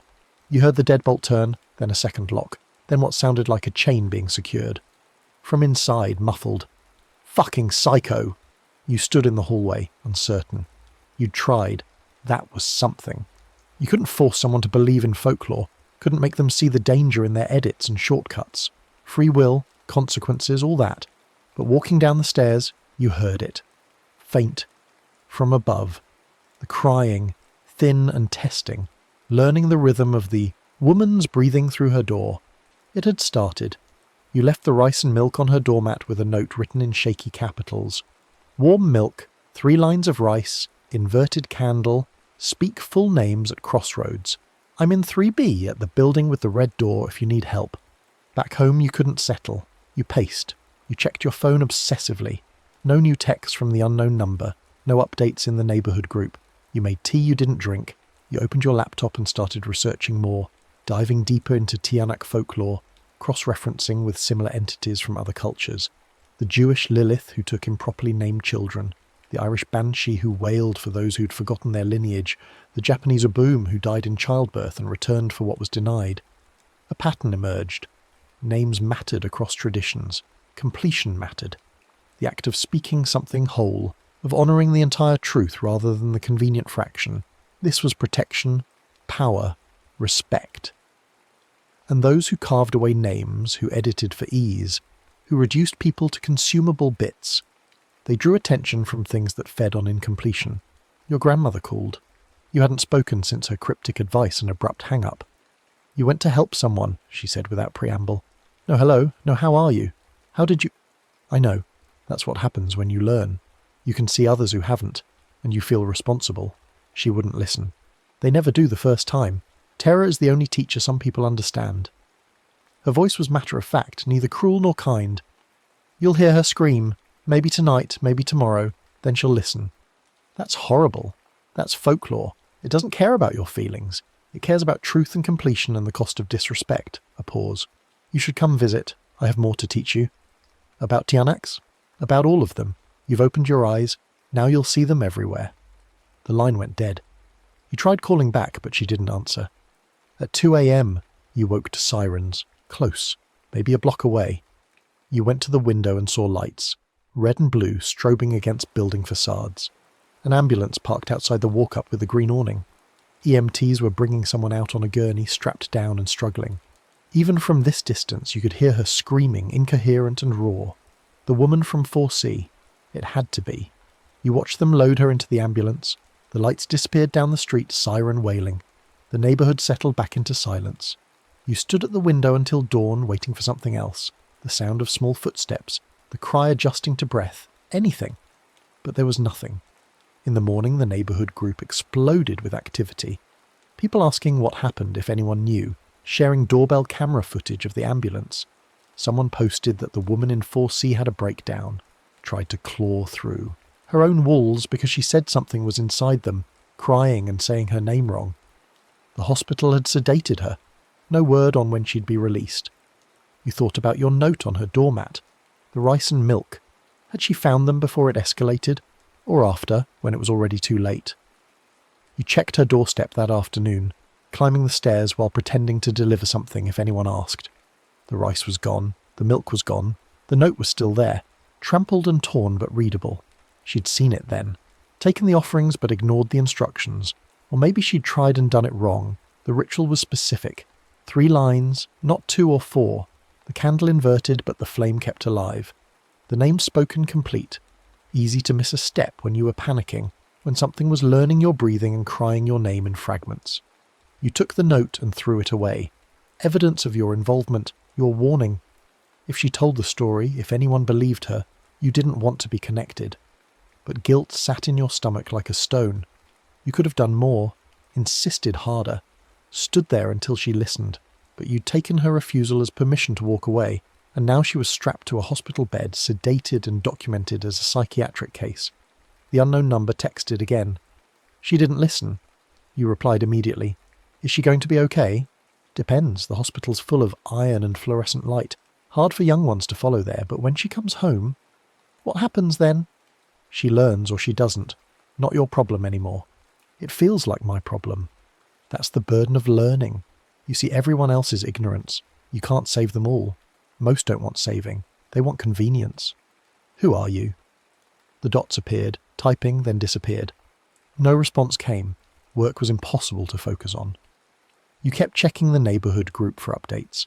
Someone started a meal train for when the woman returned from the hospital. Someone else suggested a wellness check system for single residents. The building manager posted about improving soundproofing after complaints about noise travelling through walls. Everyone explaining the incident with normal causes. Bad insulation, mental health crisis, stress, isolation.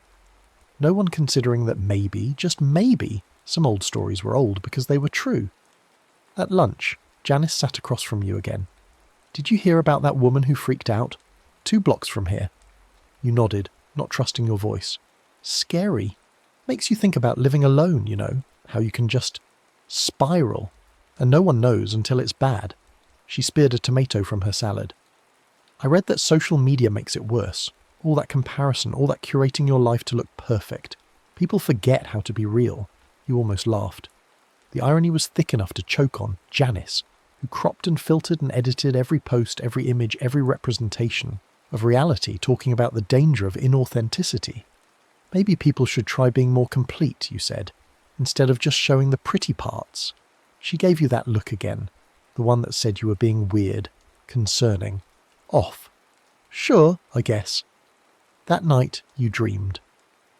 You were in the alley again, at the crossroads, but the rice lines had grown into walls, white and granular, rising 20 feet high, trapping you in a triangle of space. The milk bowl was there, but it was full of something else, something dark and moving. The candle burned upside down, flame pointing at the ground, and where it touched the pavement, small figures emerged. Dozens of them. Child-sized, wrong-jointed, coin-eyed. They surrounded you and spoke in unison. Your voice multiplied and layered, saying your name over and over, but each time they said it, a syllable dropped away. By the end they were just making sounds, guttural and meaningless, and you'd forgotten how to say your own name correctly. You woke gasping, tangled in sheets. 4 a.m. The apartment was freezing. Your breath fogged in the air. Had the heat gone out? You checked the thermostat, it read 68 degrees, but the air was cold enough to see. From the kitchen, a sound. Small and wet. Movement. You forced yourself to get up, to walk toward the sound, even though every animal instinct said run, leave, get out. The kitchen was dark. You flipped the light switch. Nothing happened. You tried again. Dead. Using your phone's flashlight, you swept the room. The dishes of rice were scattered again, grains everywhere. But this time they formed letters. Crude and childlike but readable. More coming. Your hands shook, making the light bounce. I know, you said aloud. I tried to warn her. From under the sink the crying started. You backed away. The cabinet door was closed, but the sound came from inside it, muffled by pipes and cleaning supplies. It wasn't learning your breathing this time. It was just crying, constant and wet and hungry. I don't have any more milk, you said. Your voice was thin. I gave it to her. I left it on her door. The crying continued. You opened the fridge, found the oat milk, poured it into a mug and microwaved it. The microwave worked even though the lights didn't. The milk heated, rotating on the glass plate. When it was done, you set it on the kitchen floor in front of the sink cabinet. Here, it's not real milk, but it's warm. It's what I have. The crying stopped. Silence. Then the cabinet door creaked open just an inch. A small hand reached out, fingers too long, joints bending wrong. It grasped the mug and pulled it into the darkness under the sink. You heard drinking, gulping, the obscene sound of something nursing. The mug slid back out empty. The cabinet door closed, the lights flickered on. The temperature normalised. You could breathe without seeing your breath. On the counter your phone buzzed. The unknown number. That was a different one. There. Multiplying. Every person who edits, another one learns. He texted back with shaking thumbs. How many are there? In this city? Hundreds. In the world? Thousands. Growing. People edit more now than ever before. Every social media post, every trimmed name, every convenience. They're feeding well. What am I supposed to do? Keep learning, keep being complete. Help those who'll listen. Let the others learn their own way. That's not enough. It's all there is. You wanted to throw your phone against the wall. Instead, you sat on the kitchen floor surrounded by scattered rice that spelled more coming, and tried not to think about hundreds of small wrong-jointed things crawling through the city's infrastructure, learning breath patterns, following the edited and incomplete toward their eventual reckoning. The woman from 4C was released from the hospital 3 days later. You saw her returning in a taxi, moving slowly, heavily medicated by the look of her. Someone from the building helped her with her bags. She looked smaller than before, folded inward, the way people look when they've seen something that broke their understanding of reality. You wanted to check on her but didn't. She'd made it clear you weren't welcome, and maybe that was for the best. You weren't a teacher, a guide, a saviour. You were just someone who'd learned a hard lesson and was trying to survive the aftermath. But that night, you heard the crying, loud, from her building, sustained and desperate. Not a baby's cry anymore, something bigger, more insistent. And beneath it, barely audible, a woman's voice saying, "Stop, please stop, I'll do anything, please." You grabbed your phone to call 911 but stopped. What would you say? There's a folkloric spirit attacking my neighbour. They'd send the ambulance for you. The unknown number texted, "She's learning now." You looked out the window. Her apartment was lit, every light on, and you could see her silhouette moving frantically, trying windows, the door, as if looking for an escape that didn't exist. You grabbed rice, milk, a candle. You ran. The door to her building was locked this time. You hit the buzzer for 4C, holding it down. No answer. You tried other apartments randomly until someone buzzed you in without asking who it was. The stairs felt endless. The crying grew louder as you climbed, not coming from her apartment anymore but from everywhere, the walls themselves resonating with it. On the 4th floor, her door was open, hanging askew. You pushed through. The apartment was wrecked. Furniture overturned, pictures torn from walls, deep scratches in the plaster as if someone had tried to claw through to something inside. The woman cowered in the corner of her kitchen, holding a knife that shook in her grip. Surrounding her were 3 of them, child-sized, wrong-jointed, their faces shifting between almost human and something else. They weren't attacking, just standing there, watching her, breathing in sync with her panicked gasps, learning. "Get out," she screamed at you, or maybe at them. Her eyes were wild. You set down the milk and rice and candle. You have to do the ritual, it's the only way. "I tried. I fucking tried. It didn't work." "Show me what you did." I put rice on the floor. I heated milk. I lit a candle. "Where? At a crossroads?" "No. Here, in my apartment. I couldn't go outside. They were in the hallway. It has to be at a crossroads. That's where boundaries meet. That's where the ritual has power." The 3 figures tilted their heads in unison, interested. One spoke in the woman's voice. She didn't read carefully. Another, also her voice. She wanted the easy version. The third, she edited the instructions in her mind. The woman sobbed. "I don't understand. I don't understand any of this." You stepped forward slowly, hands visible, non-threatening. "I'll help you, but we have to go outside. Now." "I can't. They'll follow. They're already following. But at the crossroads, with the ritual done right, they'll turn away. I've seen it." She looked at you, then at the 3 figures, then back. Decision point. Terror versus trust. "Okay," she whispered. You helped her up. The knife clattered to the floor. You gathered the milk and rice and candle and matches. The 3 figures watched but didn't move to stop you. They were curious, you realized, waiting to see if she'd finally complete the lesson. In the hallway, the walls wept. Not metaphorically. Actual moisture beaded and ran down the paint, clear and viscous. The crying came from behind every door, a chorus of infant wails in different pitches, none quite matching. The woman clutched your arm hard enough to bruise. Down the stairs. The 3 figures followed at a distance, their footsteps small and wet. Out the front door into the cold night air. You led her to the nearest crossroads, 2 blocks, an eternity.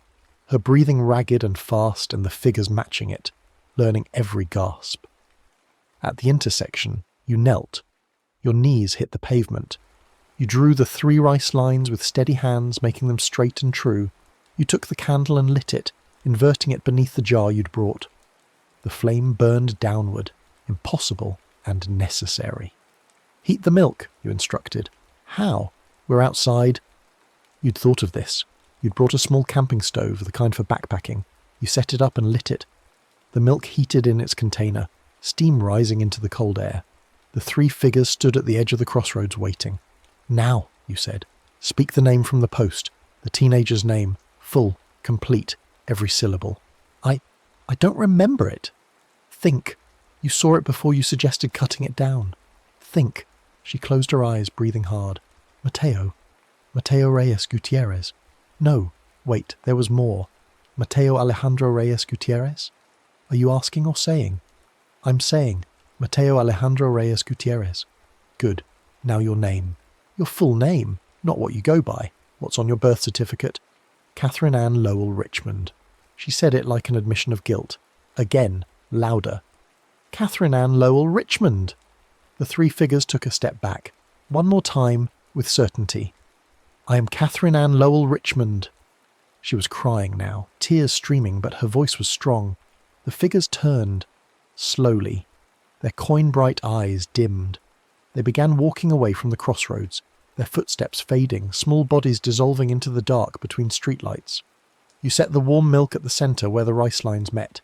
You waited. Nothing came for it. The offering sat untouched, steam curling into the night. It's done, you said. Catherine collapsed to the pavement, sobbing in great wrenching gasps. You let her cry. You kept watch. The ritual needed to be witnessed to its end. The candle had to gutter naturally. The milk had to cool. The rice lines had to remain unbroken until dawn. You sat with her through the rest of the night. She asked questions between sobs.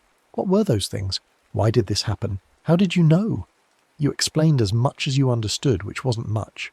The folklore, the pattern, the cost of editing names, of reducing people to convenient fragments. I didn't mean anything by it, she said at one point, voice small. I was just trying to help. Shorter posts get more engagement. I know, but intent doesn't matter to them.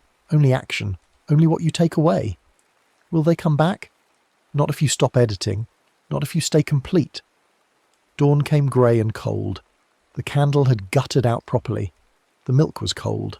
The rice lines remained. You helped her stand. You walked her back to her building. At her door she turned. Thank you, she said. I'm sorry I called you a psycho. You weren't wrong. This is insane. But it's real. Yeah, it's real. She went inside. You heard locks turning. Many locks. The sound of someone barricading themselves against a world that had revealed new terrors. Walking home, you felt the weight of it.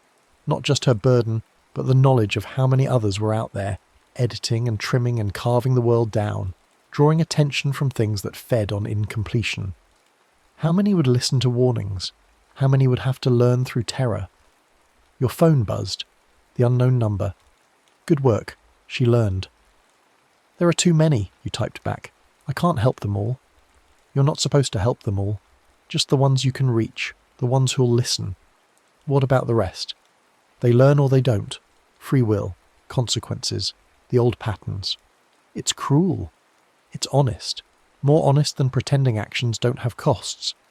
You wanted to argue but couldn't find the energy. You were exhausted, wrung out, done. At home, you swept up the scattered rice in your kitchen. You refilled the dishes on your windowsills. You made tea, and this time you drank it, letting the warmth settle in your chest, your grandmother called again. You helped another one. How do you always know? I pay attention. That's what learning means. You develop senses for these things. You can feel the patterns now, can't you? The pressure before something manifests. The weight in the air when someone nearby has been editing. She was right. You had felt it. A tightness in your chest, a humming in your teeth, something environmental that you'd started to recognize as a warning. Come visit this weekend, she said. I'll teach you more. Protection methods, how to recognize other entities. The city is full of them, not just Tianaks. Every culture that's contributed to the population has brought their folklore with them. And folklore doesn't die. It adapts. I don't know if I want to know more. Too late. You've already opened your eyes. Ignorance isn't available to you anymore. Her voice softened slightly. But knowledge is protection. Better to understand what you're seeing than stumble blind. You agreed to visit. She gave you her address. Farther than you'd thought. Upstate. Hours by train. You'd have to take a day off work. You'd have to lie about why. The week passed in a strange calm. No crying from the walls. No scattered rice. No messages from the unknown number. Catherine posted in the neighbourhood group that she was okay, thanked everyone for their concern, and announced she was starting a new policy. All her posts would use complete names, full context, no editing for convenience. A few people reacted with confused emojis. Most ignored it. The missing teenager, Mateo Alejandro Reyes Gutierrez, was found. He'd run away after a fight with his parents, been staying with a friend, came home on his own. The reunion was happy. His mother posted a thank you to everyone who'd shared the flyer, used his full name in every sentence. You wondered if she knew, if she could feel how her completeness had protected him, kept him whole while he was lost. Probably not. Most people move through the world unaware of the forces they dodged by accident, by cultural habit, by inherited respect for the weight of names. Saturday, you took the train upstate. The city thinned gradually, buildings shrinking, trees multiplying, the density of human life loosening into space. Your grandmother's house was old, wood frame, painted a faded yellow with white trim. Gardens in the front and back, overgrown but intentional, full of herbs you didn't recognize. She met you at the door. Smaller than you remembered, but her eyes were sharp, taking you in with a single glance. You look tired. Come in. I made food. The house smelled of cooking and old paper and something herbal, medicinal. She fed you soup thick with vegetables and some kind of meat you didn't ask about. You ate in silence while she watched. Tell me everything, she said when you'd finished. You did. The flyer, the crying, the crossroads, Catherine, the messages from the unknown number. She listened without interrupting, nodding occasionally, her expression unreadable. When you finished, she stood and gestured for you to follow. She led you to a back room lined with shelves, every surface covered in jars and bundles and books, a workspace, a library of protection. This is what I've collected over 60 years, she said. Every culture I've encountered, every story, every method of boundary setting. You'll need to learn some of this if you're going to keep helping people. I don't want to keep helping people. I want to go back to normal. There is no normal anymore, not for you. She pulled down a jar filled with what looked like dried flowers. Bay leaves. Burn them in doorways to prevent entry. Most spirits respect smoke boundaries if the smoke carries intent. She showed you other things. Salt mixed with iron filings, specific ratios for different entities. Red thread wound in particular patterns. Mirrors placed at angles to confuse navigation. Bells tuned to frequencies that disrupted manifestation. Sound, scent, symbol, material, every sense accounted for, every approach documented. Write this down, she instructed, handing you a notebook. You spent hours transcribing her knowledge, your hand cramping, your mind overwhelmed. She taught you how to recognize signs of different entities. Tianaks were just the beginning. There were duendes in the subway tunnels, small earth spirits displaced by construction. Men and angles in hospital corners, feeding on illness. White ladies in parking garages anchored to sites of violence. The city was layered with them, invisible to most but present. Always present, fed by the cultural memories of immigrants and the actions of the oblivious. Why doesn't everyone see them, you asked? Most people don't want to. Seeing requires responsibility. Easier to explain things away to stay comfortable. She fixed you with a hard look. But you can't anymore. So you learn to navigate. You learn to protect. You learn to teach those who'll listen and let go of those who won't. By evening, your notebook was full. Your head ached. She made you tea that tasted of mint and something bitter, and the ache faded. One more thing, she said. The phone number that's been texting you. What about it? That's not a Tiyanak. They don't use phones. Your stomach dropped. Then who? What? Something older. Something that learned to adapt to new technology. Every culture has a trickster figure, a messenger, something that exists between human and spirit. Yours is one of those. It's been watching you, guiding you, testing to see if you're worthy of more knowledge. Worthy of what? Of becoming a bridge. Someone who can see both worlds and help others navigate the boundary. It's rare. Most people who open their eyes either go mad or close them again through sheer force of denial. But you've stayed open. You've helped others. That gets noticed. I don't want to be noticed by spirits. Too late. She smiled, not unkindly. But being noticed has advantages. You'll have protection others don't, information others can't access. And when things get bad, and they will, the world is thinning between realms. You'll have allies. You wanted to refuse. To say you'd learned enough, done enough, you were going back to your normal life of social media management and reheated rice, and pretending the world was simple. But she was right. You couldn't unknow this, couldn't unsee. The patterns were everywhere now, unavoidable. Every name you encountered carried weight. Every edit, every shortcut, every convenience echoed with potential consequence. You stayed the night in her guest room. The house was quiet but not empty. You could feel presences in the walls, old protections layered over decades, boundaries so strong they had weight. You slept dreamlessly, the first full rest you'd had in weeks. In the morning, she gave you a bag of supplies, bay leaves, salt mixture, red thread, a small bell. Use these wisely. Don't become dependent. The best protection is knowledge and respect. But sometimes you need tools. On the train back to the city, you opened your phone. A message from the unknown number waited. Your grandmother is wise. Listen to her, and welcome to the work. You typed, what work exactly? Keeping the boundaries, teaching the teachable, witnessing the consequences so they stay real. The world needs people like you, more than you know. I never asked for this. No one does, but you're doing it anyway. That's what makes you trustworthy. The city rose around you as the train descended from the hills, buildings stacking upward, density returning. From this distance it looked clean, organised, comprehensible. But you knew better now. You knew what moved in the spaces between, what fed on carelessness and convenience, what waited for the incomplete. Back in your apartment, you arranged the supplies your grandmother had given you. Bay leaves in a bowl by the door. Salt mixture in a line across the threshold. The bell hung from a hook above the window. Red thread wound around the doorknob in the pattern she'd shown you. 3 loops, a knot. 3 more loops, a knot, sealed with a drop of your own blood from a pricked finger. The apartment felt safer immediately, the air lighter. You checked the neighbourhood group. Catherine had posted a long message about respecting people's full names, about the importance of context and completeness. Some people responded positively. Others mocked her for overthinking. One person commented, "It's not that deep LOL." You almost replied, but didn't. Let them learn their own way. You couldn't save everyone. But that night you heard crying again.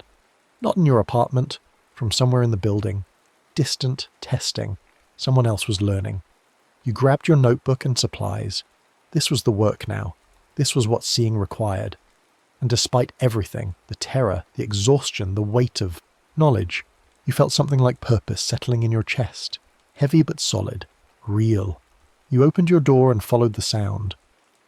The next story is about to begin. Please relax and enjoy. The phone screen glows 2:37 a.m. when your thumb finishes typing home safe and hits send.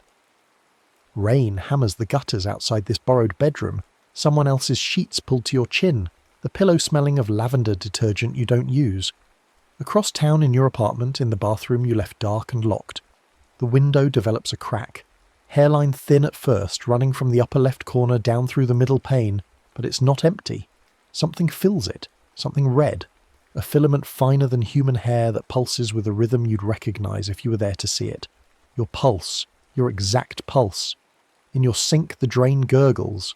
Water that sat still for hours begins to move, circling counterclockwise, and from the black opening comes something that shouldn't exist in the waking world. A thread.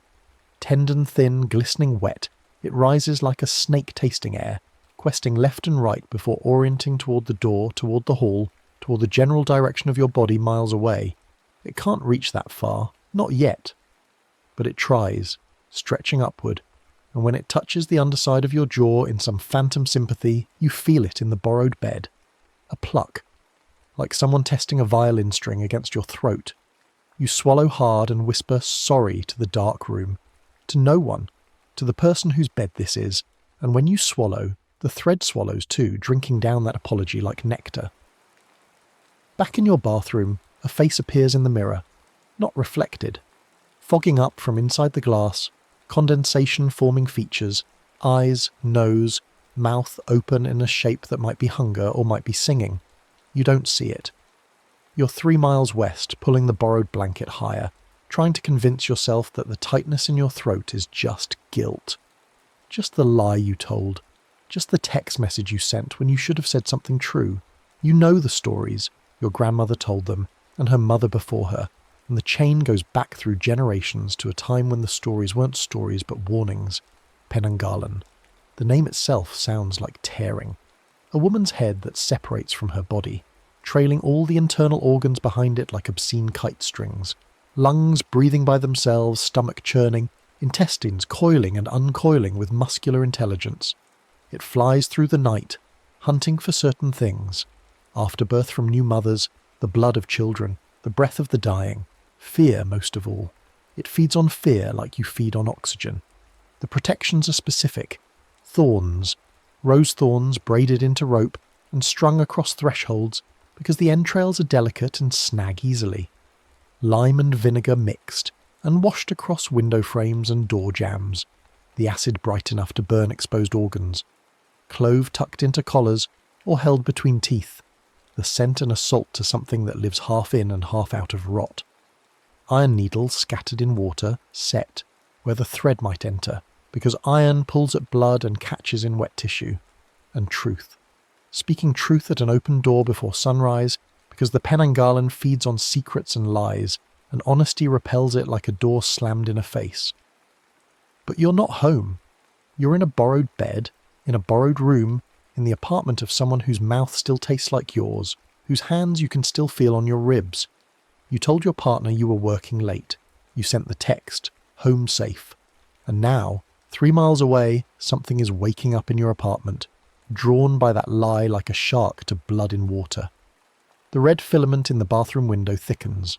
What was hair-thin spreads to thread-thick, and the crack in the glass spiders outward, a web of fractures all filled with that pulsing red. The thread from the drain grows bolder, rising higher, beginning to snake through the air toward the bathroom door. It moves with purpose, with intelligence, testing the space like a tongue testing the roof of a mouth. You shift in the borrowed bed. Your throat feels strange, tight, like you swallowed a pill dry and it's stuck halfway down. You cough gently, trying not to wake the person beside you, and the thread in your apartment coils tighter in the drain, responding to that cough like it heard you, like you're already hooked. 3:12 a.m. You should sleep. You should get up and go home. You should do anything except lie here marinating in the feeling that something's wrong, that the air tastes like copper, that the rain sounds less like weather and more like fingers drumming on glass. The person beside you breathes deeply, asleep, innocent. You envy that. You reach for your phone, thinking maybe you'll call your partner, confess, rip the band-aid off, but your thumb hovers over the name and you can't. You set the phone down, swallow the words, the thread drinks deep.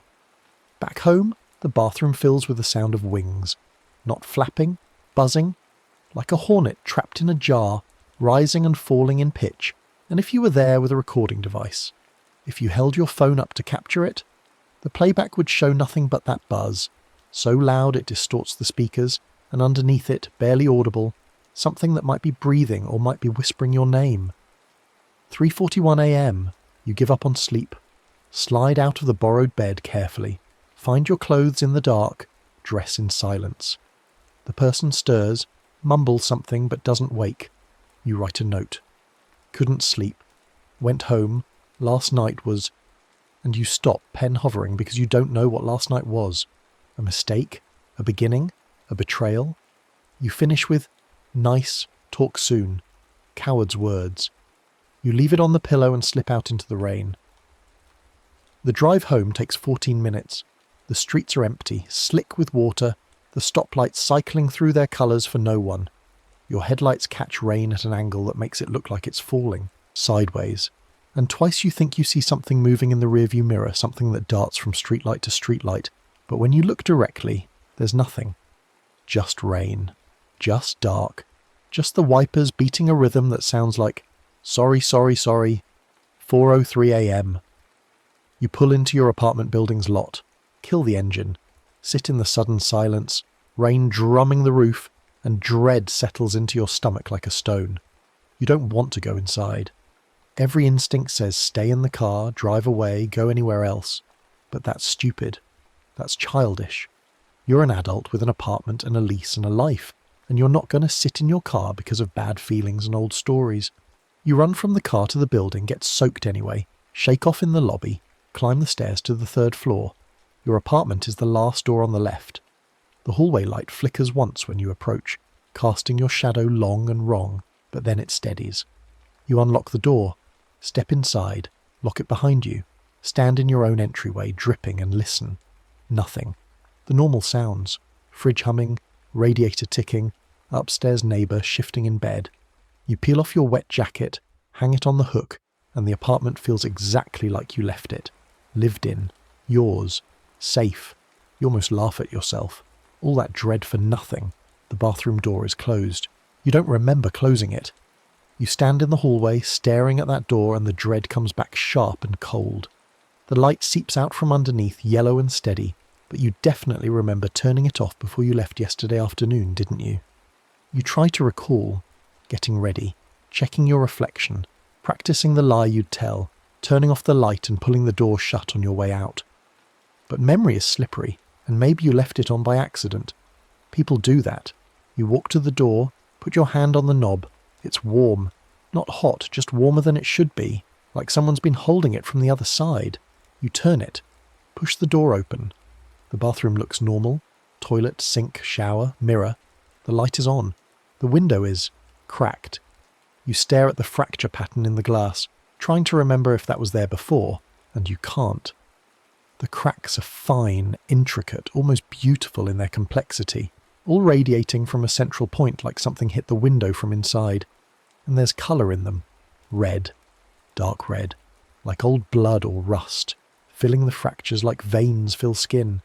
Your throat pulses, not aches, pulses. A rhythmic tightness that makes you cough, and when you cough, something in the sink responds. You look down. The drain is dark, still. But as you watch, water begins to move, swirling gently, and from the black comes a glisten. Something wet, something rising. You step back. Your heel hits the bathroom door frame and you grab it for balance, and that's when the thread strikes. It comes up out of the drain fast, a wet rope of tissue that arrows straight for your face. You jerk back, but not fast enough. It catches the soft skin under your jaw, right where your pulse beats strongest, and latches. The sensation is wrong on every level.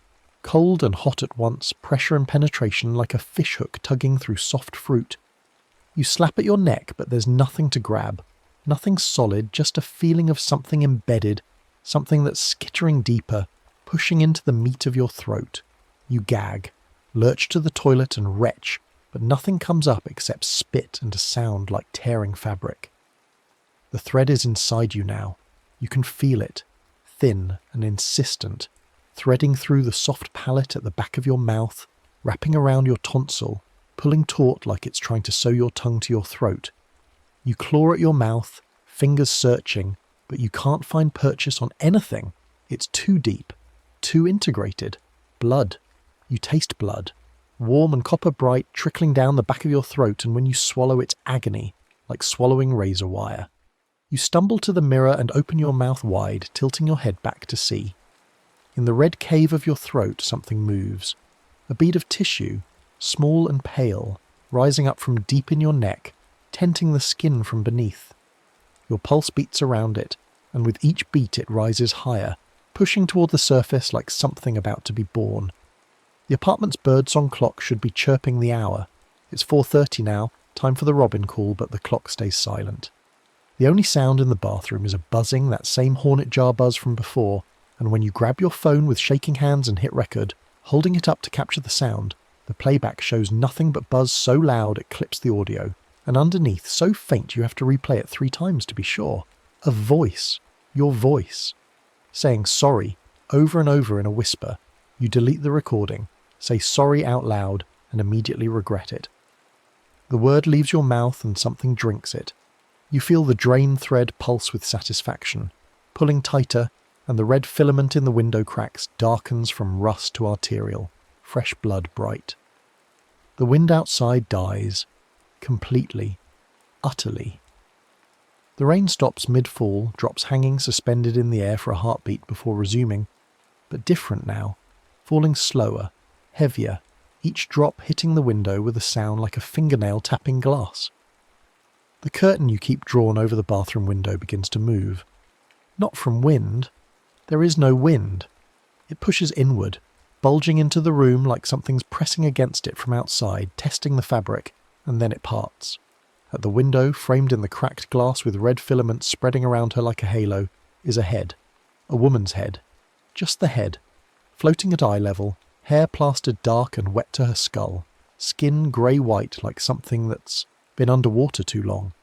Her jaw hangs unhinged, tendons stretched like rubber bands, teeth bared in an expression that's equal parts smile and snarl. And behind her, trailing down from where her neck ends in a ragged meat, are her organs. They hang in the air, defying gravity, defying reason. Lungs first, 2 pink sacs the size of small melons, breathing by themselves, inflating and deflating with wet sucking sounds.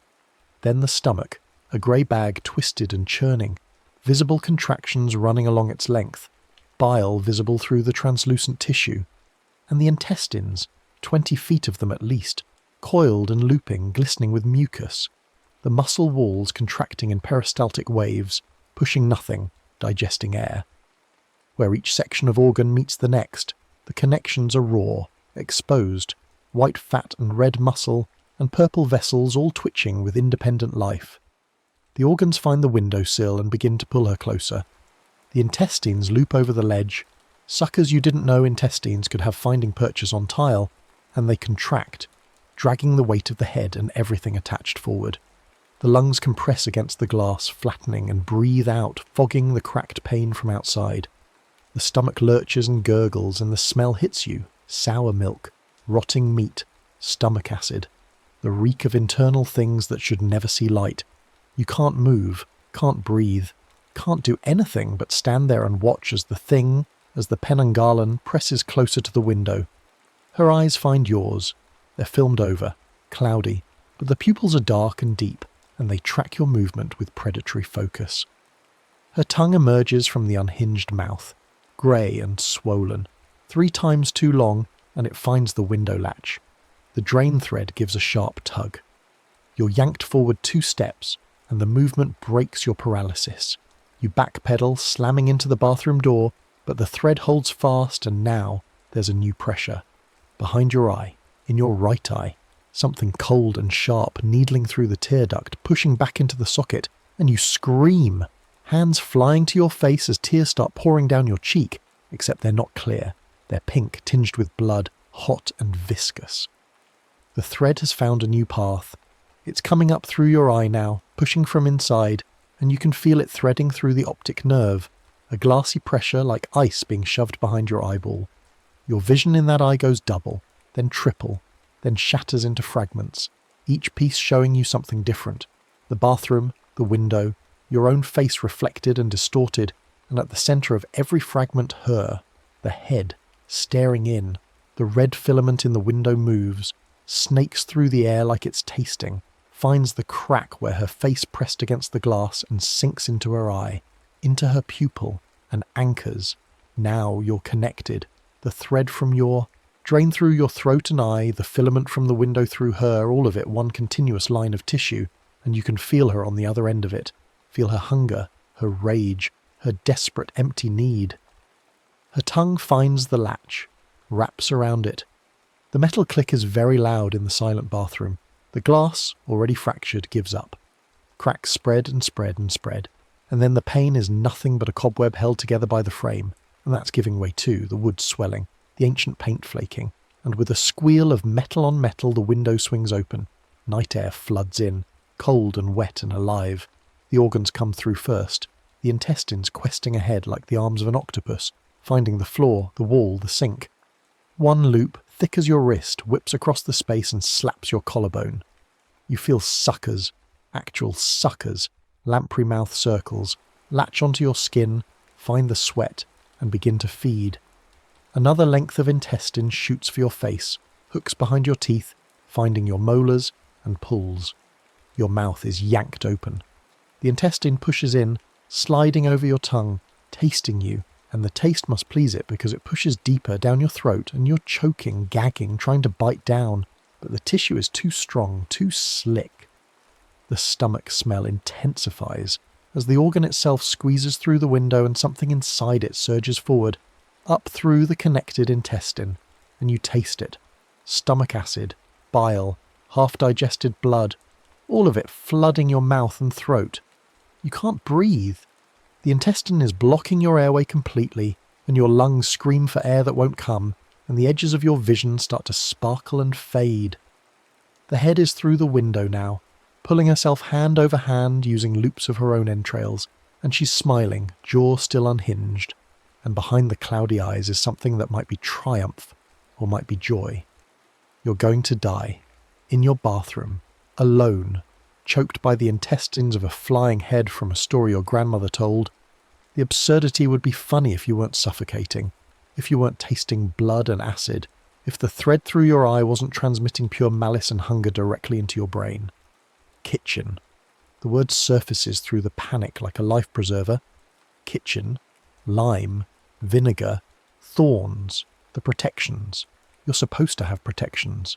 You stumble backward, the intestine still lodged in your throat, stretching taut but not releasing, and you grab at it, trying to pull it free. The tissue is hot and slick and muscular, fighting you, but you get both hands around it and yank. It comes free with a wet pop, bringing up a gout of blood and saliva, and suddenly you can breathe again, gasping and retching. The head shrieks. No lungs to push air, but she shrieks anyway, the sound coming from somewhere else. Somewhere that isn't physical space, and all her organs contract in unison, trying to drag you back. You don't let her. You run. Through the bathroom door, down the hall into the kitchen, and you're throwing open cabinets with shaking hands, looking for anything useful. Vinegar. There, under the sink. A jug of white vinegar you use for cleaning. Lime? No fresh limes, but there's a bottle of lime juice in the fridge and that'll have to do. You grab both, twist the caps off, and the smell alone makes your eyes water. Behind you, in the hallway, the wet sounds of organs dragging across hardwood. She's coming. She's in your apartment now, pulling herself along, and you can hear each individual piece hitting the floor. Thump, thump, slither, thump. The lungs breathing, the stomach gurgling, the intestines hissing as they move. You run back toward the bathroom, both bottles held in front of you like weapons. She's in the hallway now, halfway between the bathroom and kitchen. Organs spread across the floor in an obscene trail, the head floating 3 feet off the ground, suspended by her own guts like a grotesque balloon. When she sees you coming, she smiles wider, and the intestines rear up, ready to strike. You throw the vinegar first, just hurl the whole jug, and it hits the mass of organs dead center, liquid splashing across lung and stomach and intestine, and the reaction is immediate and horrific. The tissue starts to smoke. Actually smoke, white vapour curling up, and where the vinegar touches, the organs pucker and contract, the smooth pink-grey surface turning white, then yellow, sloughing off in strings like melted plastic. She screams again, a sound that makes your teeth ache, and all the organs convulse trying to pull away from the acid. You follow up with the lime juice, spraying it in a wide arc across the floor and walls, and where it hits it burns, eating through the tissue like lye through flesh. The lungs develop holes, ragged edges curling inward, and through the holes you can see into the airways, the branching tubes, all of it melting. The stomach ruptures, bile and acid gushing out, mixing with the lime juice and vinegar, and the smell is unspeakable, a chemical warfare of digestion and decay. She retreats, dragging her dissolving organs back toward the bathroom. But you're not done. Thorns. You need thorns. Your mind races. Rosebush. There's a rosebush by the building's entrance, a ornamental thing that's probably been there for decades. You run for your door, unlock it, sprint down the hallway and stairs, burst out into the rain, and attack the rosebush barehanded. The thorns rip your palms to shreds. Blood runs hot and fast, mixing with rain, but you don't care. You grab fistfuls of the thorny stems and rip, tearing them free of the bush, and the plant fights back, thorns snagging clothes and skin, but you win. You end up with an armload of thorny stems, your hands full of punctures, and you run back inside, leaving a trail of blood and rain. Up the stairs, down the hall, back into your apartment. The bathroom door is closed again. You didn't close it. Don't think about that. You drop the rose stems and grab the first thing you find, a shoelace from the sneakers by the door. You thread it through the stems, weaving them together, thorns pointing outward, until you have roughly 5 feet of makeshift thorny rope. It's crude, it's ugly, it'll have to work. The bathroom door opens as you approach, just swings inward slowly, and the smell rolls out. Vinegar and rot and something else. Something sweet and wrong, like flowers left too long in a vase. She's in there, waiting.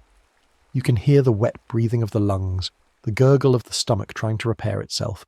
You step into the doorway, thorny rope in your bleeding hands, and there she is. Pressed into the corner between the toilet and the wall, organs pooled around her like a grotesque nest, the head at the centre, watching you. The vinegar and lime did damage, serious damage, but she's still alive, still intact enough to be dangerous. The intestines have regenerated their outer layer, fresh pink over the melted yellow.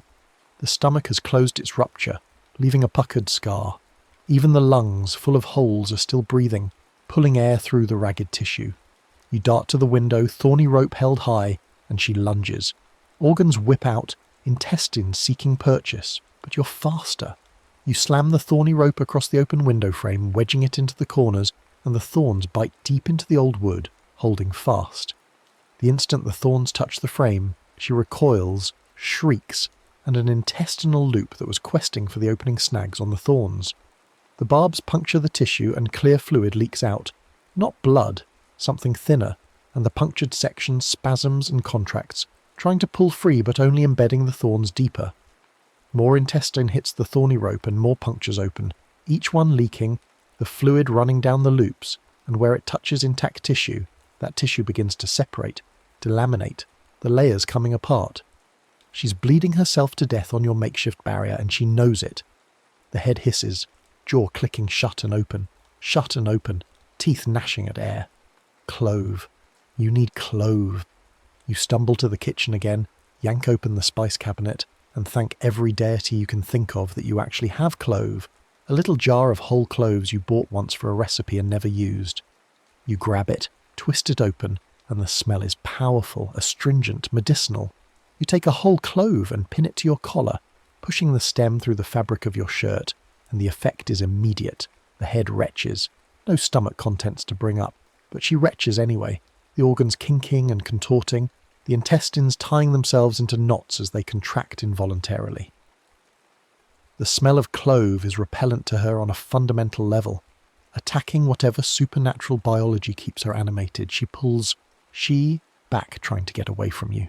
But the thorny rope has her trapped. The organs snagged on the thorns can't pull free and the rest can't abandon them, so she's anchored to the window, caught between the clove driving her back and the thorns holding her in place. But you're not safe yet. The thread.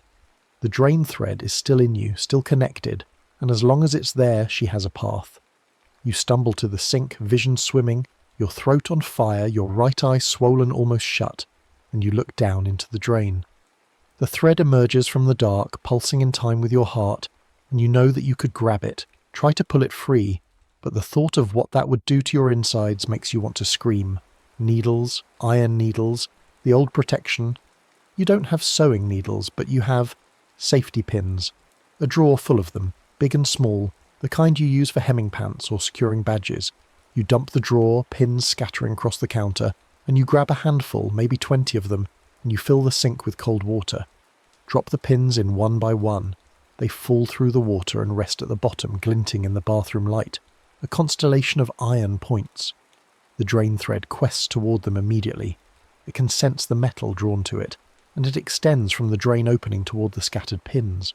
You watch, barely breathing, as the tip of the thread touches the first pin, wraps around it, and the pin sticks. Magnetized. Hooked. The thread keeps questing, finding more pins, wrapping around them, and each new pin adds weight, adds drag, and the thread begins to coil on itself, tangling, the pins dragging through the soft tissue like barbed wire through flesh. Inside you, the thread loosens. The pressure behind your eye eases. The tightness in your throat slackens. The thread is pulling itself free, drawn by the iron, and you help it along by coughing, hacking, forcing your throat to contract and expel. Something dislodges, comes up. You spit into the sink and a slug of blood and saliva comes out, and in the centre of it a piece of the thread, maybe 2 inches long, studded with tiny barbs like a fish hook. More coughing, more pieces. Each one hurts coming up, tears something on the way out, but the relief when they're gone is worth it. After what feels like an hour but is probably only minutes, you spit out the last piece, and the thread from the drain gives a final twitch, and then goes still. It's tangled itself into a knot of iron and tissue, a barbed crown at the bottom of your sink, and it's not moving anymore. Not hunting, not feeding. But the head is still here, trapped but live. You turn to face her, clove still pinned to your collar, and her cloudy eyes track you with undiminished hatred. The organs have mostly pulled free of the thorny rope, leaving shreds of tissue behind, and she's gathering herself, preparing for another attack. The intestines coil like springs. The lungs inflate, full and ready. The stomach churns, acid gurgling up. She launches at you, and you realise too late that the thorny rope across the window doesn't help if she's already inside. Organs fly through the air, whipping and coiling, and you dive sideways, crashing into the wall. An intestinal loop catches your wrist, wraps tight, and squeezes. Bone grinds on bone, your hand goes numb, you're dragged forward, pulled toward the head, toward the teeth, and she's smiling that unhinged smile, ready to feed. The needle bowl, still sitting at the bottom of the sink full of water and tangled iron. You lunge for it with your free hand, fingers barely catching the rim, and you swing it up and around in a wild arc. Water and pins go everywhere, splashing across the organs hanging in the air between you, and the effect is catastrophic. The iron pins stick in the tissue like darts in a board. One hits a lung, punctures straight through, and the lung collapses with a wheeze, air and fluid spraying from the hole. Another hits the stomach and acid begins to leak in a steady drip, burning through the tissue below it. A dozen hit the intestines, and where each pin sticks, the tissue around it begins to necrotize, turning black. The death spreading outward from the iron like ink in water. The vinegar in the water, you forgot there'd be residual vinegar in the sink from when you mixed the lime juice, hisses on contact with the organs. It runs down the loops of intestine, follows the curves of the lungs, and everywhere it touches, the tissue greys and puckers, the embalming sting rolling through flesh like a wave. The organs knot on themselves, trying to pull away from the pain, and the pins drag through the tissue, cutting, tearing, the barbs opening long, ragged wounds. The head screams, that horrible soundless scream, and she yanks, trying to pull free, but the intestine around your wrist is tangled with pins now, caught on itself, and when she pulls, the tissue tears. Rips lengthwise in a long split that leaks clear fluid and darker blood, and the loop around your wrist goes slack, the muscle failing, and you're free. She's dragging herself back to the window, desperate now, trailing shredded organs behind her. You grab more pins from where they scattered on the floor, grab the bottle of vinegar you dropped earlier, and you follow her. She gets to the window frame where the thorny rope still hangs, and she tries to squeeze through, but the thorns catch her again, tearing new holes, and she's stuck, half in, half out, organs spread across your bathroom and dangling out the window into the rainy night. You throw more vinegar, dump the last of the lime juice. The head writhes, hair whipping, teeth clicking, but she can't escape. The thorns hold her. You take the remaining pins and drive them into the organs one by one, pinning sections of intestine to the bathroom floor, pinning the deflated lung to the wall, pinning the ruptured stomach to the windowsill. Iron and acid and thorns, the old protections, they're working. But there's one more thing. Truth. You have to speak truth at an open door before sunrise or it's not finished. You look at the bathroom, destroyed, covered in blood, and worse, the window cracked and open, the head still writhing at the sill, and you walk out. Down the hall to your apartment's front door, the door you came home through, the door you locked behind you, you unlock it, open it wide. The hallway beyond is empty, grey morning light just starting to seep through the window at the far end. Dawn isn't here yet, but it's close, maybe 15 minutes away. You stand in the open doorway, the cloves still sharp against your nose, your throat flayed and ragged, your right eye swollen shut, blood and worse drying on your clothes, and you speak. I cheated. Your voice comes out as a croak, barely audible, but you force it louder. I went to someone else's apartment last night. Someone who isn't my partner. We slept together. I lied about where I was. I texted home safe when I wasn't home, when I wasn't safe, when I wasn't honest. Each word feels like it costs something, like you're paying in flesh and blood to speak them. But with each word, the drain thread still tangled in the sink loosens a millimetre, unravelling. The red filament in the window cracks fades a shade lighter. In the bathroom, the head struggles weaken. I'm not a good person. The admission hurts worse than any physical wound. I wanted to be two people at once. One person safe at home, one person free to do what I wanted. I wanted to have everything and give up nothing. I wanted... Your voice breaks. You swallow blood and force yourself to continue. I wanted to not face consequences. I wanted to lie. I'm still lying, because I'm not going to confess. I'm going to keep this secret. I'm going to go on like it didn't happen. I'm going to look my partner in the eye and let them believe the lie, because I'm selfish, because I'm a coward, because... The words jam in your throat. Not from the thread this time, from shame, from the horrible truth of what you're saying, what you're admitting to yourself in this empty hallway with dawn crawling toward you and a monster dying in your bathroom, but you force them out. Because I'd rather hurt someone else than hurt myself. That's the truth. That's the real truth. I value my comfort over their trust. I value my pleasure over their pain. I'm sorry. And this time the sorry isn't swallowed, isn't drunk by any thread or taken by any monster. It just hangs in the air, true and terrible and yours. Behind you, in the bathroom, a sound like tearing cloth, long and wet and final. The last of the organs shred themselves on the thorns, and the head, too weak to hold together, begins to separate. The jaw dislocates fully and falls, tumbling down through the mass of destroyed entrails. The cloudy eyes sink back into the skull. The hair releases in clumps, floating down like grey snow. You stand in the open doorway and keep talking, speaking every truth you've been hiding, every lie you've told, every small cruelty and large betrayal, and with each truth she weakens. With each name you speak, each admission you make, a section of gut blanches and dies. The truth is poison to her. The truth is acid and iron and thorns all at once. At the line of the threshold she makes one final attempt. The head, barely holding its shape now, skull showing through translucent skin, hurtles down the hallway toward you. What's left of the organs trail behind, dragging across the floor, leaving smears. She's aiming for your face, mouth open, teeth jagged, and she slams into the threshold with the sound of meat hitting pavement. She can't cross. The door is open. The truth is spoken. The law of the thing, the law older than memory, holds her at the threshold like an invisible wall. Her lips rake the air an inch from your face, so close you feel the cold radiating from her, smell the rot and bile, see the hate in what's left of her eyes. But she cannot cross. The drain thread, tangled in the sink, gives one final tug. You feel it in your chest, in your throat, behind your eye, a last desperate attempt to find purchase, to re-establish the connection. But there's nothing left to hold on to. The thread has torn itself apart on the iron needles, and it spools free from your body, sliding up from your throat and out of your tear duct with a sensation like reverse swallowing. It leaves your body in one long red string and falls to the bathroom floor, twitches twice, and goes still. Dawn light hits the hallway, real light, gold and clean, pouring through the window at the far end, and where it touches the head she begins to smoke, not metaphorically, actually smoke, vapour rising from the skin, and the vapour smells like burning hair and spoiled meat.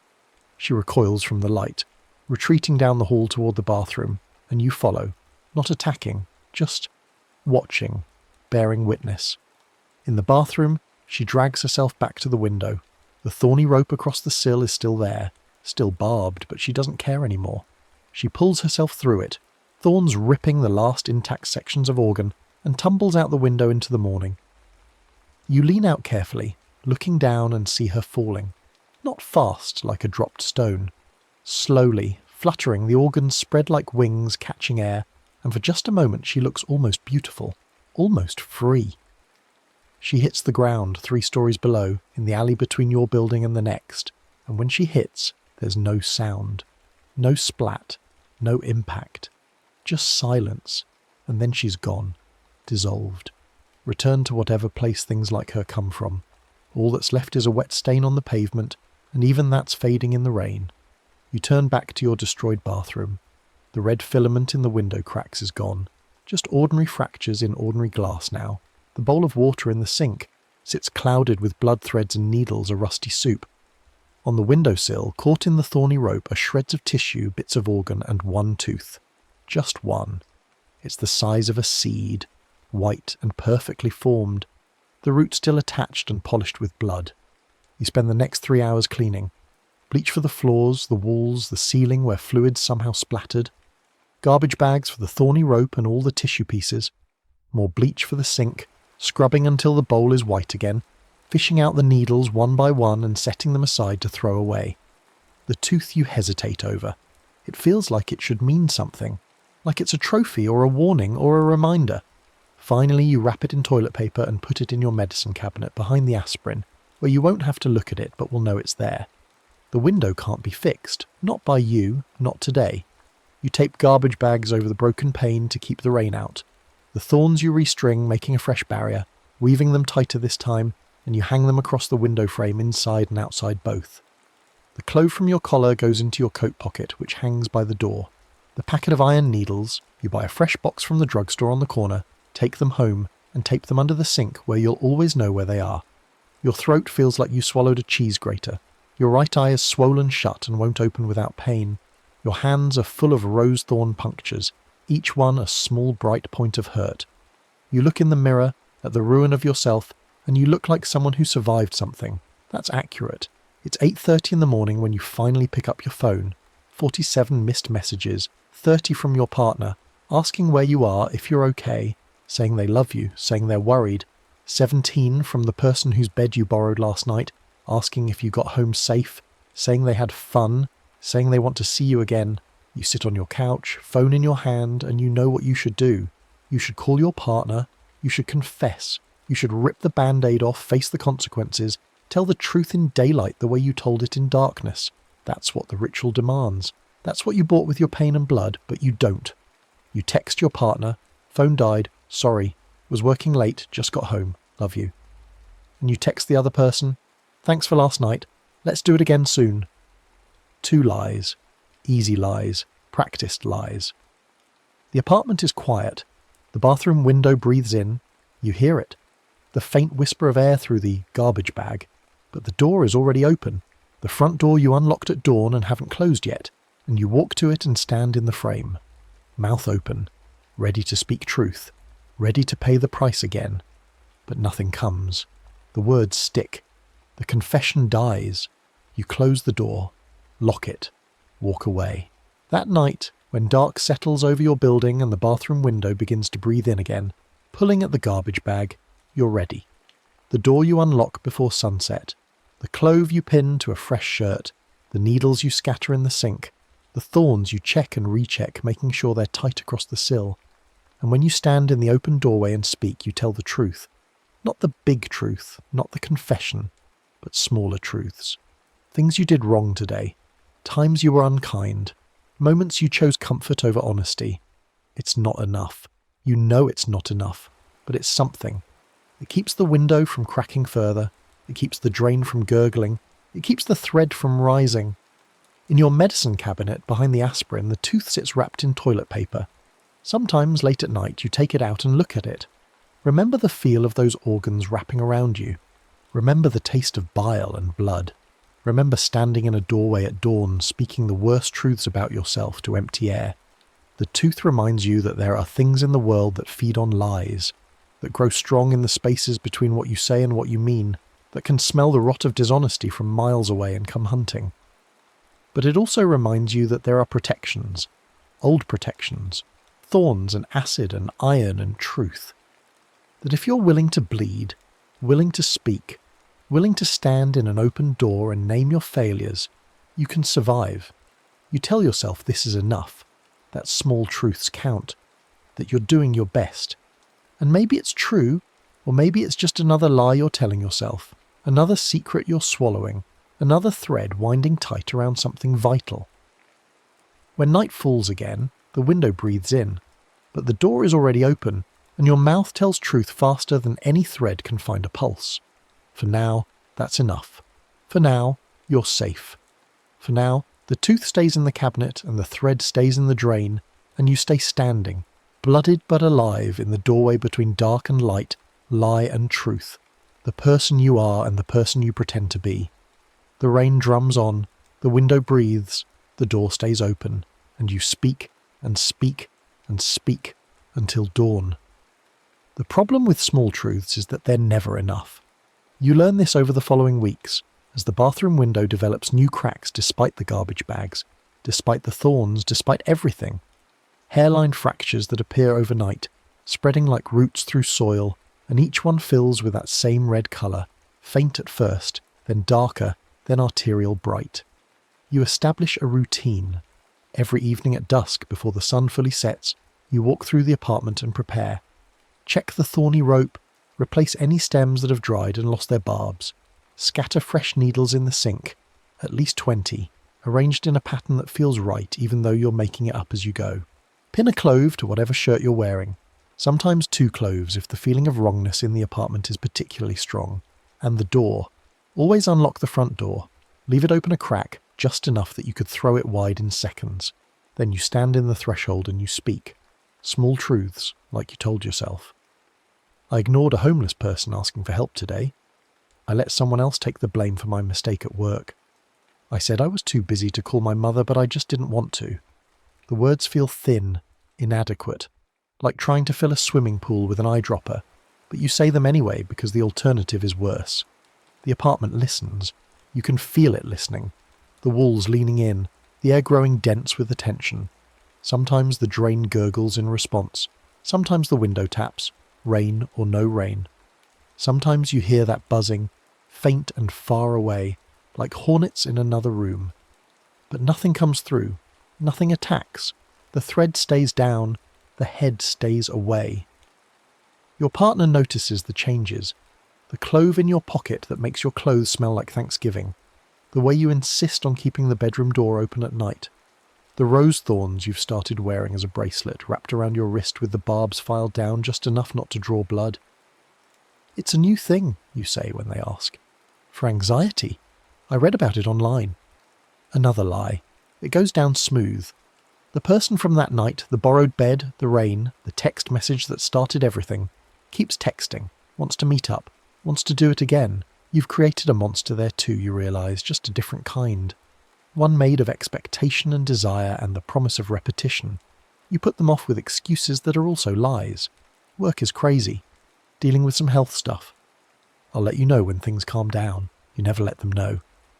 3 weeks after the first attack, you're cleaning out the sink, fishing for the needles you scattered the night before, when your fingers touch something that isn't metal, soft, warm, pulsing. You jerk your hand back and the thing comes with it, wrapped around your index finger, a piece of thread, no thicker than dental floss, pink and glistening. You shake your hand violently and it falls into the sink, writhes once and slides down the drain. That night you use 40 needles instead of 20. Speak for an hour instead of 15 minutes. The truths get harder.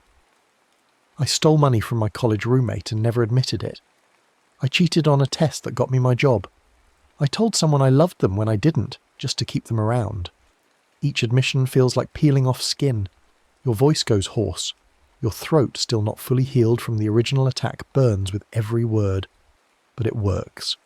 The thread doesn't come back that night, or the next. The window cracks stop spreading.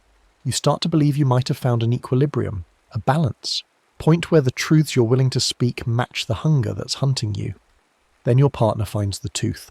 They're looking for aspirin. You're at work. They open the medicine cabinet and there it is, wrapped in toilet paper that's gone brown with old blood. They text you a picture. What is this? 3 question marks. You stare at your phone screen in the office bathroom, stomach dropping, and you understand that you've been stupid, careless. You can protect yourself from supernatural threats, but you forgot about the mundane ones, the normal human curiosity, the simple act of someone looking for pain medication. You text back, "Old filling, fell out last month, meant to throw it away." The lie comes instantly, reflexively, and the moment you hit send, you feel it. A tug. Deep in your chest, behind your sternum, like a fishhook lodged in cardiac muscle. You gasp, hand flying to your chest, and the woman washing her hands at the next sink asks if you're okay. "Fine," you say. "Just heartburn." Another lie, another tug. By the time you get home, the sensation has spread. Not pain exactly, but presence. The feeling that something is wrapped around your heart, something thin and strong, and it's pulling, testing, seeing how much tension the tissue can take before it tears. Your partner's in the living room, the tooth on the coffee table between you, still in its nest of brown toilet paper. "That's not a filling," they say, not angry, confused, hurt. I looked it up. Fillings don't look like that. This is a whole tooth, root and everything. Where did it come from? You open your mouth and the truth almost comes out. Almost. You can feel it there, pressing against your teeth, the whole story wanting to spill, the night you cheated, the creature that came, the battle in the bathroom, everything. But then you'd have to admit the cheating. Then you'd have to watch them break, then you'd lose them. "I bought it," you hear yourself say, "online, for an art project I'm working on. I know it's weird. I should have mentioned it." The hook in your chest pulls so hard you cough, and when you cough you taste copper. Your partner looks at you for a long time. "You're lying," they finally say. Not a question, a statement. You've been lying a lot lately. The cloves, the thorns, leaving the door open at night. You come home with cuts and bruises you can't explain. You smell like vinegar and something else, something rotten. What's going on? This is the moment. This is where you choose, truth or comfort, pain or safety. You look at them, at the person you supposedly love, and you feel the hook pull tighter. "Nothing's going on," you say. "You're being paranoid." The hook yanks. Something in your chest tears, just a little, and blood fills your mouth. You swallow it quickly, turn away before they can see, excuse yourself to the bathroom. In the mirror, your lips are red. You spit into the sink and the water runs pink. The drain gurgles, happy, drinking deep. When you come back out, your partner is holding their car keys. "I'm staying at my sister's tonight," they say. "I need space to think about us, about whether you're someone I can trust." You want to stop them, want to grab their arm, fall to your knees, confess everything. But the hook in your chest reminds you what truth costs, and you're not ready to pay. "Okay," you say. "I understand. Take all the time you need." They leave. The door closes. You're alone in the apartment with the tooth on the coffee table and blood in your mouth and a thread wrapped around your heart. The sun is setting outside. You haven't done your protections yet. Haven't scattered the needles, haven't checked the thorns, haven't prepared at all. You should do them now, right now. But instead you sit on the couch, pick up the tooth, unwrap it fully. Look at it in the dying light. The root is still blood-polished, dark red, almost black. The crown is white, perfect, inhuman. You run your thumb over it and it's sharp enough to cut, and you realize this isn't just a remnant. It's a seed, a promise, a connection. In the bathroom, water starts running. You didn't turn on the faucet. You stand up slowly, the tooth still in your hand, and walk down the hall. The bathroom door is closed. You didn't close it. You never close it anymore. From under the door you see light. Not the yellow of the bathroom bulb, but red, pulsing in time with your heart. You should run. Should leave the apartment entirely, go to a hotel somewhere with new thresholds she can't cross. But the hook in your chest pulls you forward, step by step, until you're standing in front of the door with your hand on the knob. It's warm, just like last time, like someone's been holding it from the other side. You open the door. The bathroom is full of thread. Not one thread, hundreds of them, thousands. A whole web of red filaments stretching from drain to window to ceiling to walls, all pulsing, all connected, all leading to the centre of the room where something is forming, coalescing, building itself from the lies you've told. It's not the head this time, it's bigger. The threads are weaving together, layering, creating mass and structure. You watch, frozen, as organs take shape in the web, a heart first, 4 chambers forming from nothing, valves opening and closing, blood that shouldn't exist flowing through vessels that shouldn't be there. Then lungs, larger than before, expanding and contracting with wet-sucking sounds. Then a stomach, intestines, a liver, kidneys, everything. All of it suspended in the web of threads like a grotesque puppet. And then the body. Flesh growing over the organs like ice forming on water, skin spreading from a central point outward, muscle beneath it, fat, fascia, all the layers of a human body assembling themselves in wrong order, inside out, and the smell. God, the smell is like a butcher shop in summer, like roadkill and rotting flowers and something. Underneath that sweet and chemical. The body has no head yet. The neck ends in a ragged stump. Trachea visible, esophagus, spine, all of it open and wet. The arms form, reaching out, fingers elongating, nails growing long and yellow, the legs thick and muscular, feet twisted at wrong angles, and the torso covered in mouths. Dozens of mouths. Tiny ones in the crook of the elbow, larger ones across the belly, a huge one in the centre of the chest where the heart is, lips peeling back to show the organ beating beneath. The body stands, steps forward. The feet make wet, slapping sounds on the tile. Each mouth opens and closes independently, some breathing, some tasting the air, some making sounds, whispers, moans, words you almost recognise. The threads that wove it together stay attached, running from the body to every surface in the bathroom, and you realise it's not a puppet. The bathroom itself is the puppet master. The apartment has grown this thing from your lies. The chest mouth speaks. The voice is yours, but layered, echoed, like a recording played over itself 100 times. Truth or comfort, it says. You chose comfort, so we chose form. You step back. The hook in your chest isn't pulling anymore, it's attached. You look down and see a thread running from between your ribs to the body's heart, red and pulsing, and you understand. That's not a metaphor, that's literal. The thing has literally hooked your heart. What do you want? Your voice comes out strangled. All the mouths smile at once. What we've always wanted, to feed. You've been giving us scraps, small truths, appetizers. We want the meal. I've been confessing every night, standing in the door, speaking truth. Speaking crumbs. The voice rises and every mouth screams the word simultaneously. Petty shames, minor guilts. But the real truth? The big one? You swallow that every day. You let us starve while you hoard the feast. The body takes another step forward. The threads attached to it pull the bathroom walls inward, warping the space. The window cracks spiderweb further. The sink begins to buckle. The whole room is collapsing in on itself or on you or both. Tell the truth, the body says, and all the small mouths echo it. Truth, truth, truth. A chorus of demands. Tell them about the cheating. Tell them about the lying. Tell them everything right now, or we'll pull this thread until your heart comes out through your chest. You think about your partner, at their sister's house right now, wondering if you're someone they can trust. You think about calling them, confessing, ending this. But then you think about their face when they know. The betrayal, the pain, the end of everything you've built together.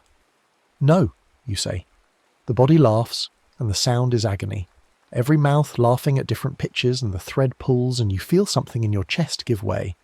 Not tear completely, but stretch, and blood flows faster into your mouth, and you're choking on it, drowning in your own blood, and the body keeps laughing. You fall to your knees. The tooth is still in your hand, and you grip it hard enough that the sharp crown cuts into your palm, and blood wells up, fresh and bright, and an idea comes. A terrible idea. The tooth is a seed, a connection, a piece of the thing that started all this. What if you could use it? What if it's not just a trophy but a tool? You don't think, just act. Bring the tooth to your mouth and bite down on it, hard, and it cracks between your molars, splits in half, and the taste is worse than anything you've experienced. Rot and copper and something that might be marrow or might be pure malice. You swallow the pieces, forcing them down your torn throat, and the effect is immediate. The thread connecting you to the body goes rigid. The body stops laughing, all the mouths opening in surprise or shock. The threads throughout the bathroom begin to vibrate. A high-pitched whine like struck crystal, and the body looks down at its own chest where the heart beats, and something is wrong with the heart now. It's pulsing irregularly, skipping beats, and black veins are spreading across its surface like cracks. "What did you do?" the body asks, and its voice is uncertain now, afraid. "Poisoned you," you manage to say through bloody lips. "The tooth was part of her, part of the original, and I just swallowed it. Now it's part of me, and you're connected to me, so now it's part of you." The black veins spread faster, covering the heart, moving into the lungs, the liver, all the organs visible through the translucent flesh. The body staggers, reaches for you, but the mouths are closing now, sealing shut, skin growing over them, and the body is suffocating, choking on itself. You stand up, shaking, and you speak. Not small truths, not confessions, something else. You speak the thing's name, or what you think its name is, what the story's called it. Penanggalan, I name you, I know you, and I deny you. The bathroom shudders. The threads start snapping one by one, each one making a sound like a guitar string breaking, and the body begins to come apart, not violently, gently, dissolving. The flesh melts away, revealing the organs, and the organs shrink, deflate, turn grey. The threads retract, pulling back into the drain, into the window, into the walls, and the red light fades. But the hook in your chest remains. The thread connecting you to where the heart was doesn't dissolve. It solidifies, turns from red to black, from tissue to something harder, something permanent.